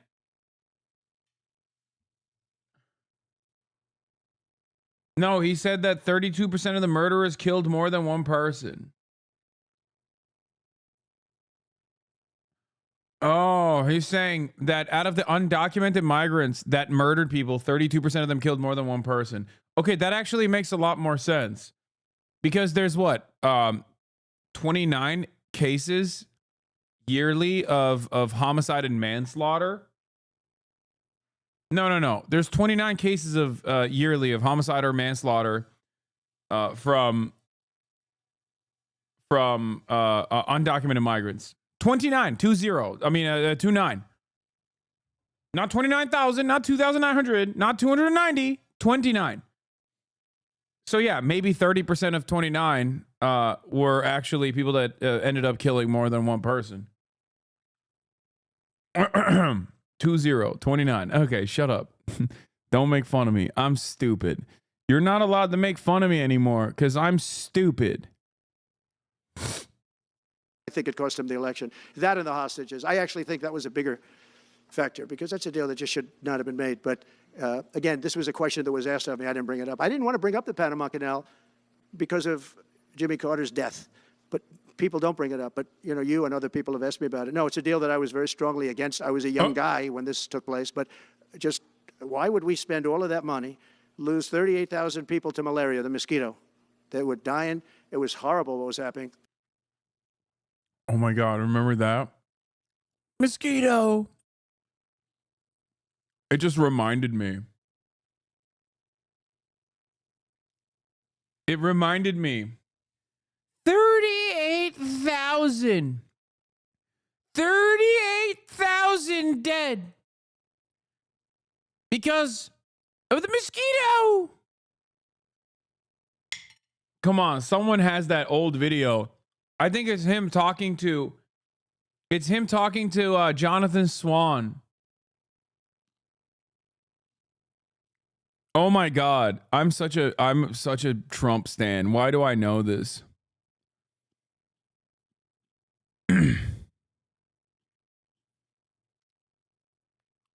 You don't remember this Trump?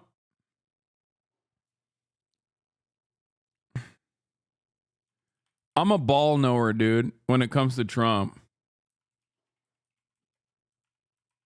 It was with Jonathan Swan, I believe. I'll look it up.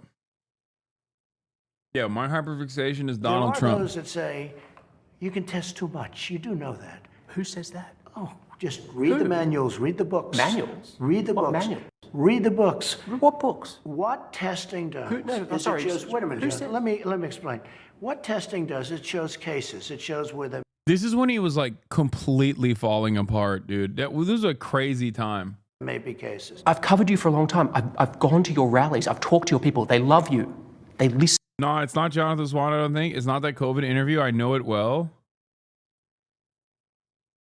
Are you sure? Now, in all fairness, Daily here, then you look. Here is the death. Korea. The US has intelligence with him. I have never. It was real. It was Johnson. Well, Johnson did. You think the Civil Rights Act was a How has it worked mistake? out? Oh, it's with Tucker. Why That's is the China testing. allowed to conduct imperialism in our hemisphere? Well, yeah, and it's far beyond Cuba. It's all over South America. Yeah, in the Caribbean. So we built a thing called. Bro, this is so funny. Watching Tucker Carlson and Donald Trump talk about Chinese imperialism like they're, destiny dick riders. I wonder if this will cause anyone to reconsider their assessment as massive liberals. Probably not. Called the Panama Canal. We lost 35,000 people to the mosquito, malaria. Yeah. We lost 35,000 people building. We lost 35,000 people because of the mosquito. I love that. Where he just like increasingly gets funnier and funnier. We lost 35,000 people because of the mosquito. We lost 35,000 people to the mosquito, malaria. Yeah. We lost 35,000 people building. We lost 35,000 people because of the mosquito. Vicious. They had to build under nets. It was.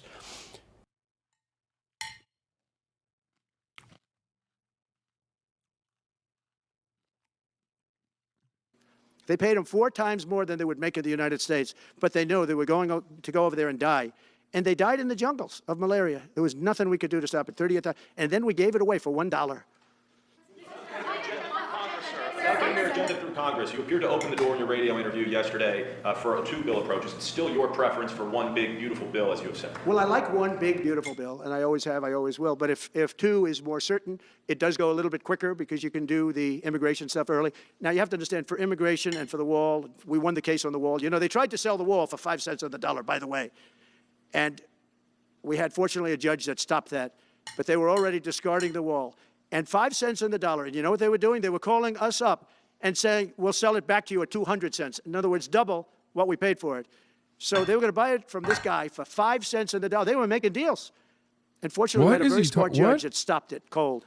I think he called for an investigation, too, and he should. But think of it. They were selling the wall that was exactly the wall that the Border Patrol. I don't know who he's talking about now. Who's selling the wall? Like just like a wall salesman? What? Like, is he talking about how like private wall salesmen were grifting the government or something? He got real animated too. This is like right in the pocket. This is his own. This is when he's like he loves wheeling and dealing. So he's like, oh yeah, they tried to come after, they tried to take over, they tried to sell me a wall.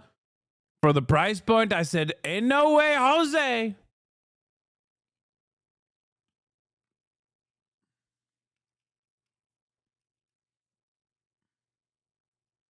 Wanted. That was designed by them. Steel, concrete, rebar, exactly as they want. Very, very heavy steel, very powerful steel, hard to cut. Very, very heavy, 7,000-pound concrete, which is a very strong concrete. Everything was top of the line. Very expensive. Would be double what we paid for it then, 6 years ago. But let me just tell you, they were selling it for 5 cents on the dollar to people, and those people were calling us, asking us to pay them 200 cents because it's a good deal because we can have it immediately. And you know what immediately is? Just leave it in place. No, the papers haven't written that, though. It's so funny. He's just going real estate mode. He just went real estate developer mode in the middle of a 1 hour Mar-a-Lago press conference. Randomly, he locked in and went into developer mode. He's like, they're trying to get me. The raw materials are so expensive. These guys are crazy. What are they doing? It's like the president should not be this deeply involved with one singular aspect of the American government's broad network of affairs. Okay.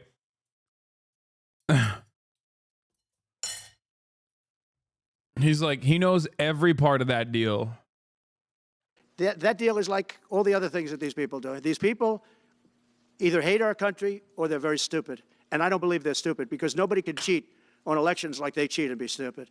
They either hate our country or they're stupid. So remember what I said because nobody wants to report it. They were selling the wall for 5 cents on the dollar and trying to resell it back to us for 200 cents or less, but for 200 cents on the dollar. That's a nice return. Meta announced that it would stop putting fact checks on posts on its website.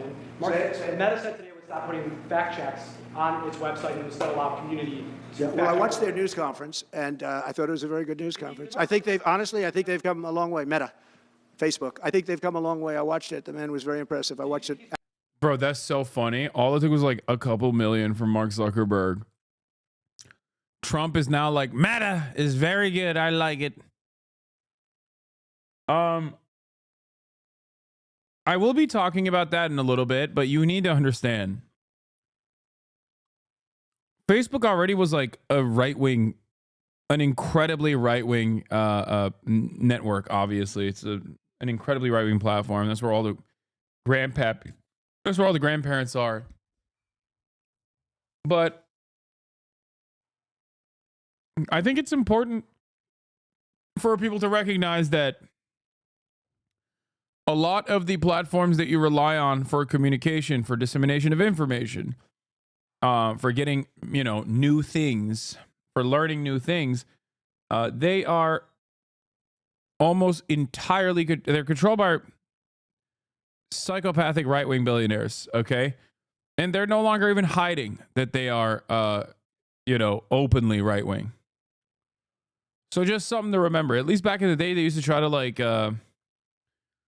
act like they were libbed up to a certain degree.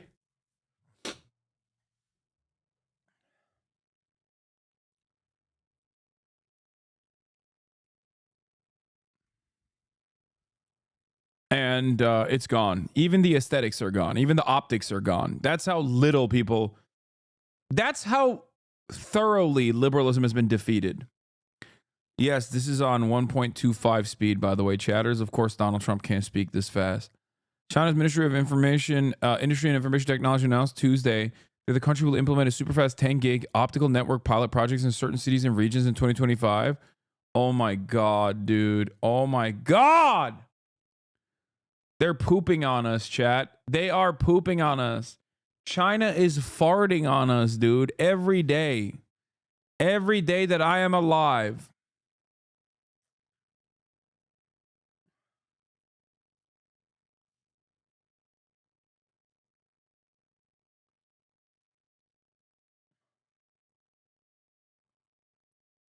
That's downloading Wukong in 15 seconds. Oh, yeah. Actually, I watched it on Fox. I'm not allowed to say that. Say it? Do you think he's directly responding to the threats that you have made to him in the past? Probably. Yeah, probably. The last time you were here, you were asked a question about the U.S. possibly launching a preemptive strike on Iran. You said you wouldn't answer that question. On who? Obviously, on Iran. The U.S. launching a preemptive strike on Iran's nuclear facilities. And I said I don't talk about it. It's a military strategy. But it is a legitimate question. It's not really, because only a stupid person would answer it. Look, it's a military strategy, and I'm not answering your questions on military strategy. All right, one more. Brian, go ahead. Brian. Could you give us a preview of what you might be talking to leaders of Congress who are expected to come here in the next couple of days? And you've got a very supportive Congress behind you. They're great. So we have a wonderful Republican Congress. We have a leader that I have a lot of confidence in. I think he's going to be, hopefully, a great leader, a great speaker. And we have a leader, by the way, in the Senate, I think has been great. Honest question, because I don't know. Do they have widespread AC usage in China as they do in the U.S.? I don't know. China is very America coded, so maybe in the tier 1 cities. I've never been. someone can shed light on that. But China is so American coded in so many meaningful ways. Like, yes, they have public transit, but they also have a heavy car reliant infrastructure. And I suspect that their tier 1 cities are probably very similar to America, and therefore have AC most likely. Great. John Thune has been doing a fantastic job. Have you even But it been goes to through the China? House. No, I haven't. That's what I just explained. I don't. We got very good public transit. I know. I said that they have very good public transit, but they also have like a web of super highways and things like that First. too. And the question is whether or not we do the 2 bills or 1 bill. And, look, I can live either way. I like the idea of the 1 big bill, but I can live either way. But they'll be coming down. The senators also will be coming down, and then ultimately we'll be meeting in the White House in a few weeks. But right now, this is the winter season. They sort of call this the winter White House. It was built, I don't know if you know this, Marjorie Merriweather Post and E.F. Hutton built this. It was the greatest of all the estates in our country. And I saved it, and I got a lot of credit for saving it. Most of these big, great houses have been knocked down in Palm Beach. Just about all of them, actually. And you'd build 10 mansions on one site, but we saved it. But this was built as the Southern White House, and she gave it to the government. And by the way, Jimmy Carter gave it back. He said it's too expensive for the United States. So I didn't realize that.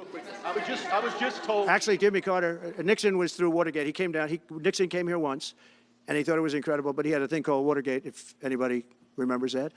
And so he had other things on his mind, to put it mildly. And Jimmy Carter felt that it was too extravagant for the country. So fortunately for me, he gave it back to the foundation, and I bought it from the foundation. On reconciliation, some Republicans saying in trade for a massive bill that you and they share the interest in, they want to see big spending cuts. Do you agree with that? And what would Well, your I'm okay comments with be spending on- cuts. I like spending cuts. Just I'm on the record for spending cuts. And the debt ceiling was given to us. It shouldn't have been, but it was put in our lap. And what I want in terms of debt ceiling isn't the ceiling. I just don't want to see a default. That's all I want. I never talked about spending more money necessarily than all I want to see is no default, because nobody knows what would happen if there was a default. It could be 1929 and it could be nothing. But that was put into our lap, and it shouldn't have been, but it was. And so we'll handle it. But debt ceiling is not about raising a lot of money. It's really just about extending it. I just want to see an extension. Mr. President, sir, on immigration. How much can you do by executive order, are you planning to do on executive order when it comes to immigration? And how much do you want Congress to tackle this issue? And also on day one, Well, I had the what safest executive orders border are in the you history of our planning? country by far. You remember the famous chart that I brought down. I love that chart very much for a lot of reasons. But I have the safest border by far in the history of our country. And when I took it over, it was a mess. Nothing like it is now. This is 10 times worse. When I got elected because of the border the first time, and I think I got elected largely because of the border the third time. And the second time I did equally well. Well, not as well as the last time, but I did very well. And I will say, this was too big to rig. You know the expression? Too big to rig. They couldn't do it. They tried, but they couldn't do it. I didn't get very much from Congress at all. I just said that we're being invaded, and I took the money out of the military. Much of the wall, I built over 500 miles of wall. Much of that wall was built through money that I put into the military. We took it out because we couldn't get things from Congress in those days, and we took it out. And that wall was built largely with money coming from the military. So, very simple. I went to the military. I said, our country is being invaded by very similar, nothing like what's invading our country now. They weren't releasing prisons into our country, and they weren't releasing mental institutions in, but some bad dudes were coming in, right? And I said, our country is being invaded. And I took that money largely from the military. I was sued 9 times by the Democrats in Congress, and I won all those suits. And we ended up building 571 miles of wall. Once that wall was built, they start going around it. So we're going to add another 200. That would have been up in 3 weeks. And then we had a very unfortunate election result.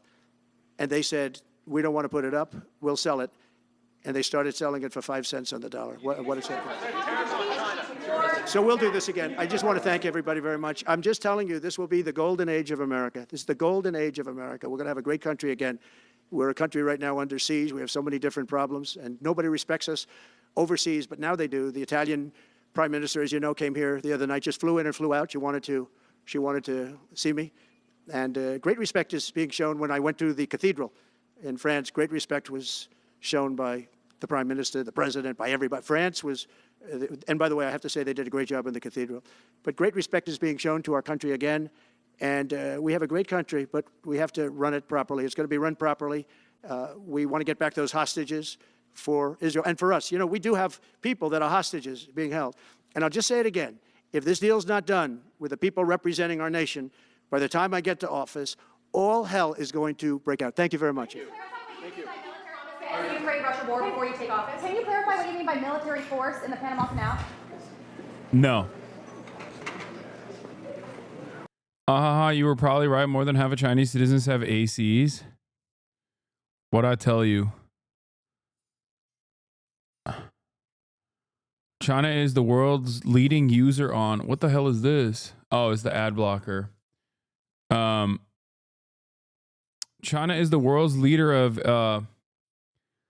world's leading user of air conditioning with approximately 569 million units in use countrywide. The country's formidable energy infrastructure, along with raising affordability, has helped fuel the widespread use of cooling systems. Dude. Told you.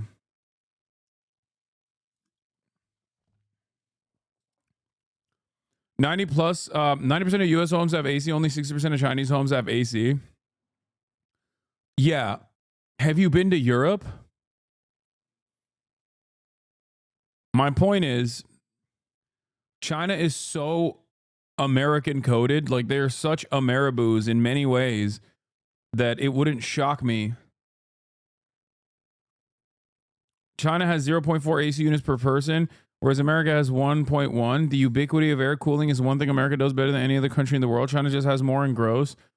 There are people that live in Phoenix, Arizona. I know.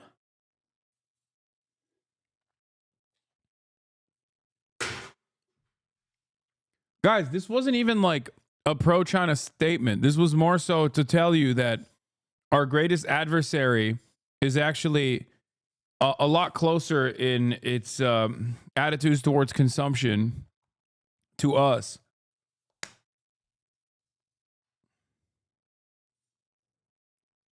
That's Welcome all to I was Inside trying to say. Politics. That was over an hour of Donald Trump giving a news conference, answering questions, and giving us some new information.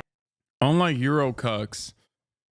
Unlike the Eurocucks that love to live in the heat for some weird reason, our Chinese counterparts are quite similar to us. About what he intends to do, or at the very least, is not ruling out when he takes office, including not ruling out a military invasion to conquer Greenland, the Panama Canal, and perhaps the annexation of the country of Canada. There is a lot more to discuss. We have a terrific panel here. Caitlin Collins, you are our chief White House correspondent, in addition to all of your other titles. What's that? 13 more days to go. Yeah, okay. But you obviously have been covering Donald Trump for a very long time. Before I get to you, I do want to play David Sanger, our friend at the New York Times, his question about the Panama Canal and on Greenland, and Donald Trump's response before you respond. No, I can't assure you. Have you ever researched Kowloon Walled City or played or heard of Shenmue?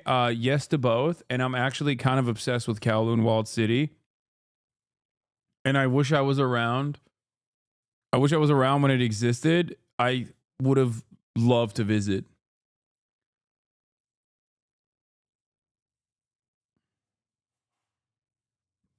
I don't know why. I know it's one of the scariest places or whatever at the time, and it was really, really... I know it was very dangerous. But having said that, I think there's something very cozy. I think there's something very cozy about living in the Kowloon Walled City. I don't know why. I'm just saying that that's how it feels. It feels like you're constantly surrounded by a blanket.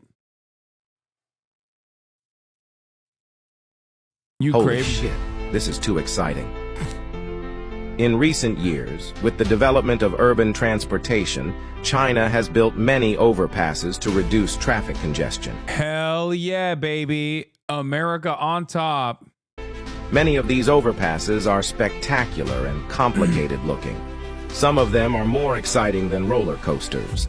Dense lanes of traffic crisscross the streets. Only an American would look at this and go, you know what these superhighways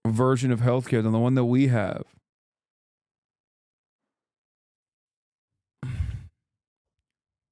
The argument isn't that Norway's amazing, okay? And does everything right. I'm saying that there are other countries out there that are doing things that we could be doing as well. And I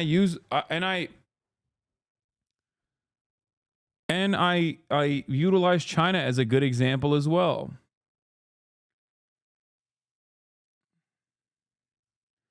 I am of the mindset, and I mean this with all sincerity, that if China was not initially considered a foreign adversary, but was like a country comprised of mostly white people, and was always like historically within the bosom of American empire, we would never in a million years talk about how bad it is.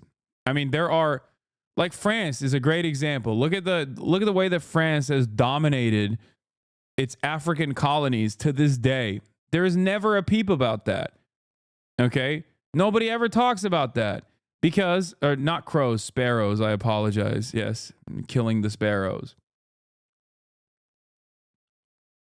Like, we do a whole bunch of evil around the planet, and many of our foreign allies engage in similar acts as well. But we just don't ever have the same critical lens that we do, that we extend to our foreign adversaries. This doesn't mean that our foreign adversaries are doing good. I think it just like freaks people out when I look at China as another country that sometimes does bad and sometimes does good. Does that make sense?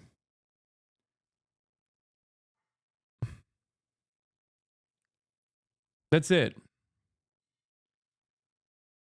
No nation is altruistic. All nations are, if there's one nation that's like the closest to an altruistic one, I would say it's Cuba.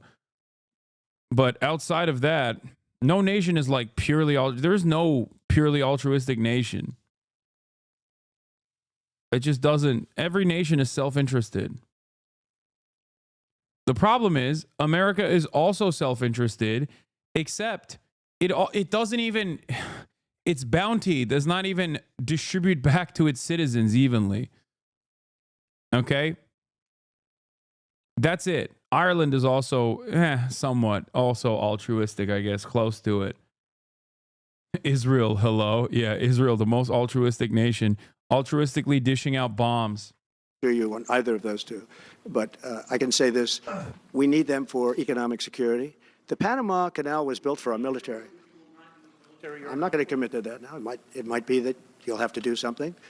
Look, the Panama Canal is vital to our country. It's being operated by China. And we gave the Panama Canal to Panama. We didn't give it to China.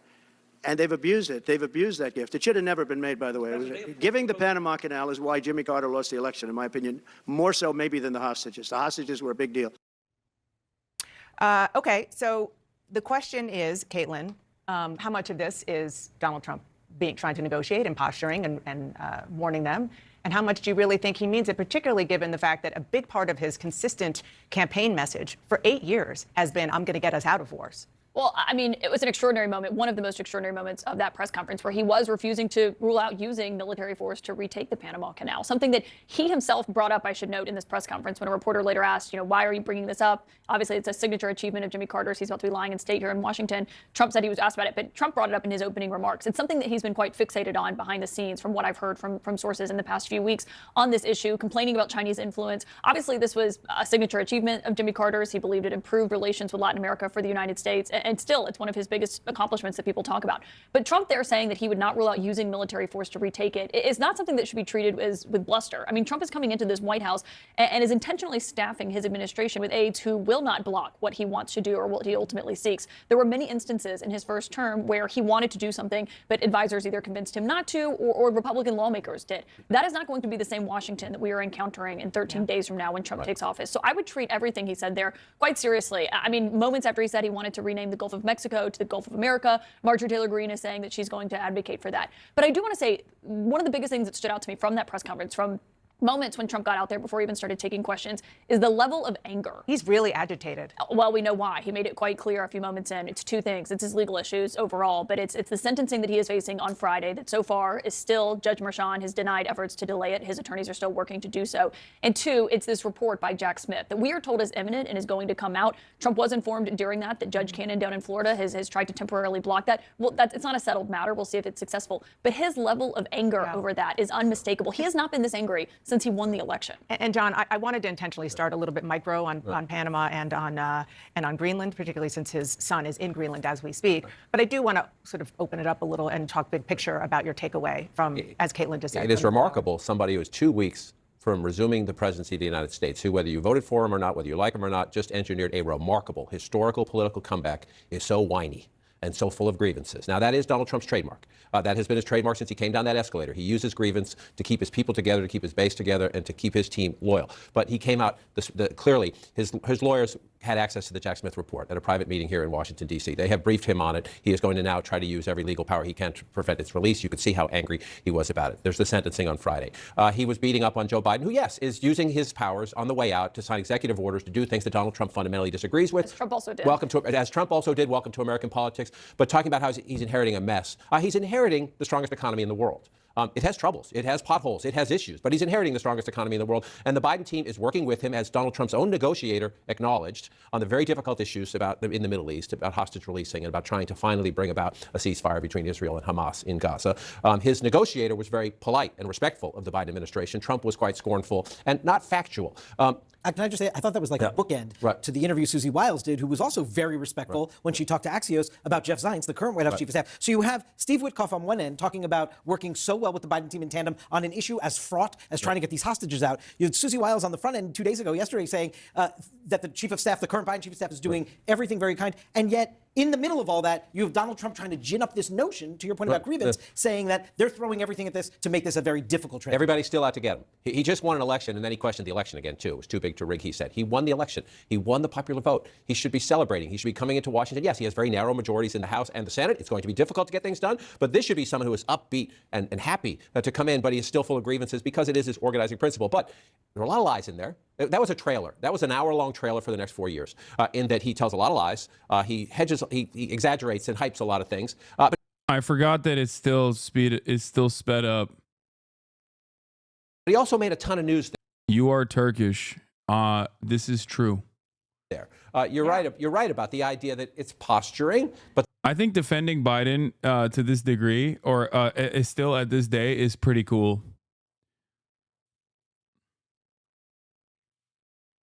The idea that he couldn't rule out using either economic leverage or military force to take Greenland and the Panama Canal. He says he's going to rename the Gulf of Mexico the Gulf of America. Canada, our closest friend in the world, our neighbor to the north, a giant economic... Okay, here's another prediction. I've been sporadically splicing predictions, okay, throughout the past couple of days. I think that... One, here, I'll put these in my notes app as I go along, okay? Predictions. Number one,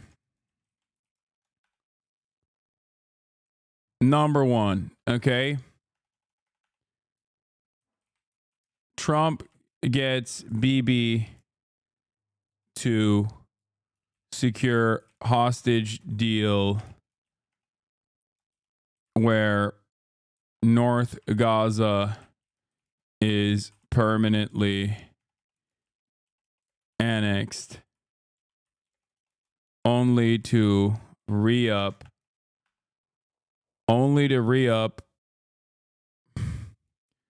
plus rearm Israel as it increases its hostilities in West Bank to perma-annex West Bank. Obviously, this is a gimme. Trump, Elon, fallout, crash and burn. another prediction that I've had consistently. Some of these are gonna come across as like I'm actually actually you've heard these before, and that's because I've been saying them for a while. Okay. So you're gonna be very familiar with them. Okay.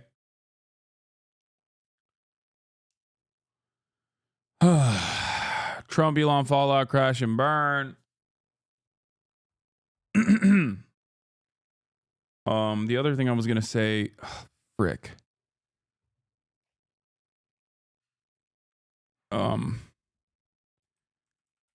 Aggressive prosecution, indirect violation of First Amendment over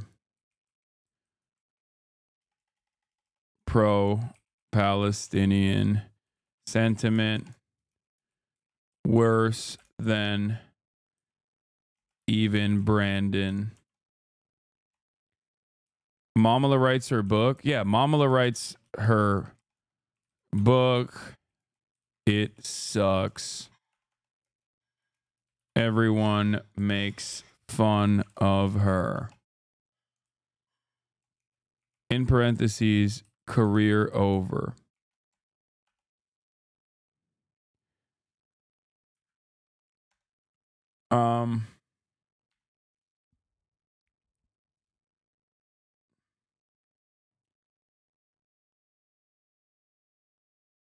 What was I going to say? Oh. Absolutely no hashtag liberal resistance. No lib resistance this time. Trump and Trumpian far right politics are now the norm.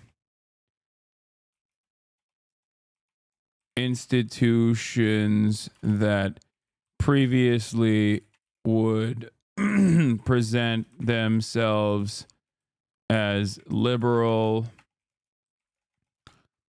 now behave openly and outwardly right wing. Okay. Mass deportation initiatives are started, but inevitably, yeah, and I find them, but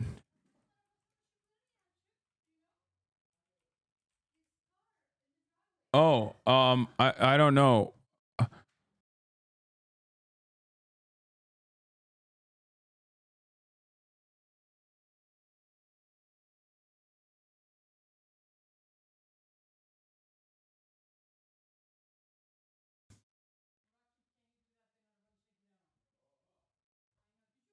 What is this?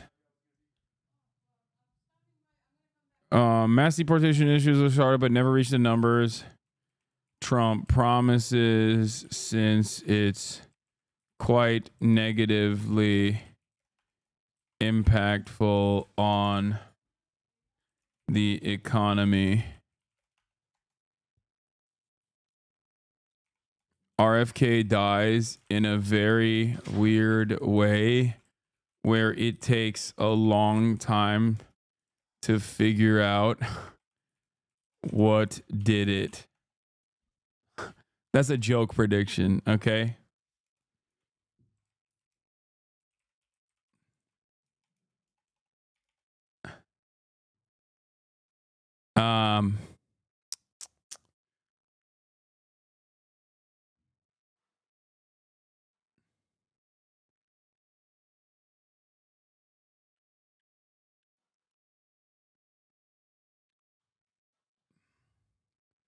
What else? Trump gives Bibi to secure a hostage deal where North Gaza is permanently annexed, only to re-up and rearm Israel as it increases hostilities in West Bank to permanently annex West Bank. Aggressive prosecution and direct violation of First Amendment over pro-Palestinian sentiment, worse than even Brandon. Mamala writes her book, It Sucks. Everyone makes fun of her. Career over. No lib resistance this time. Trump and Trumpian far-right politics are now the norm. Institutions that previously would present themselves as liberal now behave openly and outwardly right-wing. Trump, Elon, fallout, crash and burn. Mass deportation initiatives are started but never reach the numbers Trump promises, since it's quite negatively impactful on the economy. RFK dies in a very weird way where it takes a long time to figure out what did it.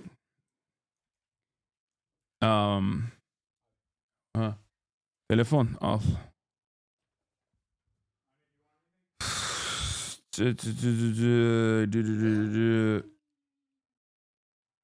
Oh, I forget. This is like 2025 predictions. This is just for the year. Well, there are decades where nothing happens, and then there are weeks where decades happen. So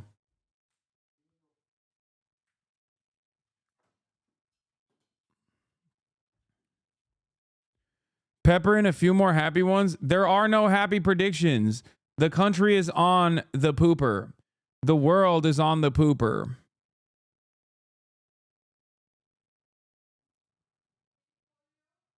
The institution thing already happened with Meta. Take that prediction off. Okay, like I said, some of these things I've already been predicting for a while. Okay, that's a repeat. Me saying institutions that would previously present themselves as liberal now behave outwardly right-wing is not a new thing that I've said. I've been saying that. That's why I said some of the stuff that I'm talking about, you will obviously say, well, you know, I've heard this before. And it's because I've said it before.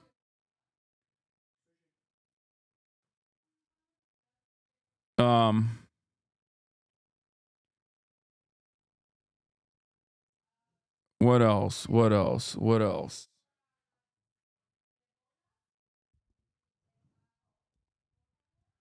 Bro, trying to gatekeep obvious predictions. I mean, yeah, all predictions are obvious if you spend enough time in here.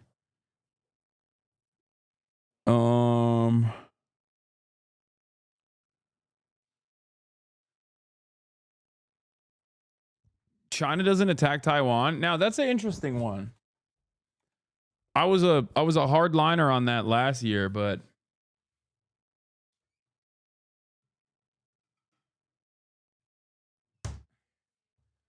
here's what I think.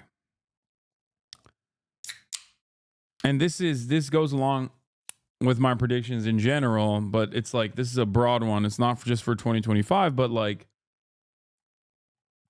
we are fully gearing up for war with China. Liberals who previously critiqued Trump will defend him on his initiatives in this direction.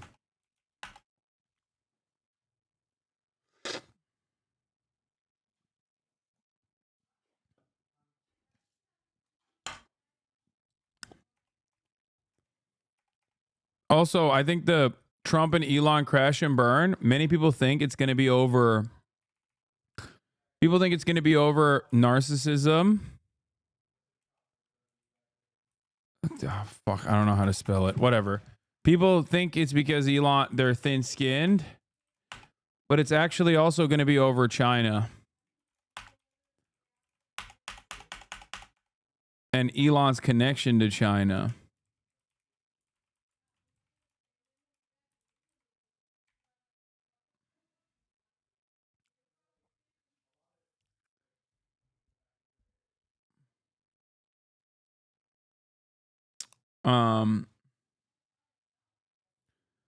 Anyway, this is like some of it. I'll add more to this. I don't think Canada will not be annexed into the US. Security agreements over Panama and maybe Greenland. No annexation.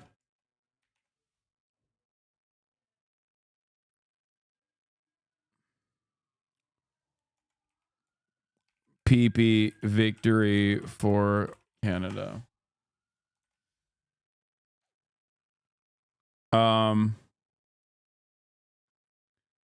Does Elon have a connection to China? He has a massive Tesla factory in Shanghai.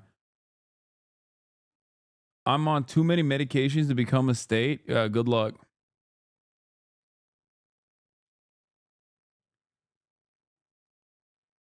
I think your annexation predictions are going to turn out like Ukraine versus Russia. You think we're going to annex Canada?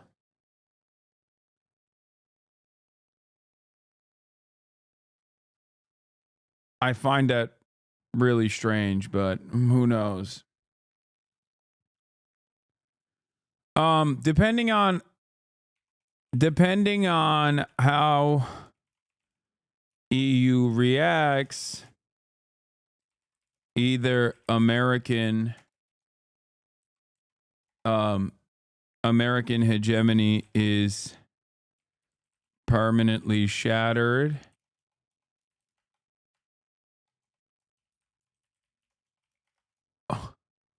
or their fears of China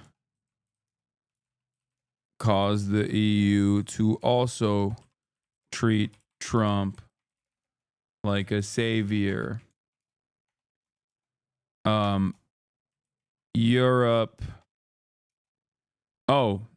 Europe far right swing continues.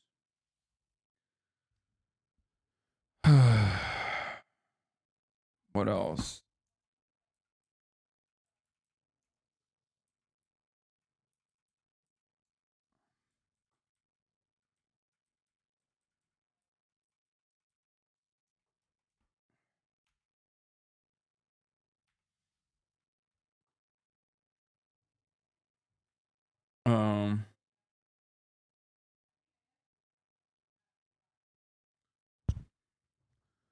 At least one very devastating natural disaster. At least one. Massively consequential natural disaster. I mean, that's again a lock, but Clarence Thomas definitely, retires. That's will happen. Natural disaster is basically the free space. You're right. On bingo. It's literally a free space.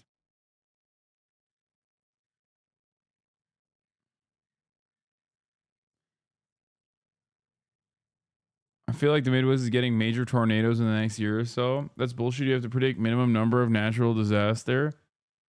I'm telling you, it's one. At least one. I'm feeling 3, but I'm not. I'm going to say at least one.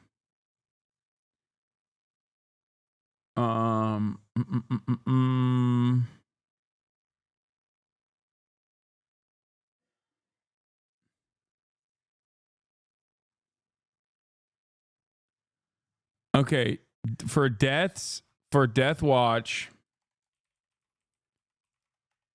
Oh wait. As far as like celebrities and culture goes, more celebrities are openly Trump. I think there will be like a Me Too 2.0, but I don't think it's going to happen yet. I think that the incredible amount of hostility towards the first Me Too movement is going to set the stage for a second Me Too, but not this year. So I'm going to delete that. I don't think it's going to happen this year, but I'm saying it like it's going to be Me 2.0, but like I think it's like I think we're just simply we're laying the groundwork for it. This one is actually interesting, but TikTok doesn't get banned.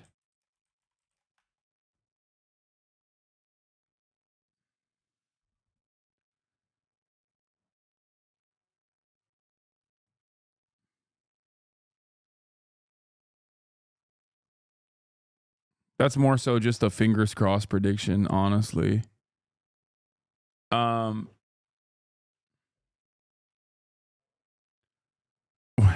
What about the ICC?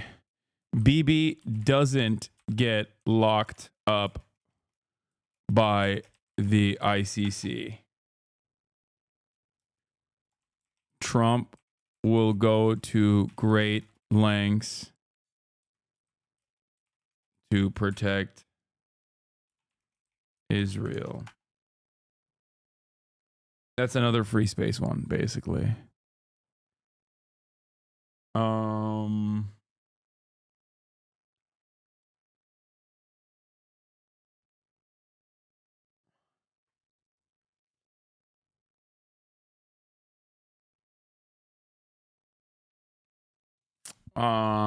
What else? What else? Oh, for deaths, Death Watch. Joe Byron, Nancy Pelosi, Mitch McConnell, already dead.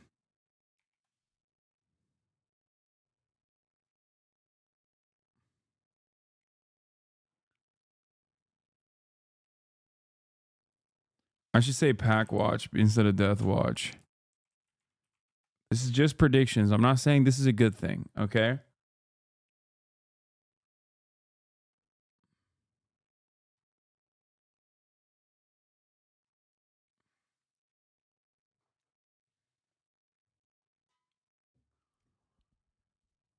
Luigi Mangione prediction. Yeah, I don't know.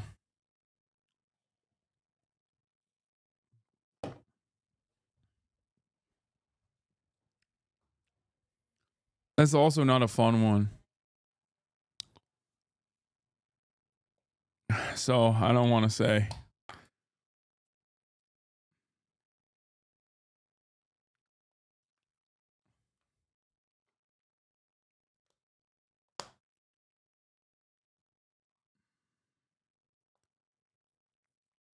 You think there will be a wait? I don't think Grand Theft Auto 6 comes out. That's what I think. I think GTA 6 was pushed back.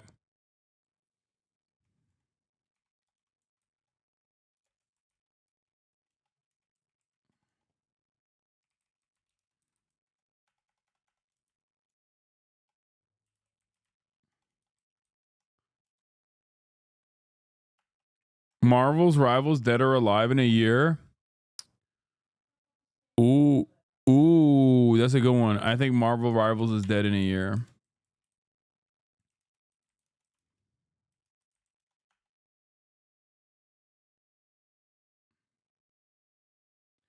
It'll take less than a year. It'd be awesome if I'm wrong on that one, though. If it's like still the meta.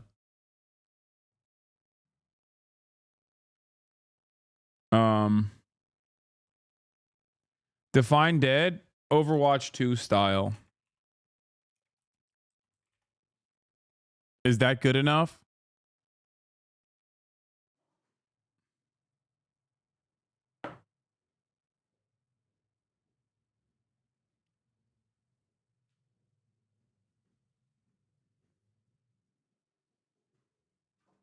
It'll have an active player base, but broad interest will be gone. Yeah, right now it's like on fire. You're saying that, but check this out. What is this? Oh my God. Okay, I take back what I said. Marvel Rivals still very much alive.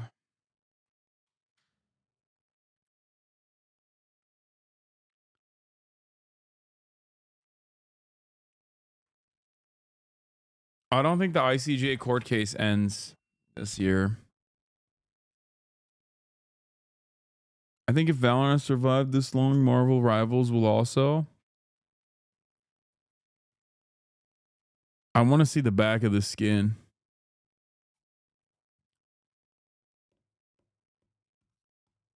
A crumb of positivity.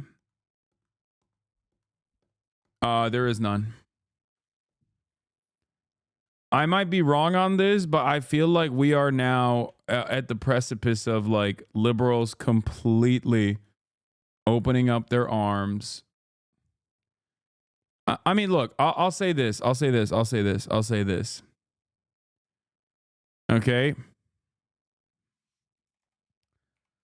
Trump sucks will cause the right-wing content market to continue growing, but will set the stage for their inevitable demise.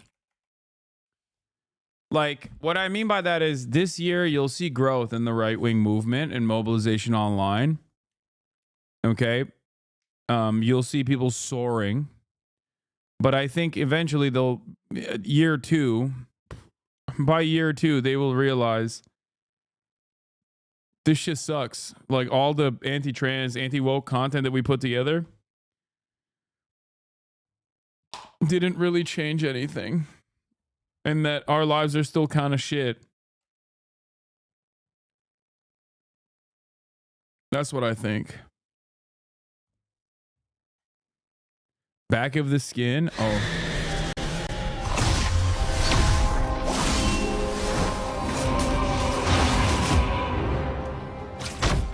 Oh my God. Oh my God. Oh my God. Oh my God. That's the Invisible Woman skin? Are you joking? Okay, I take it back. Marvel Rivals is not dead.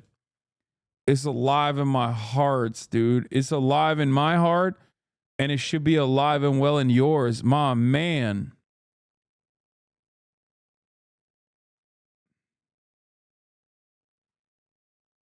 What the hell? God. Okay, that's crazy.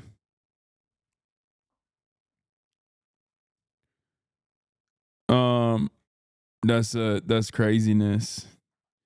That is crazy. I don't get it. She's not invisible.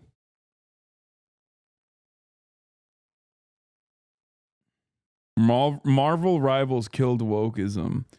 Did you see Asmongold's insane tweet today? Bro, I thought he was joking, dude.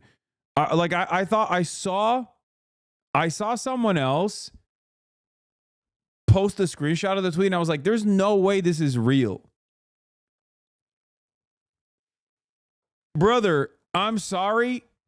This is the worst thing I've ever seen anybody tweet. Like, there's no way this person seriously tweeted this. There is no way this person... No, I'm telling you right now, dude. There are a lot of people... There are a lot of people who definitely in Asmongold's fan base that are like, this is a great tweet. He tweeted like a bot. He tweeted like a blue checkmark chat GPT machine. Like, this is literally trying to farm as much of that delicious algorithm as possible. Like, it blows my mind. First of all, everybody always talking about hoflation, but it's actually the opposite. First, I've never seen Asmongold say, everybody always talking about hoflation, but it's actually the opposite. Asmongold trying to be a Def Jam comic in 2025. Like, what? He said it on stream? What? Everybody always talking about hoflation. Know what I'm saying? It's like Steven Crowder trying to do a black scent. Yeah, steak logo ass tweet. Yeah. This type of tweet is relegated to a 16-year-old white boy who is not allowed to say the M-word, but he has like a black person as the PFP on the account. You know what I mean? That's like...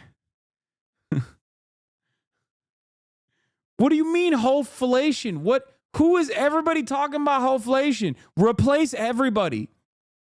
If everybody around you is using the word hoflation, you should be around nobody. Okay? That's number one. I used to be able to go to GameStop or Target and see hot bitches working there every.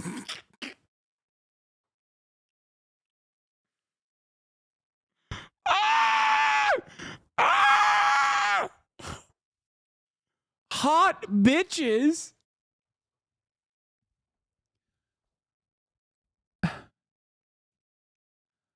Hot bitches every day at GameStop? No. No. I'm sorry. I do not believe this is a no. No. Fear buck ass tweet.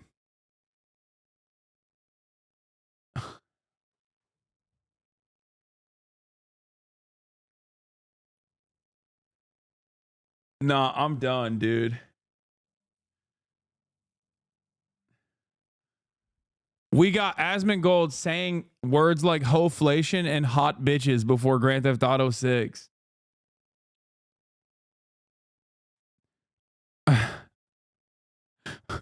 Now it's just hogs. Why? Because those girls are at home doing OnlyFans now instead of working. First of all, what a silly argument. Yeah, I know. First of all, girls should be working minimum wage jobs at GameStop instead of making so much more money from the comfort of their own homes. Is like, yeah, no shit. Okay. If that was the case, it makes total sense. I don't believe this is the case, but what is this tweet? Dude, what is this tweet, dude? This is like Ninja's Brawl's wife. Someone in the chat said this is giving Ninja's Brawl's wife tweet energy, but like that one is like kind of Mormon coded. Like that's like funny, but also ultimately harmless. This is like Asmongold trying to tweet like he's Andrew Tate. And it's funny because like Andrew Tate at least has all of the other fixins, you know what I mean, that present him as this beacon of masculinity and you know, he's like a sexual guy. At least he presents himself as such, even though I think he's a deeply insecure man who is the zestiest of all time. But like Asmon, like the words that he's using, like hoflation and hot bitches, when you remember what Asmongold operates like, what he looks like, what he does on a day-to-day basis, you're like, why are those words coming out of your mouth? Like, that's a whole different type of right-wing content creator. Do you know what I mean? Which is why I think this is still some semblance of satire. Okay?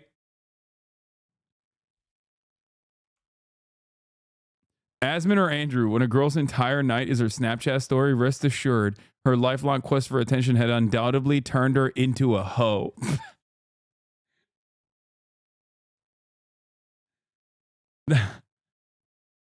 I don't think Asmongold said that.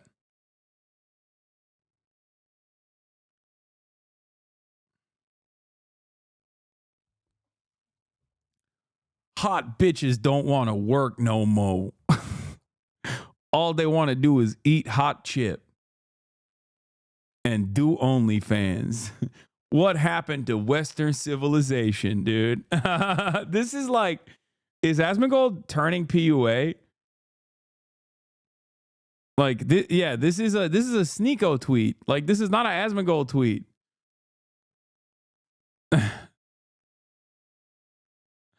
What is happening? I can't get over this tweet coming from the mouth of Asmongold. First of all, who goes to GameStop? Like every part of this tweet is busted. Like, who's going to GameStop? You buy everything online, unfortunately. Like, physical copies are no longer in fashion.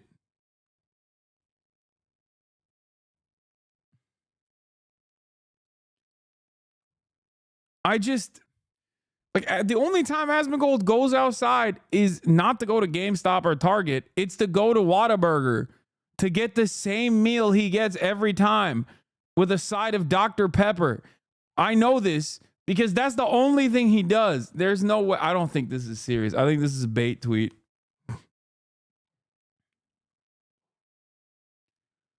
I can't get over this take, man. Peach has replied. I saw Peach. That's when I knew it was real. When I saw Peach Jars' reply. Asmon, the bills can't possibly be this high. Come on. Like, there is no way. There is just no. I can't. That's when I was like, all right, this gotta be. I can't believe this is real. Get over it, please. Who the fuck even is this? You're wasting prediction time on this? Okay, prediction time is over. I already gave you all the predictions you want. Look at how long this list is. Calm down. That's number one. Number two, who even is Asmongold is such a funny thing to say because he's currently the largest political commentator on the platform that you're on. Okay? Like, guess what, dude? He is one of the, if not the largest right-wing content creator right now in the United States of America. And also one of the largest political commentators in general. You could say he's not a political commentator, but it doesn't matter. You could say that, but it doesn't matter because if you look at his output, that's still very much the reality. Okay? Especially during the election cycle, that was like, I mean, he was farming that. Moon had basically the same take. What is hoflation?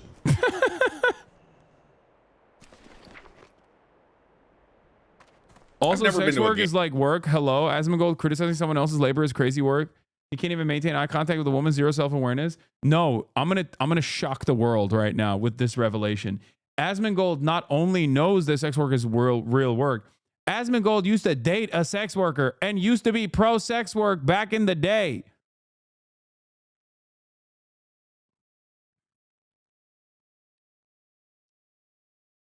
Asmongold's dated, I think he's dated multiple sex workers, if I'm not mistaken.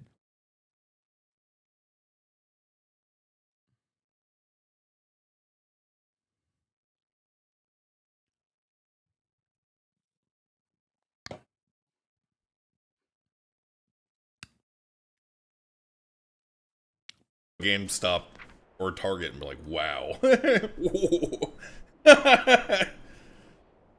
Goon strikes again. Whoa. Who do we send our rune cloth to? I think we sell it for our amount, guys. That's what we're gonna do. Yeah, I can't get over this. This tweet is in the halls of greats, in my opinion.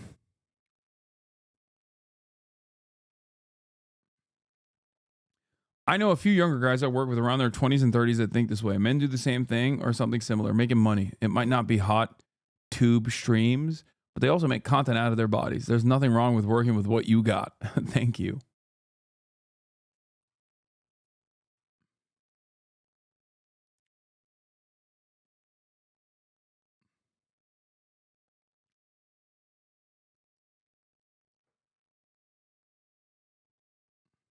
Shut up. Oh my God, you can be pro sex work and realize the concept of working harder for less is real? Wait, what? Do you think that, what part of this tweet strikes you as being pro sex work and also, what do you mean working, the concept of working harder for less is real? Here he is upset. Okay. Here he is upset that the girls are at home doing OnlyFans instead of working at GameStop. The normal way to say that, which is, by the way, a already an established faulty premise, would be, hey, honestly, I'm sure that there would be less people doing OnlyFans if people that, you know, work at GameStop got paid the same as you know, content creators on OnlyFans. Not that there is any issue with OnlyFans. The word hoflation on its own, I don't care about the other nonsense. Wait, what? Hoflation? I don't understand what you're getting upset at here.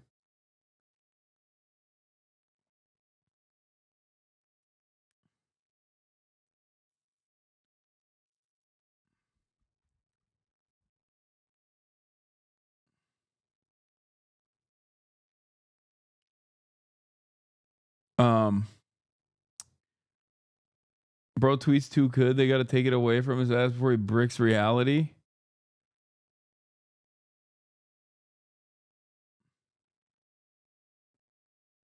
Can you define hoflation, please? I don't know what it is.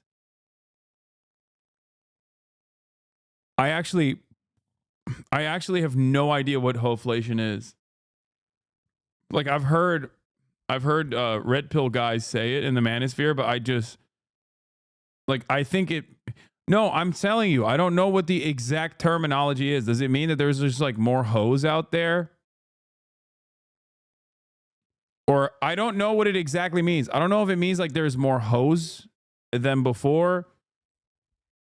Or if like hoes are, the existing hoes are inflated in value when they should be deflated. Because those two concepts actually contradict one another. Because if the marketplace of hoes, if the supply for hoes has gone up, whereas demand has stayed relatively the same, then obviously the value of the hoe would deflate. Whereas if the value of the hoe has inflated, that means that there is not more supply of hoes, but simply more demand of hoes, whereas supply has stayed relatively the same. This is why I don't fully understand the concept of hoflation. Maybe I'm too autistic to understand it, but like I kind of generally get it. It's just a way to shit on women, but I've never fully understood what it meant. Hoflation, a disaster for human civilization, from Black Pigeon Speaks. Okay, this seems like a smart guy. I'm going to learn a lot from this video, I think. I do not accept a coffee or a walk as a possible date option, and neither should you. First of all, I'm not a dog that needs to be walked. Second, I have an espresso machine at home, works fabulous. We're not doing drinks either. You're gonna try to get me drunk and take me back home. No. We are doing dinner. You're gonna pick me up. We're gonna come to the restaurant. We're gonna see your table manners. We're gonna see what you order. We're gonna see, do you hold your chopsticks correctly? We're just gonna, study you a bit. Okay? So what's the argument here that she's like annoying? I mean, because she is. Like, is that hoflation, that like women have become more annoying or something? Like, there are annoying women out there, just like there are plenty of fucking annoying men. Bro is a hoconomist now? No, I am. I've learned about the supply. I'm learning about the supply chain of hoes. So dinner it is. Thousands of tears later. I started the egg freezing process. I did some preliminary tests. I wanted a podcast with this woman. Her entire life perspective was never settling. Her entire brand is being bougie best friend. She has nearly 300,000 followers across multiple platforms. I will reserve my thoughts on this for the time being because I have to word it carefully, or people will think I'm attacking her personality, not her philosophy. So you will all have to wait on that commentary. If you are a single and childless woman, do not watch her content if you want marriage and children. Oh my God. I hate every single person that is involved in this. I genuinely hate every single person that's involved in the story, from the guy, Black Pigeon Speaks, which I assume is going to do. I mean, anyone who writes an entire dissertation on this is truly needs to be institutionalized. I hate the original woman because she's like the classic annoying influencer, who is basically doing, and this isn't the same because there's no structural violence associated with her like behavior, but what she's doing is basically like Andrew Tate style commentary, but for women, not to the same degree. And I'm not saying that there's any moral equivalency there, and I'm certainly not saying that she's done any of the crimes that Andrew Tate has done. I'm simply stating that like the overarching void that Andrew Tate fills is bravado and like, you know, these depictions of hyper masculinity, oftentimes by basically presenting himself as this like dominator of women. And this is like the shitty attempt at doing the same thing from the opposing side. Of course, it's not a moral equivalence. There is, I'm going to repeat that again before the Radfems slit my throat online. She basically isn't doing anything wrong other than being annoying. Okay. Andrew Tate does a lot wrong besides being annoying. But anyway, but I also don't like this other person too, because it seems like she's basically placing a lot of emphasis on, if you're a single and childless woman, do not watch our content if you want marriage and children. Like, what do you mean?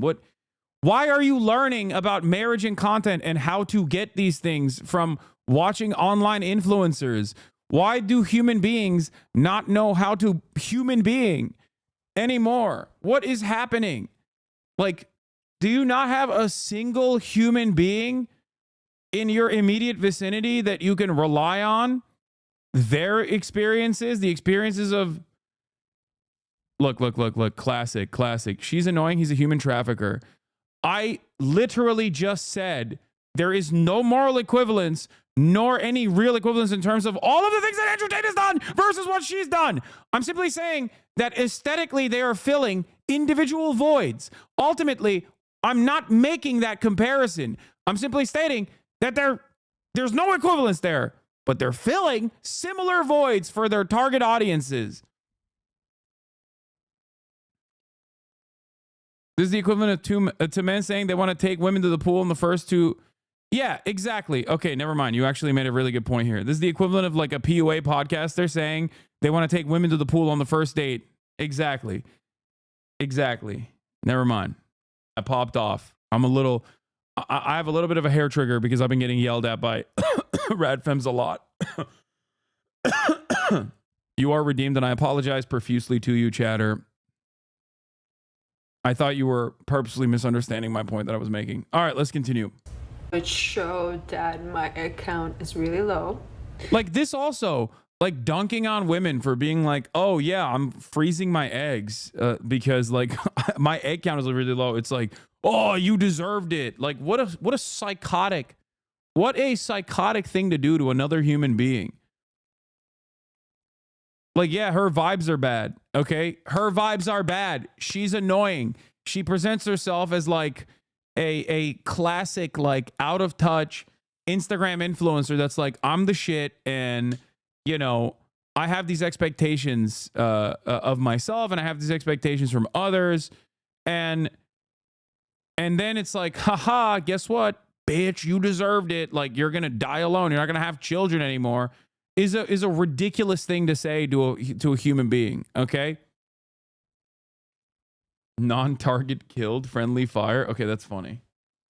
And I know a lot of women struggle with this. I had a... Like, freezing eggs is already a traumatic process, okay? For people that don't know, you have to shoot yourself up with a cocktail of drugs for like a week-long process in order to have your eggs extracted and shit. You know what I mean? It's not like if your goal overall is to repopulate the earth or whatever, there you go. She's doing that. She's doing that ultimate thing. I don't know why people would dunk on her for this. It's not even a week-long process. It's a month-long process, I think, overall. Ovarian surgery last January. And I knew that I have endometriosis and I had like a giant cyst on my ovary. And the doctors told me that. Yeah, it doesn't even seem like it's an age-specific issue either. Like, it just seems like she has a health complication on top of that. The doctors did tell me that might affect my fertility.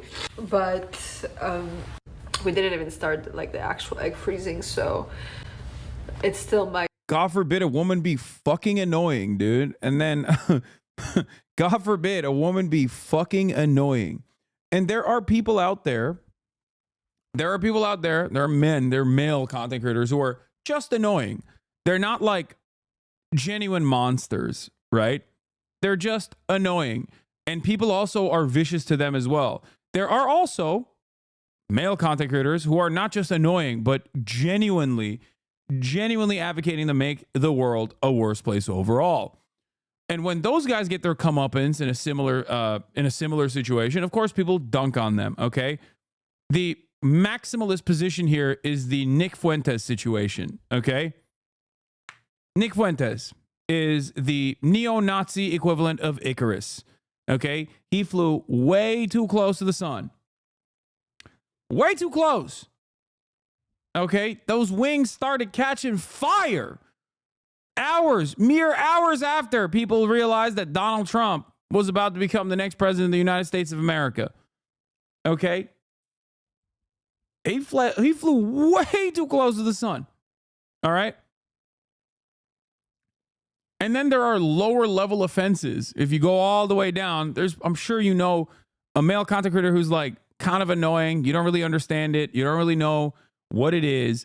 But if they're also going through something tumultuous or being open about their issues, like people do engage in this like lynching and dunking campaigns and dunking initiatives, but I think sometimes it's just not warranted. Anyway, let's continue. Might be that my eggs are high quality, but there's just not a lot of them. It's just so sad. I've been like crying the entire day, and you know, people say like, oh, you're not alone, this happens to so many women, but I mean, it feels very. They're saying that she deserves it because her whole platform is saying to have high/specific standards, and because of that she deserves to be single and have this freezing her eggs problem. No one deserves to go through this though. Yeah, no, I know, I understand what the through line is. I understand what their argument is. I know that that's what they're saying. They're dunking on her because they're like, you deserve this. You deserve this, lol. Which is sad because I don't think anyone deserves the health complications like this. You know what I mean? It's just like she didn't bring this about herself with her fucked vibes, is my point. Alone, lonely. I don't know. Like I just feel this giant pain in my stomach right now. How's your day going? What up, Eric Hovageem? How could this possibly ever have happened to me? Lamented Cornelia Slunjiski, who is a Croatian influencer of younger girls, and her message stress. Why do these guys spit so much? Like, why can I hear their mouth spittle noises while they're talking? Don't they have better microphones? What the hell is going on here? Goddamn annoying. I shouldn't be able to smell your halitosis through the internet, okay?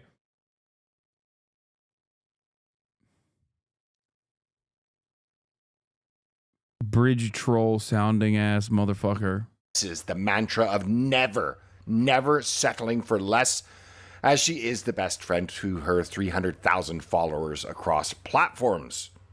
And I should stress, and at least it's good to know, that the pain in her stomach was not morning sickness.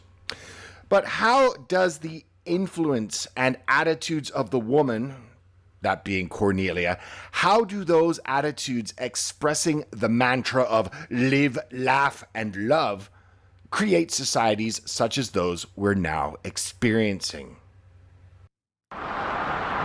Watch as you see a woman. A fatal pedestrian collision involving a C train in northeast Calgary led to chaos. A crowd chased the shuttle bus in an attempt to board it. A young man told the reporter on the scene, reminded him of his homeland in Punjab. What? I can't watch this video, man. I'm sorry. Nope. Give me a different Hoflation video. I can't do that. This is too much. No. You couldn't find a different Hoflation video? That's how we got the Hoflation. You guys sent me what this is. You guys sent me this fucking freaks video because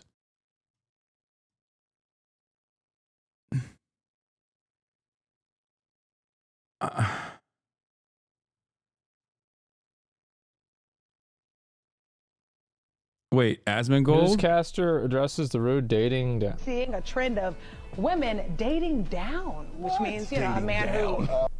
So it looks like women are getting victimized again. Math genius? Asmongold saw this guy, Ho Math, and he titled this video, Math Genius? Oh my God. Oh my God.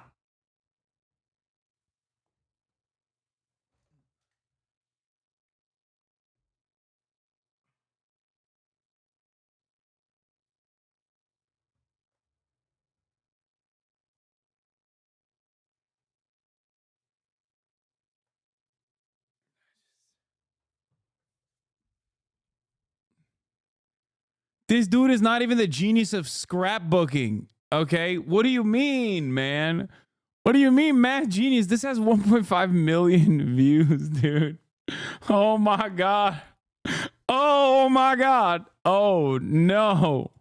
Women are having to date down because there are no good men left. Let's talk about why. So usually men make more than women, which is not fair. Let's not talk about why. We'll just assume. Okay, he's like, that's a math genius. It takes a math genius to recognize. Okay. Assume it's oppression. So to combat this oppression, we need the government to make laws so that women can make an equal amount of money, which is fair.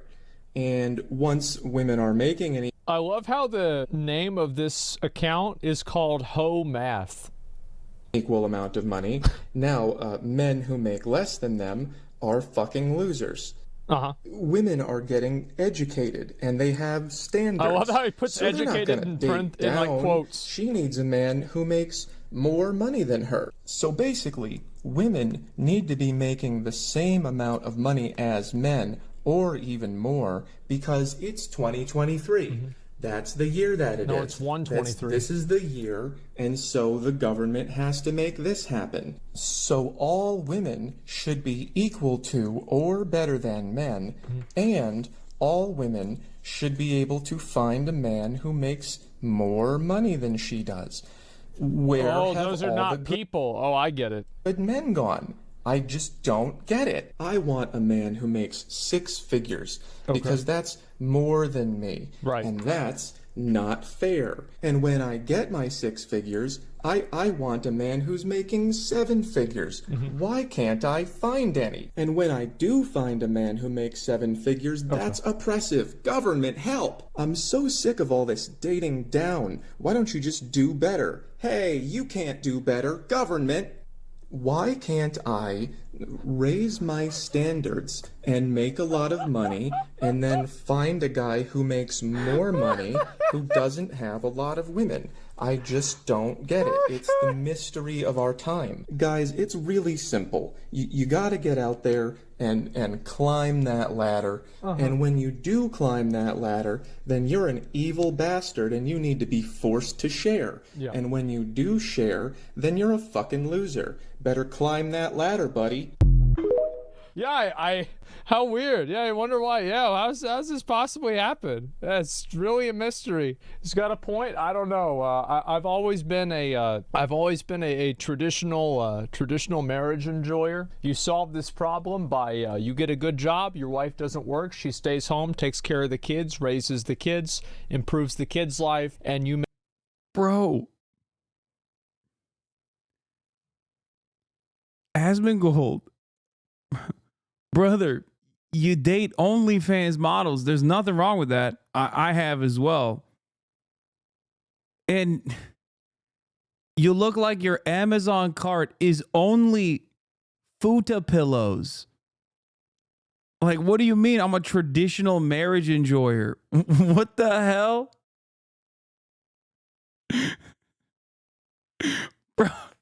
Bro, we're Twitch streamers, man. What are you talking about? What the fuck is going on here?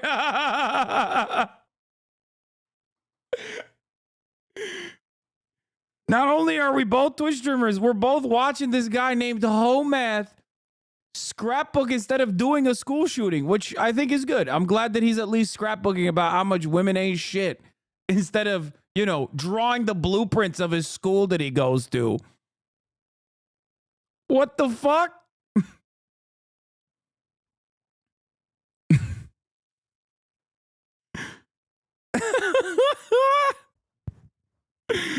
Oh, Jesus Christ.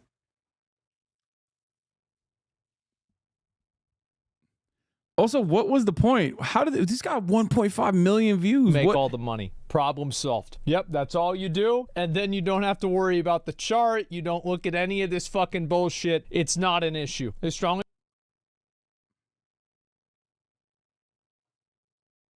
Actually, he's married with kids. After streams, he goes to mine in secret. He's just a nasty insult for the views. Yeah, he's married to you. You've been married to Asmongold, and you carried his children.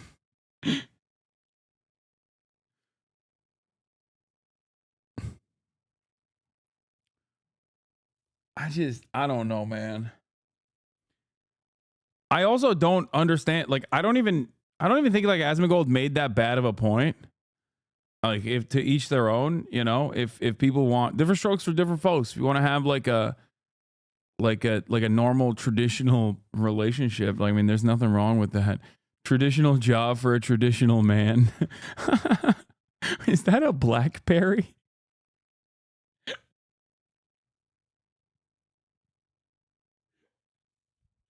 What is going on, man? What is this? Homath, a strange YouTube. Oh, we watched this. We watched this. I'm pretty sure.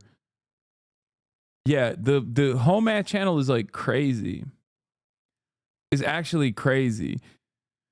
Hoflation, alternate explanation from Candace Owens. What is being dubbed hoflation. A friend of mine, Paul Joseph Watson, has a YouTube channel, and he spoke about this concept of hoflation, ho plus inflation, where when your grandparents, or rather your grandfather was growing up, he had to do less work to find him a high quality woman, a woman that wanted to stay in the home, a woman that dressed conservatively, a woman that wanted to raise. Urban Dictionary says hoflation's concept of men having to work 20x harder for than their grandparents did for women, 20x worse than what their grandmothers were. Man one, why don't you get a girlfriend? Man, because hoflation is insane at the moment. So yeah, just repackaged misogyny. Wait.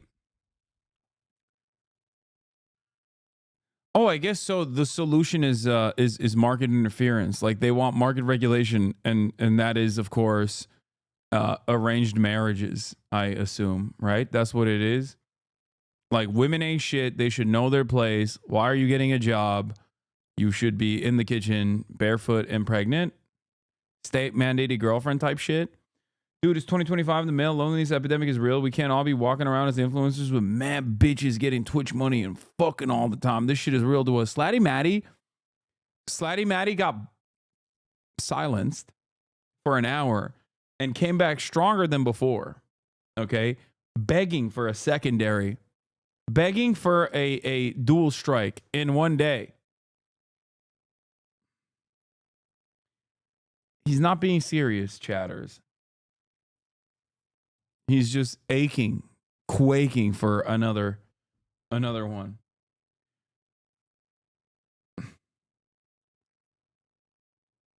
Raise the children, a woman who did not want to be out sleeping with tons of men or putting her naked body on the, of course, then non-existent internet, right? Wanting people to see her naked.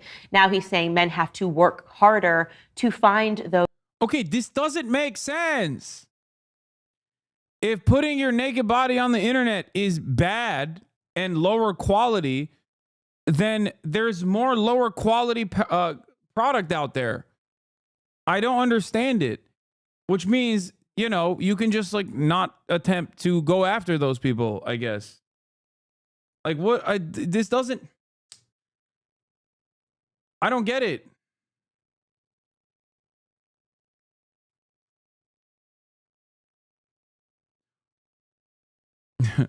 Candace Owens be like, I don't understand why women put their bodies on the internet. They should become black white supremacists like me instead for right-wing billionaires.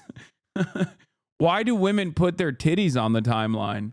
They could just be the worst, the worst ultra-charged, misogynistic, anti-black racists out there instead, which is infinitely more acceptable and much better than putting a nipple on the timeline. Seethe harder. I am going to listen to the number one. Okay, why you got to bring up that Candace Owens defeated me in the marketplace of anti-Semitism? Why? Why you got to bring that those up? Same women. So they call this concept hoflation. And you are seeing it in this environment as you speak to these women and they talk about how the money that they get is a justification for this lifestyle. And they speak down about men.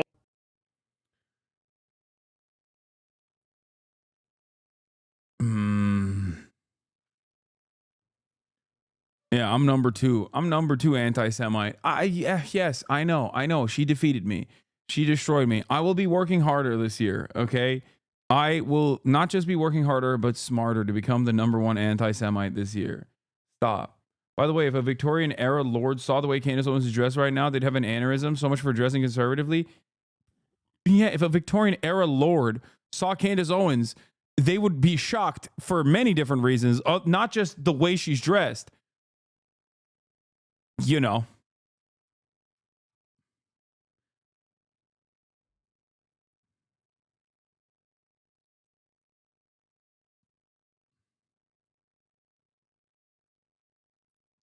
OnlyFans is next gen labor evolution of strippers, much more safer to earn money at home than in the club. Yeah. I love how these guys are like, men are so much stronger and mentally tougher than women, but are also so fragile that any criticism will instantly kill them.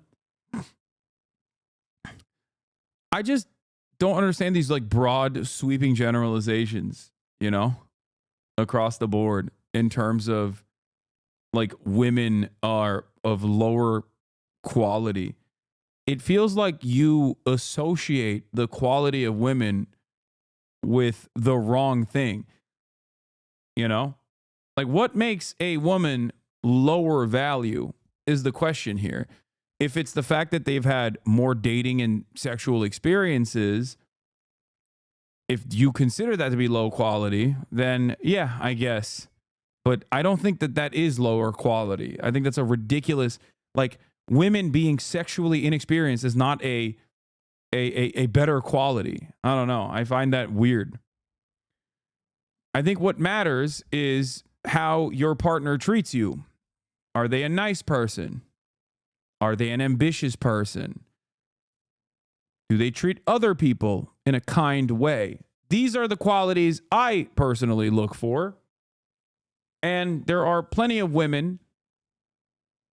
I don't think that has changed throughout time is what I'm saying. Like, I don't think that there is like a societal, there is a genuine societal fissure there where women are just like treating the service industry workers worse now across the board. It's just a stupid argument. We know what time you on, buddy. Yeah. Well, your mom is still very high quality to me. Snipe the chef. Started 38 minutes with hoflation and male loneliness with Caleb Huron. Oh, I love Caleb. Doors open. Doors open. No, it is. No problem. I love Caleb. Hilarious. 38 minutes. Yes, of course, that's kind of funny in theory. Dude, Caleb is so funny. I would love to go on his podcast, like, actually. But these are the same guys that'll be like, the universe has conspired against me to make sure that I'm lonely. It's like, or you're a fucking loser. Yeah, man. Look, sometimes, and you gotta have standards. I remember I was over a couple years ago. I was at this girl's crib. We were in her room, and some baby came. What is this? Hoflation is perfectly in line with right-wing ideology and beliefs. No question meritocracy. You want a good, high-value woman, whatever that means. You work hard for it, right? Yeah, that's the problem. These dudes don't want to work hard for it, and they also don't think that it's their fault at all. And what's really funny about it is like one immediate way to solve that equation is just not believe things like hoflation and not behave in that way. Because if you do behave in that way, you are going to be repulsive to a ginormous percentage of women. And maybe it'll be a self-selecting group of people who are unfortunately too dumb to recognize that you're a horrible piece of shit. So that's the problem. These guys, and this isn't to say like all women are beautiful and pretty angels and also special and never wrong. There are a lot of dumb broads out there. And these guys are constantly finding themselves in this like self-selected cycle of dumb broads. And then they turn around and go, why are all the broads so dumb? It's because you're awful. And the only people that will put up with your shit have to be really stupid. So stupid that they have no like self-preservation skills. Okay. Don't say that, Lamau. It's true. It's true. Come on, guys. I mean, Jesus Christ. What are we doing? Are we going to just act like all the ladies in this chat know exactly what I'm talking about? You don't ever go out there in the wild and on an Instagram, you'll like sometimes happen upon a podcast video and you see a woman speaking on one of these podcasts and you go, like, this is setting back societal standards by a decade. Okay? You know exactly what I'm talking about. These guys literally live in that space. It's a self-selecting space. No woman worth her salt is going to be within a million miles of these douchebags. So the only ones that go there are either personally willing to duke it out in that space because they're sharp. Some are, okay? Some are sharp and witty, and even then it becomes a silly thing to entertain because no matter what happens, the audience is not going to be receptive to you because they just hate you, okay? But there's also a lot of women who are invested in the clout of it all or potentially going there because they just don't understand it. They have no capacity of reading the room, okay? That's it. That's it. So then these guys are always like, why are all the broads like this? It's like, dude, too much of a generalization there? I don't think so. Like, what? You're going to tell me that, like, you know, Pearl or whatever, Pearly Girl, whatever her name is an example of the overarching rule that, like, these all women are smart and across the board correct all the time?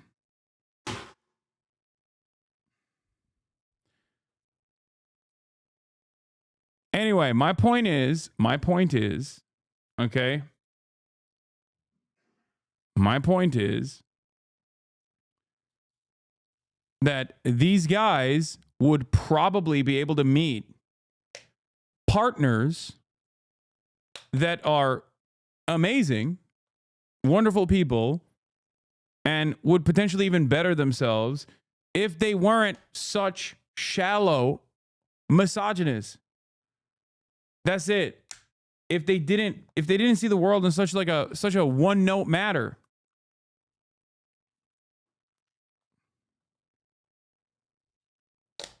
Not all, no, but not all are dumb. What are you talking about, man? I never said that. Yeah, you're right. We are in agreement because that's not my position and you misunderstood what I was saying. That's it. That's the number one factor that is putting you immediately. That's the number one factor that's like putting you immediately in a very different space, okay?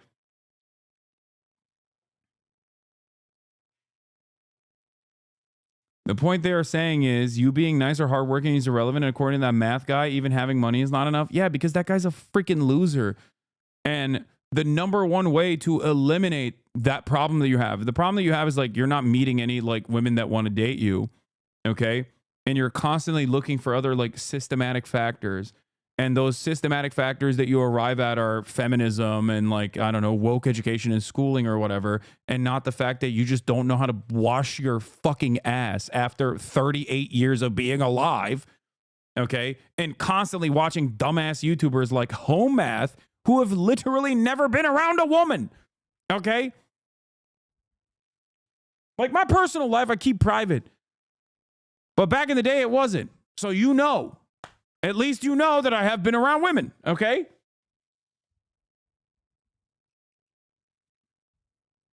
These guys have no credibility. Even Andrew Tate, at the very least, like, you know, either kidnaps or at least pays women to be around him so we can take photos with them. Half of these unwashed incels online never even show their face, because if they did, you'd be like, oh my God, okay, I know why you're writing this fucking manifesto about how women ain't shit.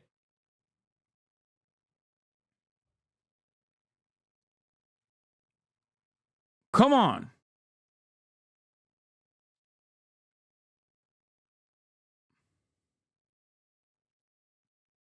Anyway.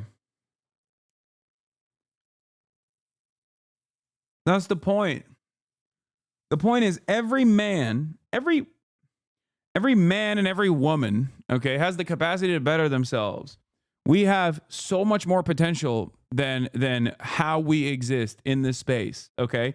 An unlimited amount of potential. That's why I always say every guy is a 7, okay? Every man is a 7. And 7 is really good. But most people refuse to take matters in their own hands and consistently look for, and this I guess comes across as kind of right-wing when I say this, but everyone consistently is looking for systematic factors to point the finger of blame at. And there are some systematic factors that are genuine hurdles, okay? Poverty being one of the most important parts. But it's not feminism that is a systematic factor that is causing you not to get pussy, okay? That's it. Throw to dump. I wasn't yelling at you, by the way. I was yelling at a point, like this point that people make.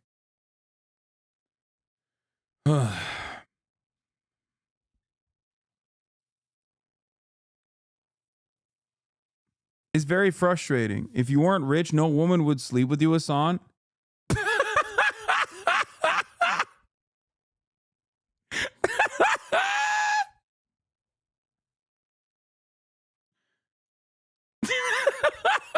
What?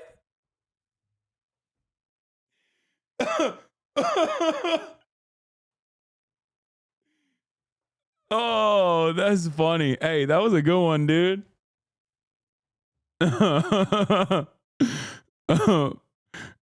Oh, man. That's true. Yeah, you're right. Well, good thing I am, I think. This is way funnier than when dumbasses will come in here and be like, you need to be a feminist to get pussy.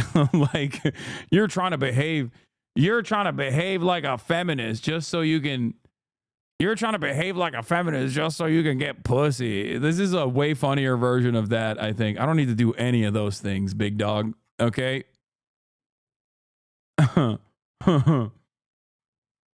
Also, let's just say I was doing a lot better when I was broke. Anyway.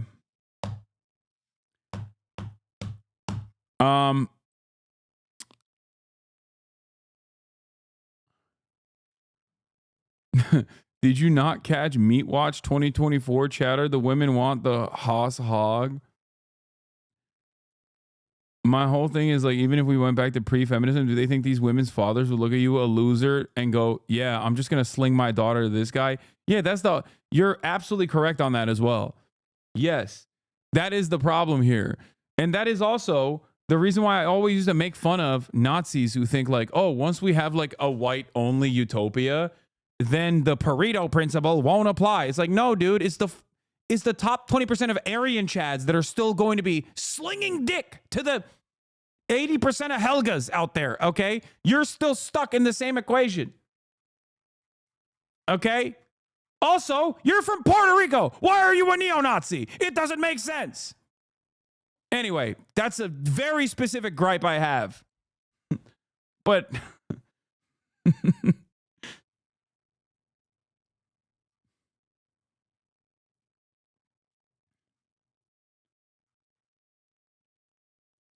But that chatter is correct. It's like these guys think, oh, dude, if we if we drop this feminism, if we go back to the old ways, it's like all of a sudden I will have a better time locking someone into a perma relationship that they can't get out of.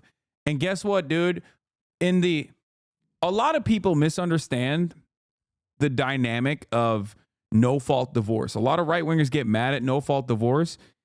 No-fault divorce is there to save men, okay? And when I say save men, I mean like literally save their lives. Because back in the day, when there was no-fault divorce, you just mysteriously passed away, usually because of, Visine being drip-fed into your soup every night.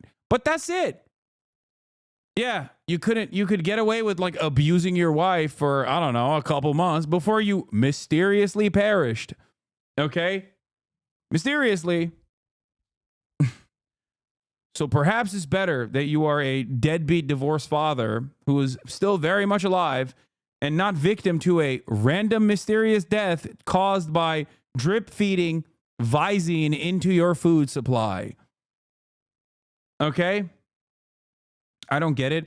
I'm saying back in the day, there was only so much physical and emotional abuse women would take. And if they had no other outlet, if they had no other options of like, I don't know, escaping this treacherous relationship, they would just poison and kill you. Okay. That's it. What's the expectation there? Did they just like sit there and take it forever? Some did. Some took matters in their own hands. Okay. My point is, it's probably better that, bad relationships are not forced to continue.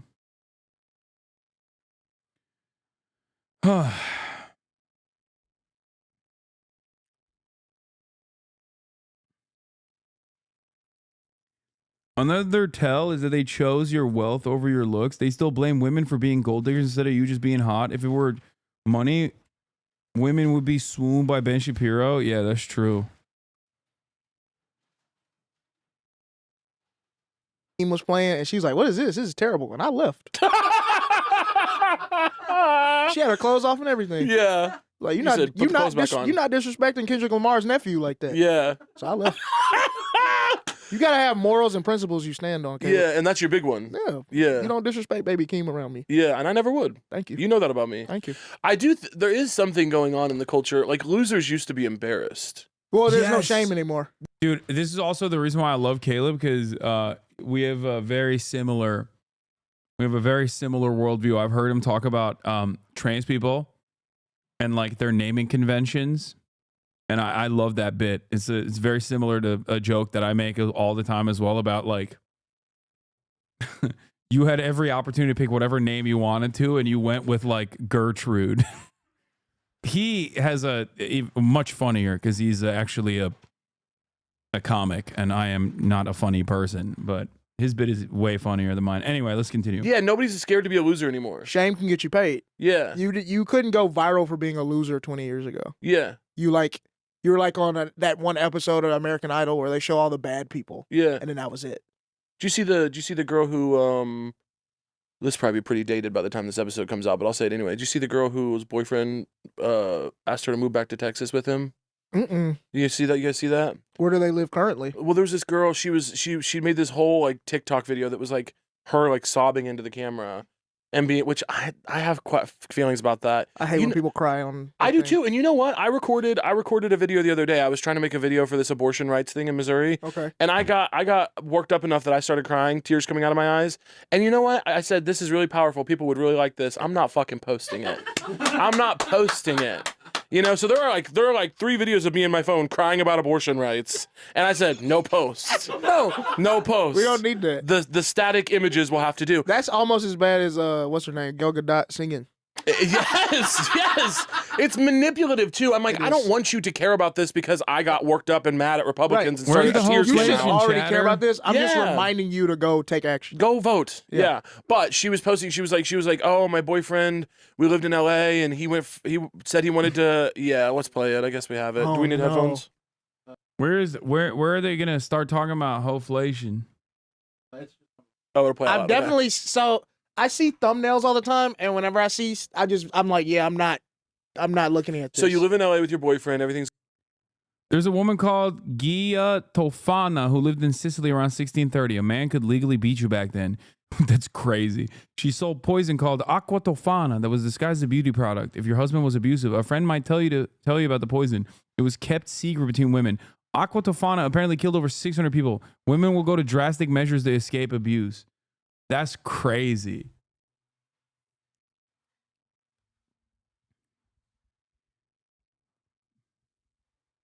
E Gia Tofana. I mean, it's self-preservation. It's protecting yourself. It makes sense. My buddy complains about gold diggers and how women he's dated are gold diggers. At the same time, refuses to let women pay for anything. I told him if you want to vet them, go Dutch on a first date, split bills, or let them pay for stuff. Yeah, I have had this mentality for a very long time as well. It's something that I used to talk about, especially when I was broke, which is that like you can't be buying people's times, okay? You can't be buying people's times. You can't do that. Because then you're setting the expectation that like, you're buying their time. You should go on a date with someone that wants to be there with you. That's why you can do like route tasks and normal stuff. The date doesn't have to be the traditional thing that going out to a dinner, a fancy dinner where you're whining and dining this person. Because at the end of the day, a relationship, if that's what you're seeking, okay, is a partnership, is a friend. You're literally looking for a friend, someone that you want to spend time with. Respectfully disagree. To each their own. To each their own. To each their own. But my argument always is the same. It's the same for talking about or to marginalized people. And it's also the same when it comes to dating as well. Treat women as human beings. Treat women in the same way that you would anybody else. Okay? Treat a potential dating partner in the same way that you would. Obviously not to the same degree. I'm not saying start ripping ass on the first date. Okay? That's not what I'm saying at all. They only sleep with Hasan because he's rich. Okay, why are you making fun of me like this? I didn't need to be called out like this. Okay?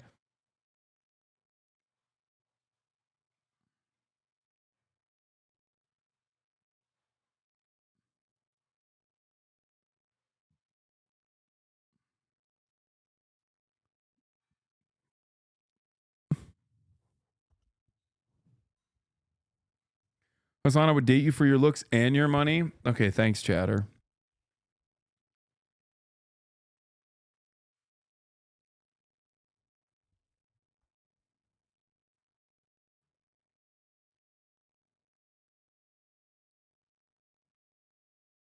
Money up, pussy down. Yeah, I got my money up and not my funny up. Okay, calm down. It's going amazing. They're doing pottery. That's how you know. Okay. He says, babe, I want to move back to Texas. Hasan, but if you consider all the bad bitches easily get dinner, so to compete, you also have to pay for dinner. I don't even care. I love women. I have the money, so I be buying dinner, just saying. Okay, listen. That's why I said to each their own. Okay?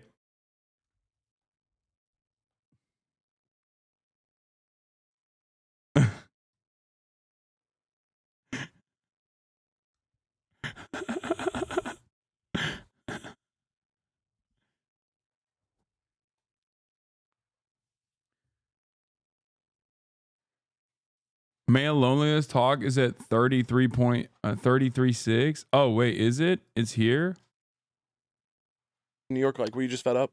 I was just fed up. Yeah. Because I was like, I had all these like movies written and these pilots written, and it just like nothing was happening. I probably in 2020 and 2020. Y'all give me like 8 different. I think the timestamp was right before this. Y'all give me like 8 different timestamps. I've watched that part already. They don't talk about the male loneliness epidemic at all. Stop doing home math. When is the last time you used mouthwash? Years of sleeping. But have you ever washed your bed sheets? Do you have a neck beard? We have a cure for that. It was called shaving. Hoflation is real and no one will date me because the women stopped working at GameStop. Statements dreamed up by the utterly deranged. Look at what pickup artists have been demanding your respect for all this time with all the calculations and abacus we built for them. This is the real Hoflation done by real pickup artists. Question mark, question mark, question mark, question mark, question mark, question mark, question mark, question mark, question mark. Hello, I would like, please. They have played us for absolute fools. This is a great meme, okay?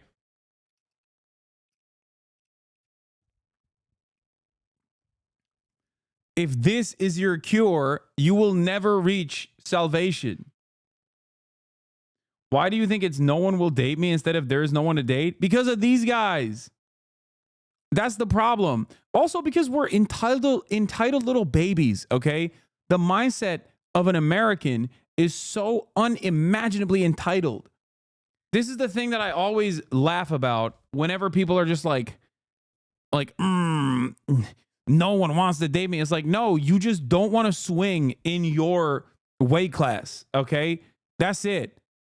That's it. You don't want to swing in your weight class, and you don't even want to try. Most of the time, you're just scared. You're scared to even try, okay? You just want to DoorDash pussy. It's annoying. You haven't even tried. You haven't even swung for the fences, let alone swung at all. Okay, you're too terrified of trying, and you're too terrified of getting turned down. And then also you just sit there, and it's like much easier to be like, oh, I'm not at fault. It's society that is broken. They can't understand how wonderful of a person I am. And it's like, you don't know me. Wait, I wasn't talking to you, Chatter. What? Chatter, you asked me a question. I'm answering the question. God damn. Why'd you take that?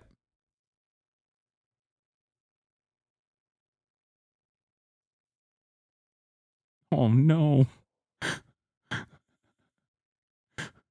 Man, I wasn't even talking to you, dude. What the hell?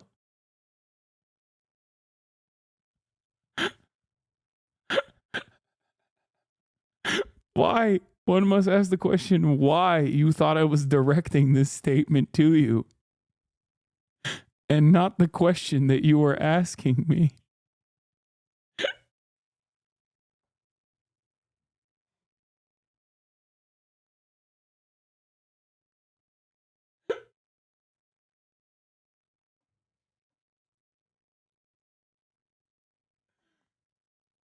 It's going to be all right, man. It's going to be all right. Oh my God. This is why I have so many haters, dude.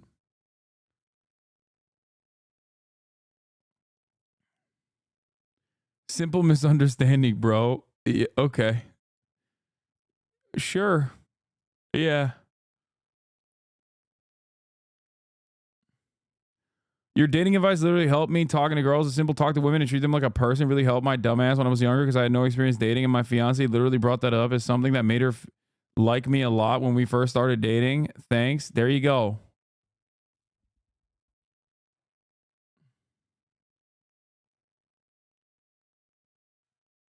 My point is, if you're constantly sitting around, okay, angry at the world for feminism or any number of different things that have wronged you, the perceived slights of mankind that have rendered you pussyless, okay?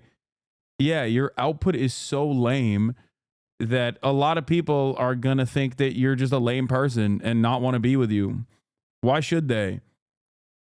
The question you must ask yourself is, would you want to be with you? You know?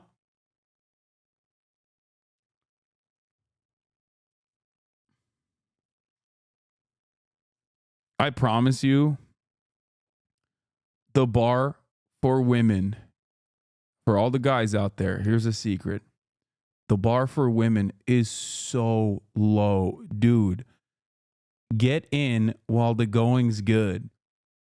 I'm telling you right now, especially as like a 33-year-old, let me tell you, okay? Nowadays with at least like TikTok and stuff, like people know a little bit more. But like back in the day, dude, this is going to come across as crazy. But like I am from, at this point, a generation where like people were weirded out by the concept of eating pussy. Okay. Do you understand how much of a leg up you have on the competition? Like it's so stupid. And the bar is still, and that's for, that's when you get to that level. The entry point is even easier than that. It's literally be nice and smell nice, okay? That's it. No man will ever believe me when I say this. But I swear to God, be nice and smell nice will take you to places that you could not even dream of going to. It is dire out there. Okay? It is dire out there for women. They are desperado. Okay? They are desperate. They're desperate. The bar is very low. It is in hell. If you can't clear the literal lowest bar, I don't know what to tell you. Okay? It is the lowest bar of all time, especially with all these freaking neck-bearded weirdos constantly chirping about like, women ain't shit. They won't fuck me because they don't like the scent of my pheromones. You know, like every guy is like that now, especially with everyone being online all the time. They're doing too much internet. Okay.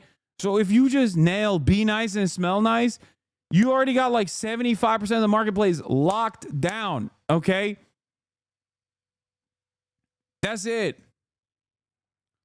And then after that, people go, oh, what do you mean? I actually am nice and I smell nice. First of all, you probably aren't nice, okay? That's number one. So you need to fix that. And number two, even if you do smell nice, obviously, like there's also, you know, you just got to cast a wide net. Cast a wide net, okay? Not everyone's going to be your person. Not everyone's going to vibe with you. Not everyone's going to fuck with you like that, okay? So what you have to do is, this is a complicated situation.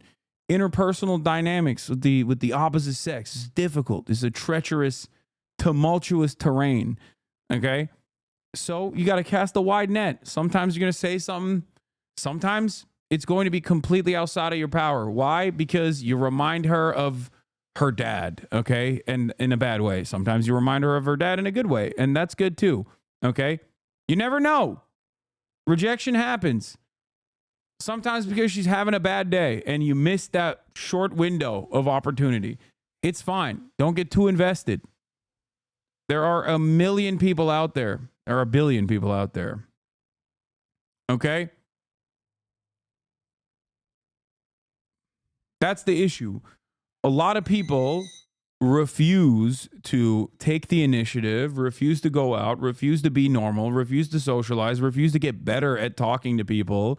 And then they just sit around and they're like, oh, why isn't it happening to me? Like, what do you think, dude?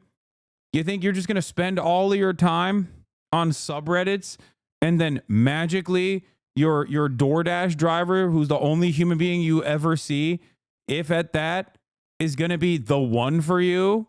That's your tiny minuscule window of opportunity. You're the one who set yourself up for failure. Go outside.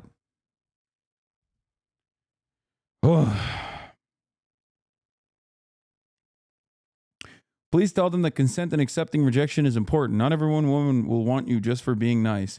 Yeah, I mean, I was trying to also lead up to that. That's why I said not everyone is going to be your person. Not everyone's going to be the right person for you. It's normal. It's fine. They made a graph of you, homie. What?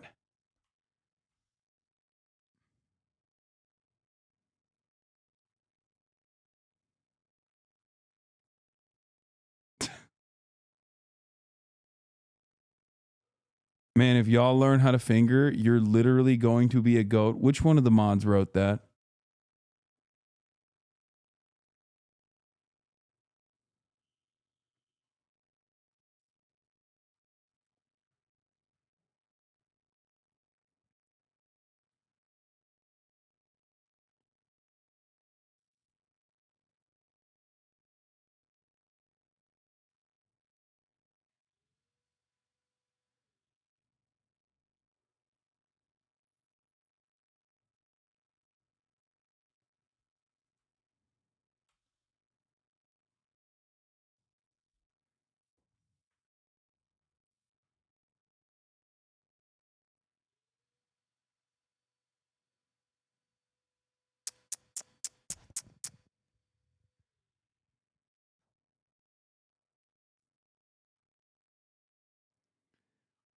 Oh, man. Let him cook. He's right. I don't want to turn into a goat. I like being a human. Shut up, Megaphonics. You're a wife guy. We already know. This is the DoorDash driver meme. Oh, I love this. Yeah, this is a hilarious sketch. How dudes with no close friends, no job, no social skills or effort, no social media expect to meet their soulmate. Oh, fuck! Oh, smooth.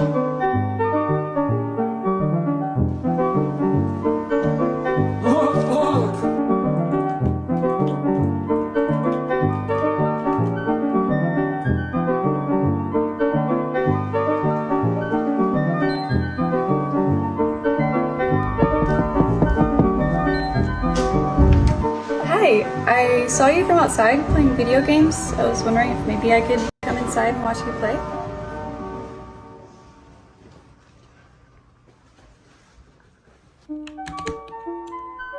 Boom!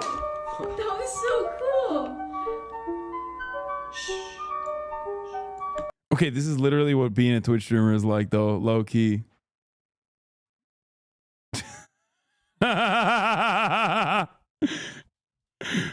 Bro, this is Asmongold, the Asmongold experience. Boom!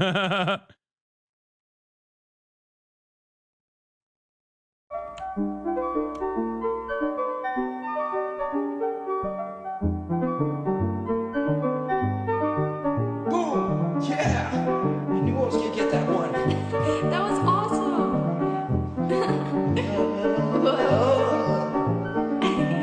Dance moves. So cool. Yeah. It's for you. Yeah.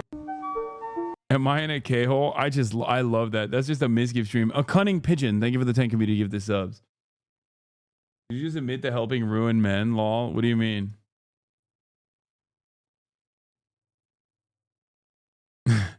Why are we watching the trailer for the next Makoto Shinkai movie?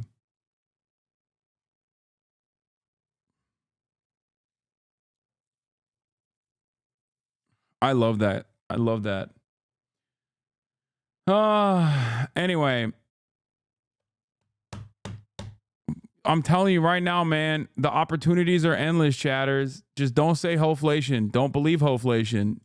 Don't be an asshole.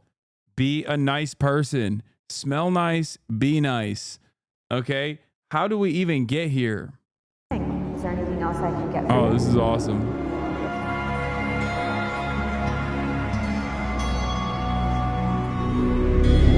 Bro, what are you doing? Is he okay? Just water. Just water. Water. Yeah. Yeah, that's all we. Yeah. Thank water. Parched.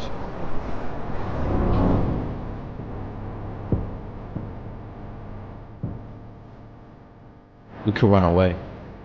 What? Right now? Type shit. You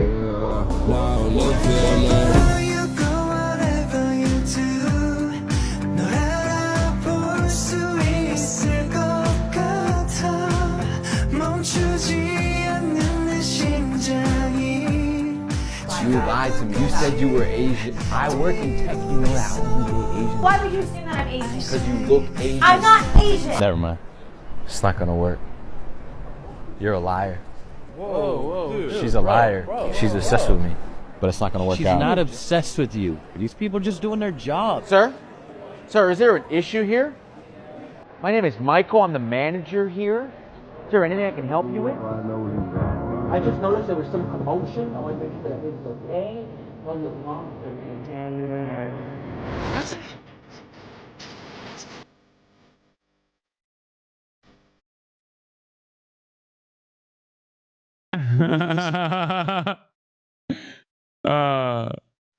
Yo, he's the funniest. Okay. The hardest part for me is finding a situation where I can meet other people. I'm pretty solid on being normal and grooming and shit now, but I have no social opportunities. But I'm trying to do more outdoor sports, but I can't break through doing things solo, doing things with other people. Yeah, that I don't know how to help you on. I feel like it's my lead. Okay, dude. Okay, dude.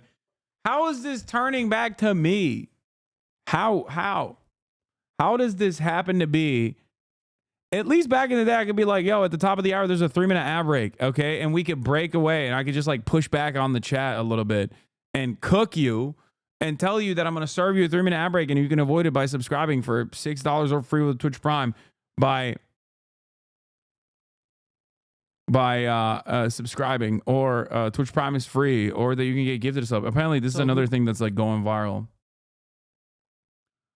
It's like, it's gone now. It's cooked. That ass though, when do I know if the waitress is into me? Because my friend said she was, but I didn't think so. That's a risky play. You're probably, if you're asking that question, you're a novice. Okay, that's like expert level. So it's better to assume that that's not the case until she literally makes a move on you directly and aggressively. Okay, so just always assume that that is not the case.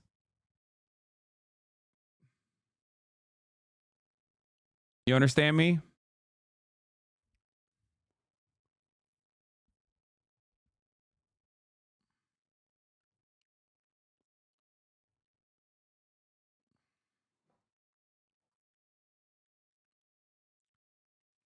My partner watches this financial audit show all the time and invites me to watch as well. I always refuse.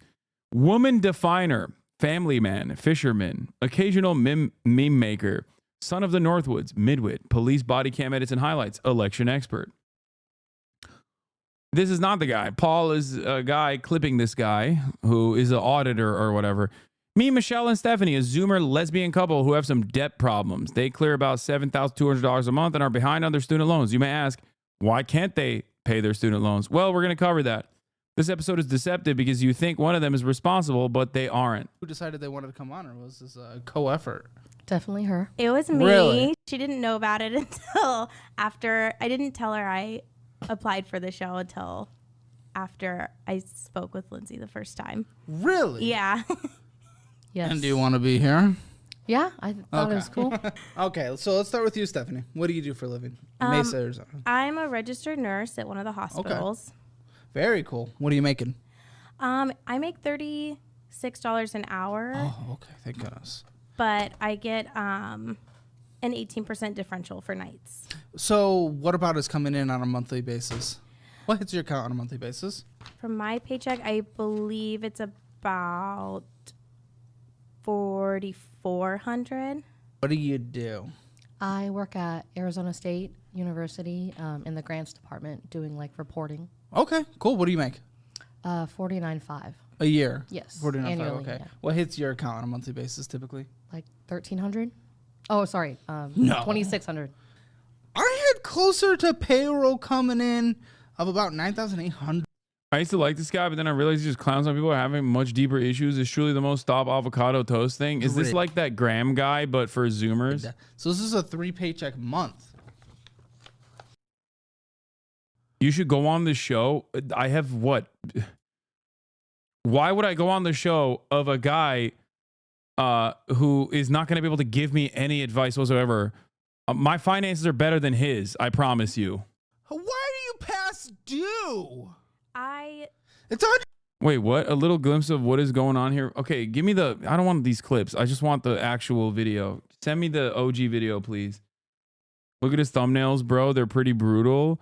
Most childish couple I've ever had on the financial audit. This is an hour and 20 minutes long? She's batshit insane. Nasty woman. Delusional lady destroys life to hurt her ex. Financial audit's most toxic couple. Wait. Did this guy go from doing financial audits to doing like supercharged misogyny? What the hell?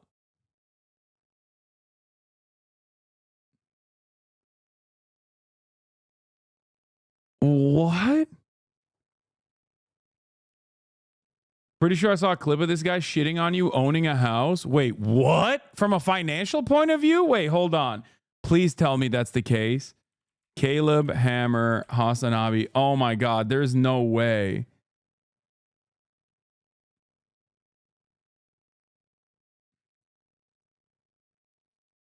No shot.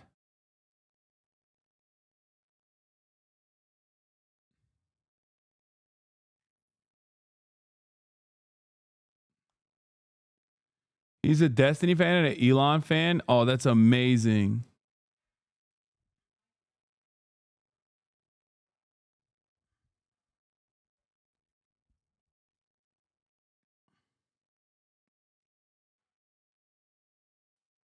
I see one anti-incel one. Yeah, he might not be just like a pure blooded incel. These might just be clickbait.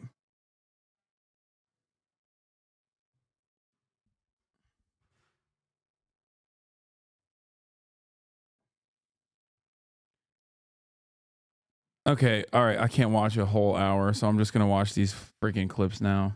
Why are you past due? It's 162, so that's your monthly? Yeah, 163 you said. Okay. Yeah. How? Why? You make money. You guys bring in $7,000 a month net. What is happening? Oh, I didn't have the money to pay. You make $7,000 a month net across the board. What are you talking about? And we're all combined. It's not even I didn't have enough money.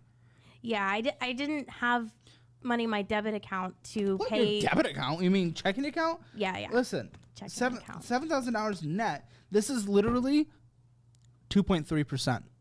This is a poop stock, and I'm banning you. Week off. I knew it was going to be a poop stock, and I clicked on it just to prove a point. Of your net income. 2.3%. You couldn't make fucking payments? Not at the time. How? I was waiting Why? for my Where'd the next money paycheck. go? It Where was would the like- money go? Where would the money go? Where would the money go? You make $7,000 a month. How much was spent this last month, guys? How much was spent? We make 7,000. No, you make is it- 7,000. I'm going to say I'll even be maybe- more generous because it was a triple paycheck month. You made 9,000 the last month. You normally make 7,000, but you made 9,000. So what did you spend, guys? What did you spend? I would What, say like probably 10,000? 10,000. Yeah. That's interesting. Yeah. $21,000, guys. You open new debts. So you may ask, why can't you afford $200 a month? Well, it's because they're spending 3x what they bring in a month on Disney and bad shopping habits. What? Did buy a couple things in November. So in November, a couple days before we found out that Disney was dropping their annual passes. Okay. And when I was in nursing school, come on. When I was in nursing school, we said, Okay, I don't hate this guy so far, unless this is like a made up story. This is insane. Like, there are a lot of people who are just like financially unimaginably irresponsible. Talking about Disney right now? Yes. We're having a conversation about Mickey and his little mouse.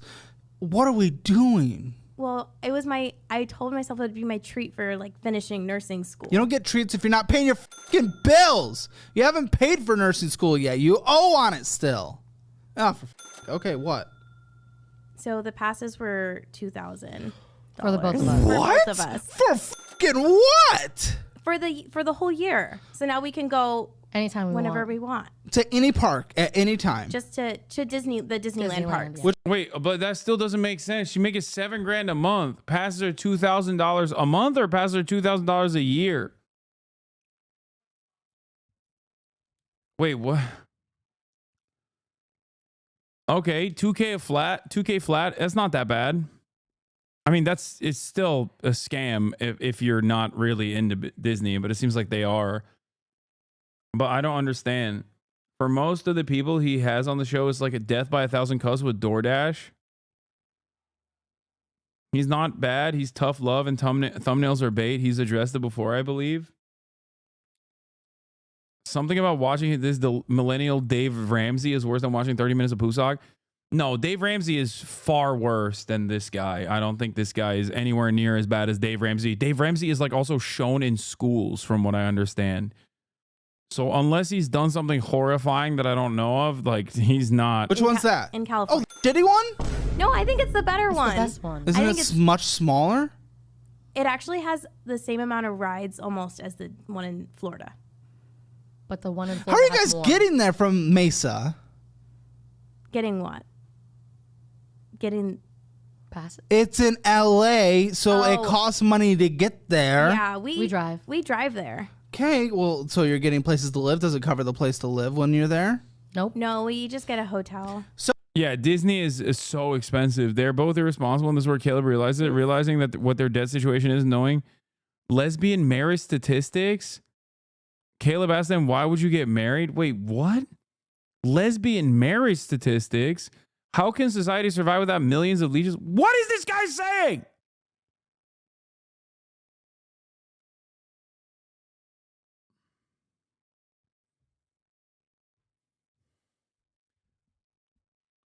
Yeah, it is. Oh my God. They're driving from Mesa, Arizona to Disneyland. Yeah, they are incredibly irresponsible with their finances, and they should probably cut down on the Disney trips.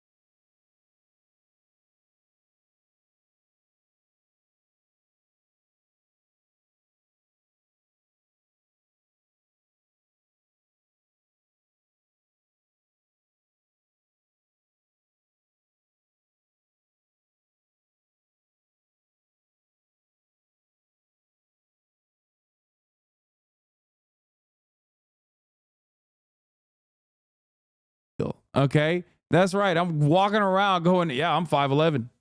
I don't know why people, what, 6'4"? That's crazy. Okay, dude, what am I in the NBA? Get out of here. I'm 5'11".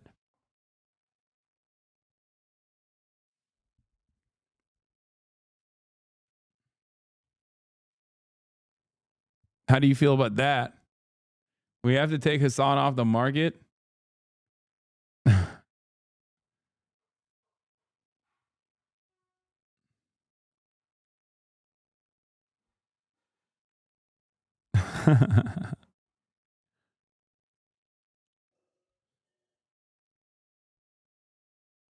Anyway, Hoflation, man.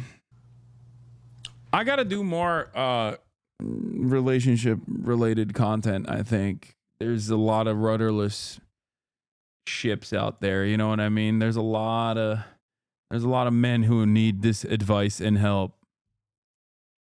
Girl, you're not gonna survive. Yeah, no. Okay, I really don't understand the purpose then. This doesn't make sense. you're not going to survive in this world. Everyone has a boss. Do you? Yes, the audience. Uh-huh. I have a boss. The platform that I'm on, I have to follow the rules and regulations, or else no money. Kind of like when I was pet sitting and making $2,000 a month, and I was my own boss. Kind of. I mean, they're still your boss. The people hiring you and paying you. Yeah, they hire you, and they. I think she's owning him in the marketplace of ideas right now. I'm not gonna lie. When he said like I have a boss, the audience, it's like, yeah, me too, dog. Not real. Okay, it's not a real situation. She's owning you big time right They don't now. have to hire you again. What the fuck are you talking about? Because There's a direct level of management that might be different, but they're still your boss. Your boss versus your income is different. So your boss is who sets your schedule. They do. They hire you. Exactly. That's what I'm saying. No, listen, if people aren't willing to hire you based on the schedule you say on Rover, then they are still setting your schedule because they don't want to hire you based on your schedule. That's not setting my schedule. Setting my schedule is Okay, low key, the weird outfit wearing lady is not wrong. Like it's obvious what she's saying. What she's saying is like having more autonomy over her own schedule, like being self-employed. So I don't know why this is supposed to make like this is only those are clients. Those are not bosses in that situation. Those are clients. what days I'm available to do the You things. can say going into a job interview, these are the days that I'm not able to do things, and they will still judge your hiring based on that. Just like someone on Rover is judging your. Okay. He's I don't know why he's dying on this hill. Yeah, Kirsten Cinema is right. I can't believe I'm saying this. But at the end of the day, working as a contractor in that same vein is very different. I mean, you can still be a contractor and have a boss, by the way, but you know, you get a lot more freedom as someone who is self-employed rather than working for someone else as a wage laborer. You're booking based on that. That doesn't make them my boss, does it?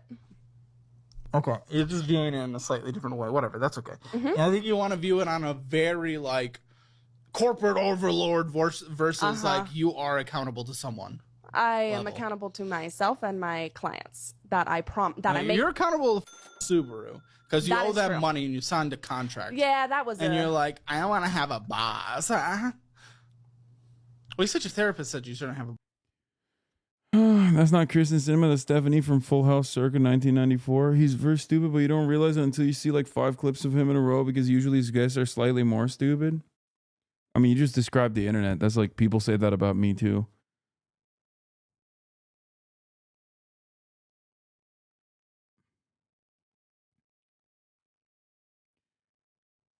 Like, I don't think she's wrong for not wanting to have a boss. Like, you can be an independent contractor. You just have to make money. Like the problem here is not that she's self-employed. It's that she's not making money.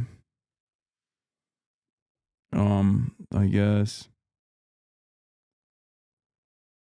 Hey guys, like 3 levels. Hey, -2. I saw 5 people in a voice chat, and I thought, you know, You thought wrong. We're in our Hasan, league you've only era. got like 2 days left to rank up too. that was part of the reason why I was like, Well, mean- it's just like they're just so strong. They're just. I would play if they're everyone was. kind of big. okay, they are okay, kinda big. Sykkuno, I have something to tell you, and I don't know if it's going to be interpreted positively or not. But have you watched Squid Game season 2? Yeah. I've played these games before. Am I right? Not the game. The Oh. just like Squid so Game much season damage. 2. The main villain in it, like no spoiler Looks alerts, like because he me. was the main villain from. I feel like when you every time I see him, I'm like, that's what Sykkuno's going to look like when he's older. I mean, he's a very handsome guy. Yeah, wait, so I'm- no, I was thinking someone else told me the same thing. They were like Wait, really? I don't want to. Yeah, like player 001. Yeah. Yeah. Someone else told me the same thing. They were like, you kind of look like that, and I was like, dude. I think, I was thinking, like, am I? I'm just gonna YOLO alt this chicken nugget.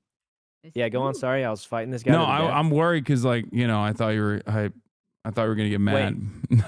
Wait, is he like an dragon? Because he's a villain. But I mean, he's a ugly? handsome I guy. thought But he I'm was, saying, like, a like, when you get good-looking guy. older, I I feel like thought you're that was gonna a look like that. compliment. Oh, I can't wait to get older then. Yeah, this guy. Honestly, he has like seemed kind pretty of similar nice. I don't mannerisms too. Oh my god, he's so Wait. low. Oh, there Is are he a a lot of people psychopathic there. killer? What do you mean? No, wait, no, it's not. Who's the first person in the What do you first mean by episode? He's similar like manners? he's like quiet. Like he's like quietly Oh. confident, if that makes sense. What? You spoiled it. It sounded all Chat, good. till he's the till villain from season 1. What are you talking about? Yeah, he was from season 1. He's literally the villain in season 1. Careful of spoilers. He was the villain in season 1 too. Yeah. It's like this is not like I mean, a spoiler. It's not some new thing. He's been known.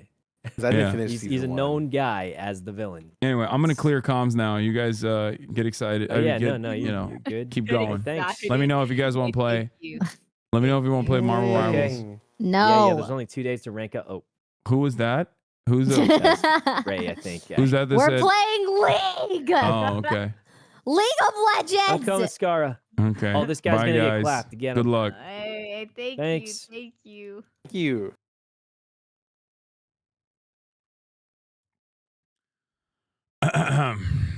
Well, that was my attempt to play video games in the year 2025. Sounds like it's time to learn League. No. Oh, also, yeah. Now for something. I saw this. He's just Luffy. Like even down to his ult. It's crazy that this is just Luffy. Truly fantastic. That was simple.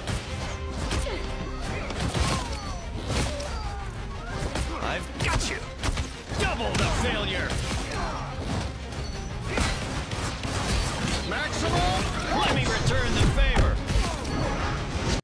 Yeah, his he can deflect damage. He can deflect damage back.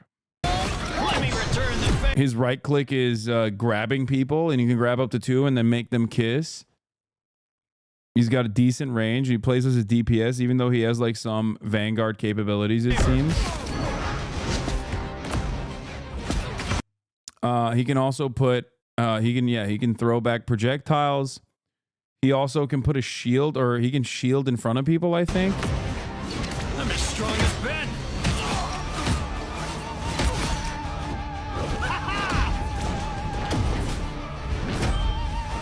And then this is his ult. It's coming. Yeah, his ult is gear 5, and then he just goes fantastic and starts pummeling.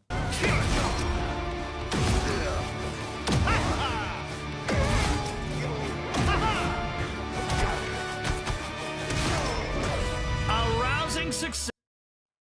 The kiss. It's true.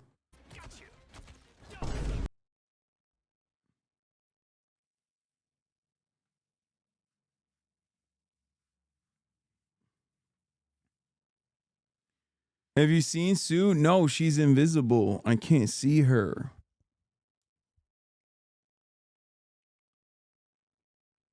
Why his ult look like HasanAbi though? Bro, chill. Can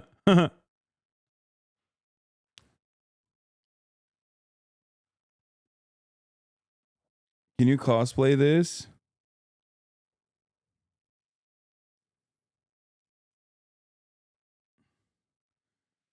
I mean, I'm trying to do a cosplay before we go to Japan for Marvel Rivals, but it's so, all the characters are so sick. I don't know who to like actually cosplay as. But I hit up Emeru for me and Will to do cosplay. We could potentially do Mr. Fantastic. I don't know.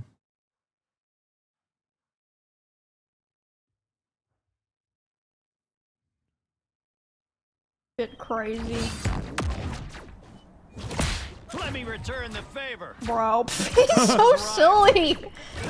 Yo, someone said Hasan when I he looked like I that. didn't wanna That's make that- That's crazy, chat. Come on. That's messed up. That's messed up. Hasan mode. That's messed up. That's messed up. That's messed up. Hostwit debating this. Will, Cutie, Hasan, Austin. I love that this is Austin. He will hate that.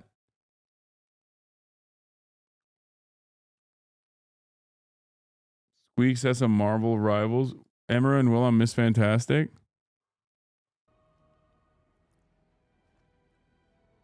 Wait, I don't hear anything.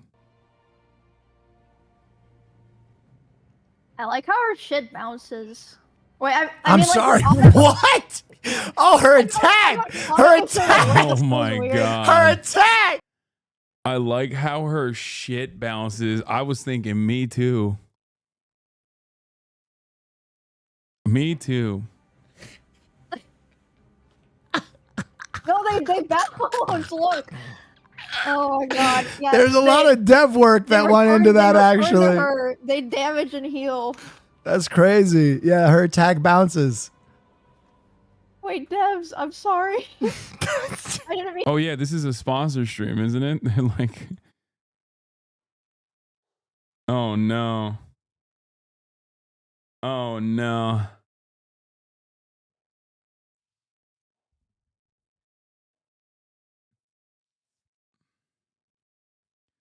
Found your Mr. Fantastic cosplay.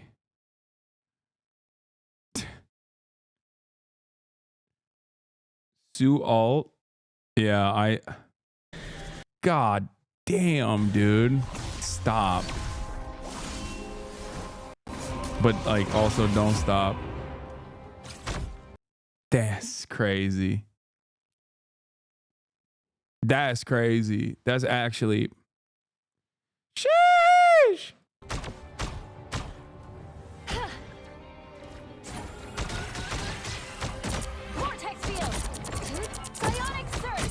Bro, I can't tell you the color of nothing, okay? I think there's cats on the screen. I'm not even sure. I'm just like, it's hard. It's hard. It's hard.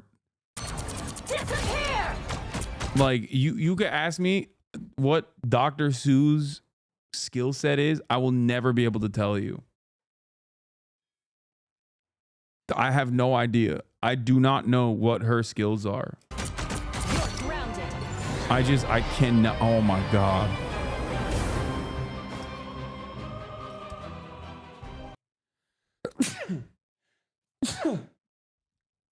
Oh my God.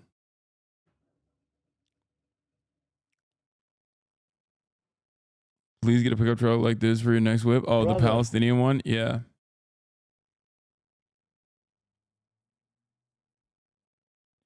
Did you see they're introducing a new rank in Rivals, and to adjust it, they are demoting everyone by 7 ranks. Diamond 3 players are going to be demoted to Silver 1. So far, for you in Gold 3, you're going to get demoted to Bronze 3. Yeah, that's fine. I don't mind that. That's why I wanted to get up. But nobody wants to carry me, dude. And I can't play freaking solo queues because I'll get absolutely destroyed.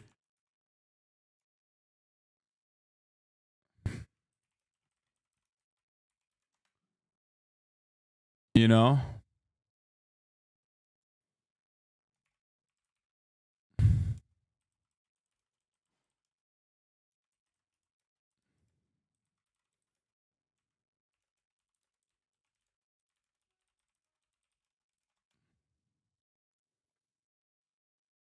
Make an alt? Wait, what? Why would I make an alt? My account is Gold 3. There's no reason for me to make an alt.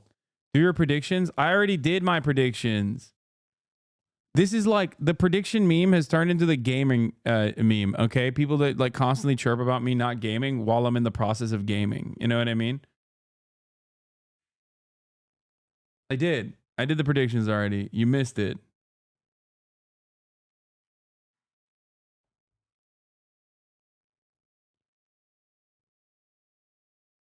Please play Balatro. I've never played Balatro. And I also don't know how to play poker. So I don't want to learn. I don't want to learn Balatro. I heard it's 18 plus on Peggy. Because it teaches children the dangers of poker. Whereas loot boxes, on the other hand, on FIFA are good for 3 years and up, you know?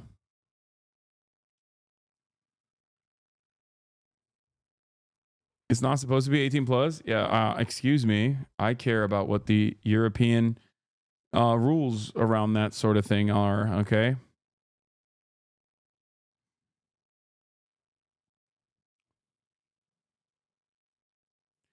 Chat telling you to play Balatro is crazy. Hey, why don't you try smoking crack on stream? Dude, I kind of want to try it though. It did get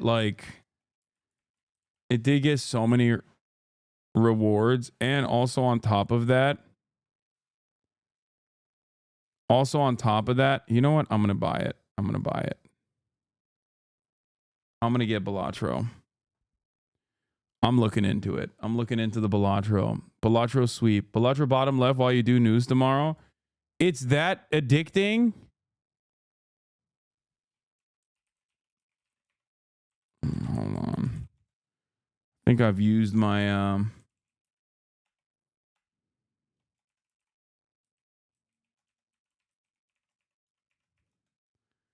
making me relog onto my PayPal because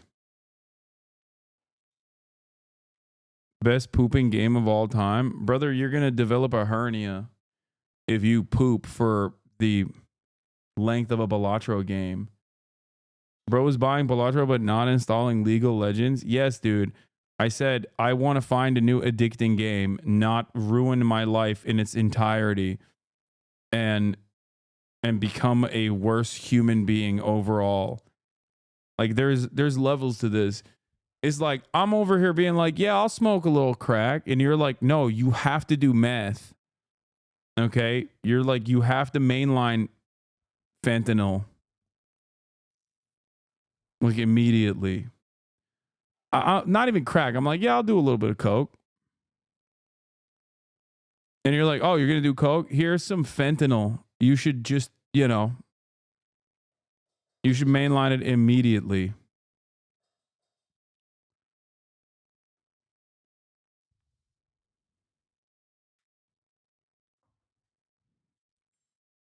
All right, hold on. What is my hold on.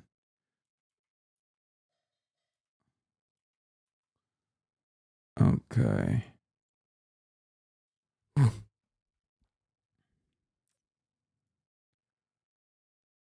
Maximum pulse.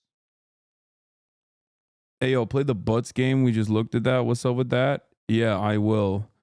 But I'm downloading Balatro as well. Oh my God, the download completed. That was the quickest download of all time.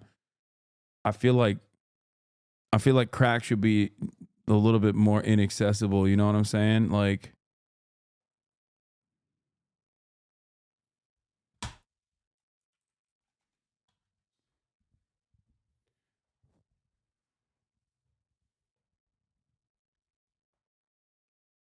all right, what is this Balatro business?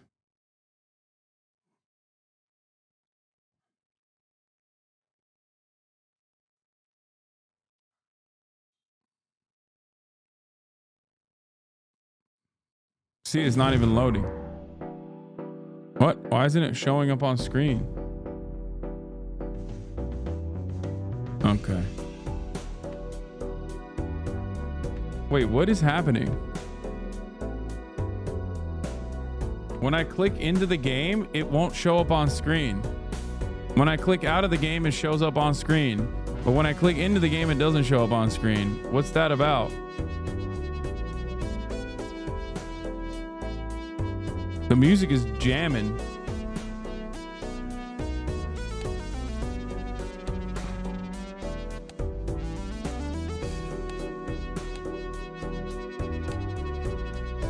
Wait. Full screen?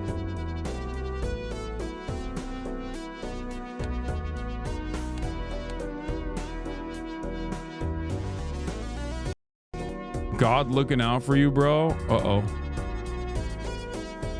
What just happened? Oh, it bricked everything. What the frick? Why is Balatro breaking my computer?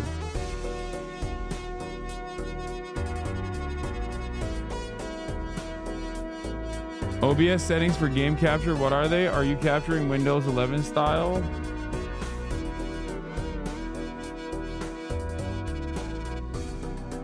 Bro, I have a 4090. What the hell is going on? Balatro. All my screens went black.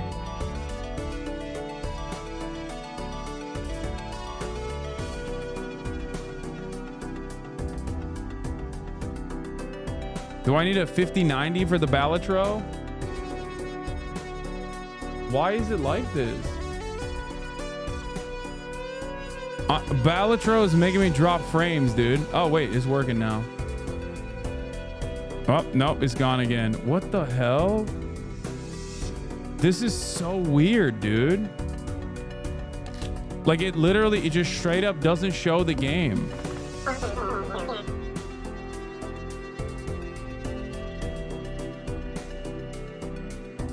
Okay, I can't play it. Is the game just... It just saved my life. Turn off the CRT and shaders. Turn off the game, restart it. Don't alt tab until it's fully loaded. No, it's not showing anything. It's just like not showing the game. Unless I click away from the game. Update your drivers? The fuck do you mean update your drivers, bro? This game is literally a 2D game.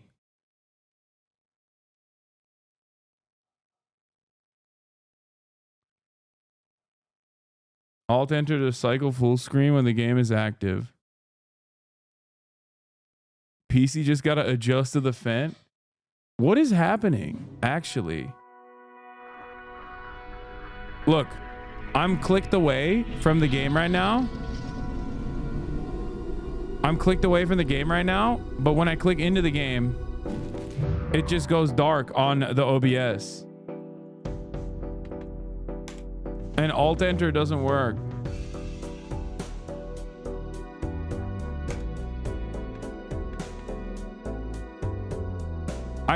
This is borderless right now.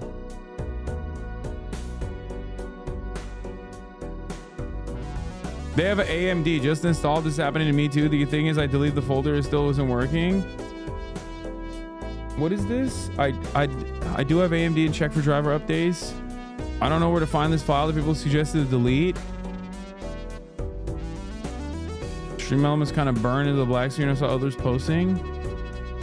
Update. The solution to this apparently is to download manually from the AMD website new drivers. I found a link.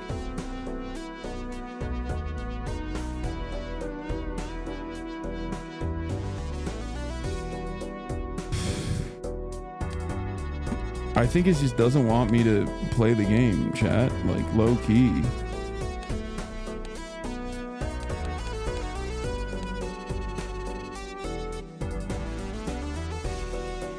Wait, let me see.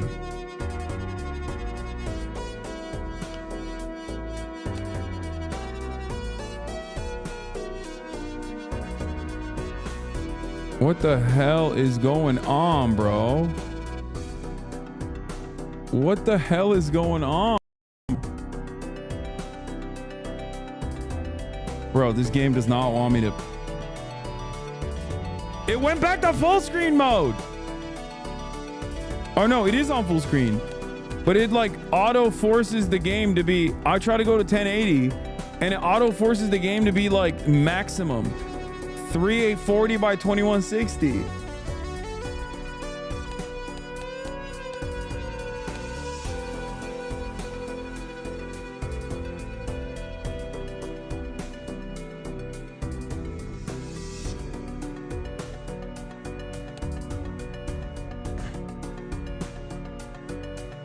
It's not working.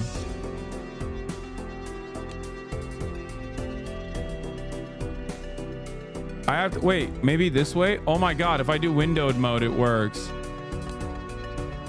I have to play it on freaking windowed mode. Like a goddamn dweeb, dude. What the hell is windowed mode?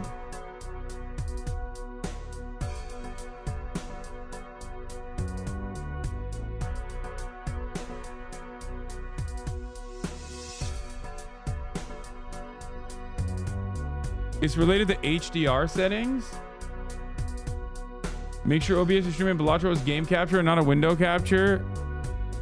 It's not. It's just monitor capture.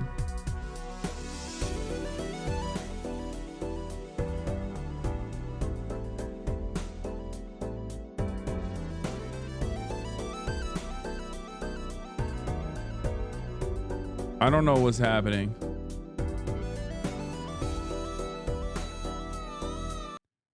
All right.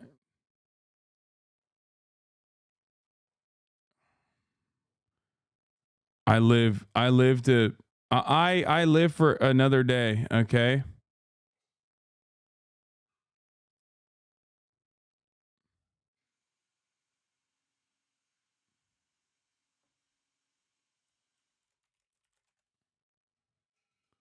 Hello? Hello? Hello? Hello, William. Hasan. How you doing, bud? What is Cobblemon, dude? It's like Pokemon mixed with Minecraft. Uh-huh. Is I've that been having a blast with it. okay? Well, I wanted to see if I could, seeing that there is a 7-level de-leveling process for the new season, I thought I could play a little bit of Marvel Revels, but I feel like you already did a whole day of it with the new characters. Yeah. Sorry, that's my Pokemon voice. Yes, I played a lot of it. Yeah. So if you're all marveled out, I think I'm gonna solo queue. See where that takes me. It doesn't Damn, matter. bro. I'm gonna be bronze no matter what. So I might as well be bronze before the season ends. No, bro, don't listen. I've seen real improvement. That's not true. I've literally gotten worse. You're too hard on yourself.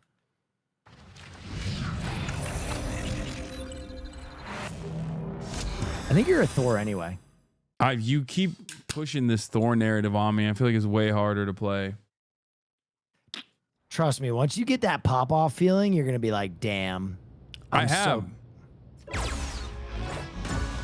gotten that pop-off feeling. It's the best feeling in the world. But you know what the worst feeling in the world is? When you lose that pop-off feeling and you just get popped on. From pop-off to getting popped on is the worst.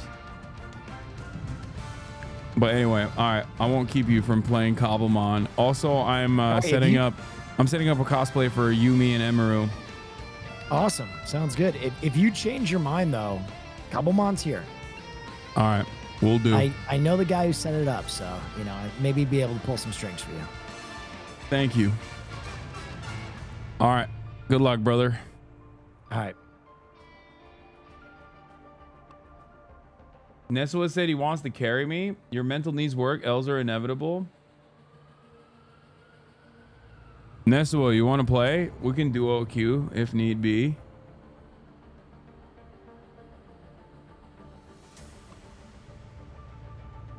Damn, my entire feed is filled to the brim with people that are afraid of... Yeah, add me. What's your username?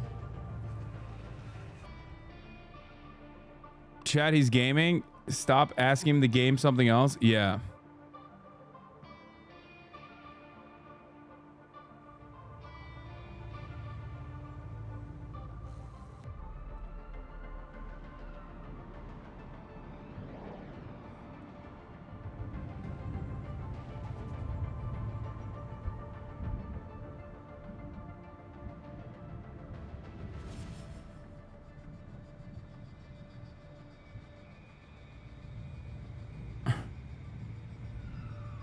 What is this? Bro, what the hell is this? Yo. Bro, this is the last photo. This is the last image you sent me, dude.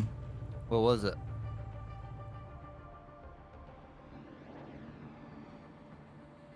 Oh, that? Yeah, that was, yeah, that was bro. when I was watching you play. Chat, let me tell you, okay, this is what happens when you're jealous of someone's bicep sizes, so you have to undermine them by, using AI ageification techniques. I screen grabbed that from the stream.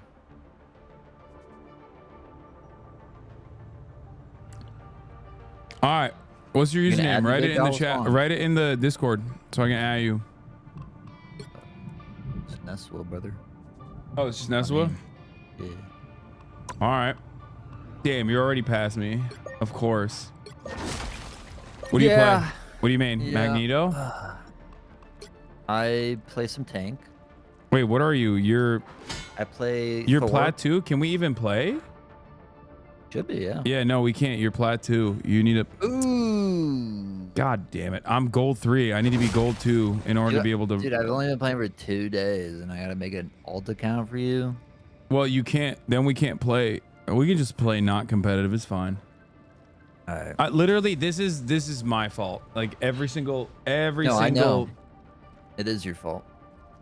You don't main one guy in this game, man. Bro, you know what? I'm just gonna start banning dipshits in the chat. I don't know why. Like I click on this fucking. You know what? I'm not even gonna play. Actually, fuck it. I'm done. I'm done for today. I click on gaming and immediately just the toxicity is fucking through the roof, dude. You know, fuck it. It ruined everything. No, you didn't ruin anything. I'm just gonna play offline. I don't feel like playing online. All right, word. Do it. All right.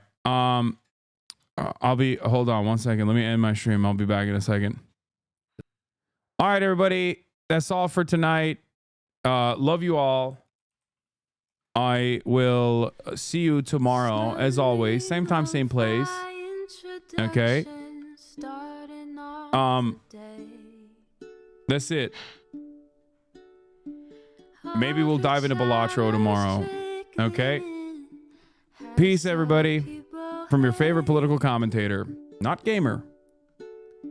Sunny Los Angeles, California, says Hasan. The starlock to the starlock to the topic just begun. There he is again, Hasan is streaming.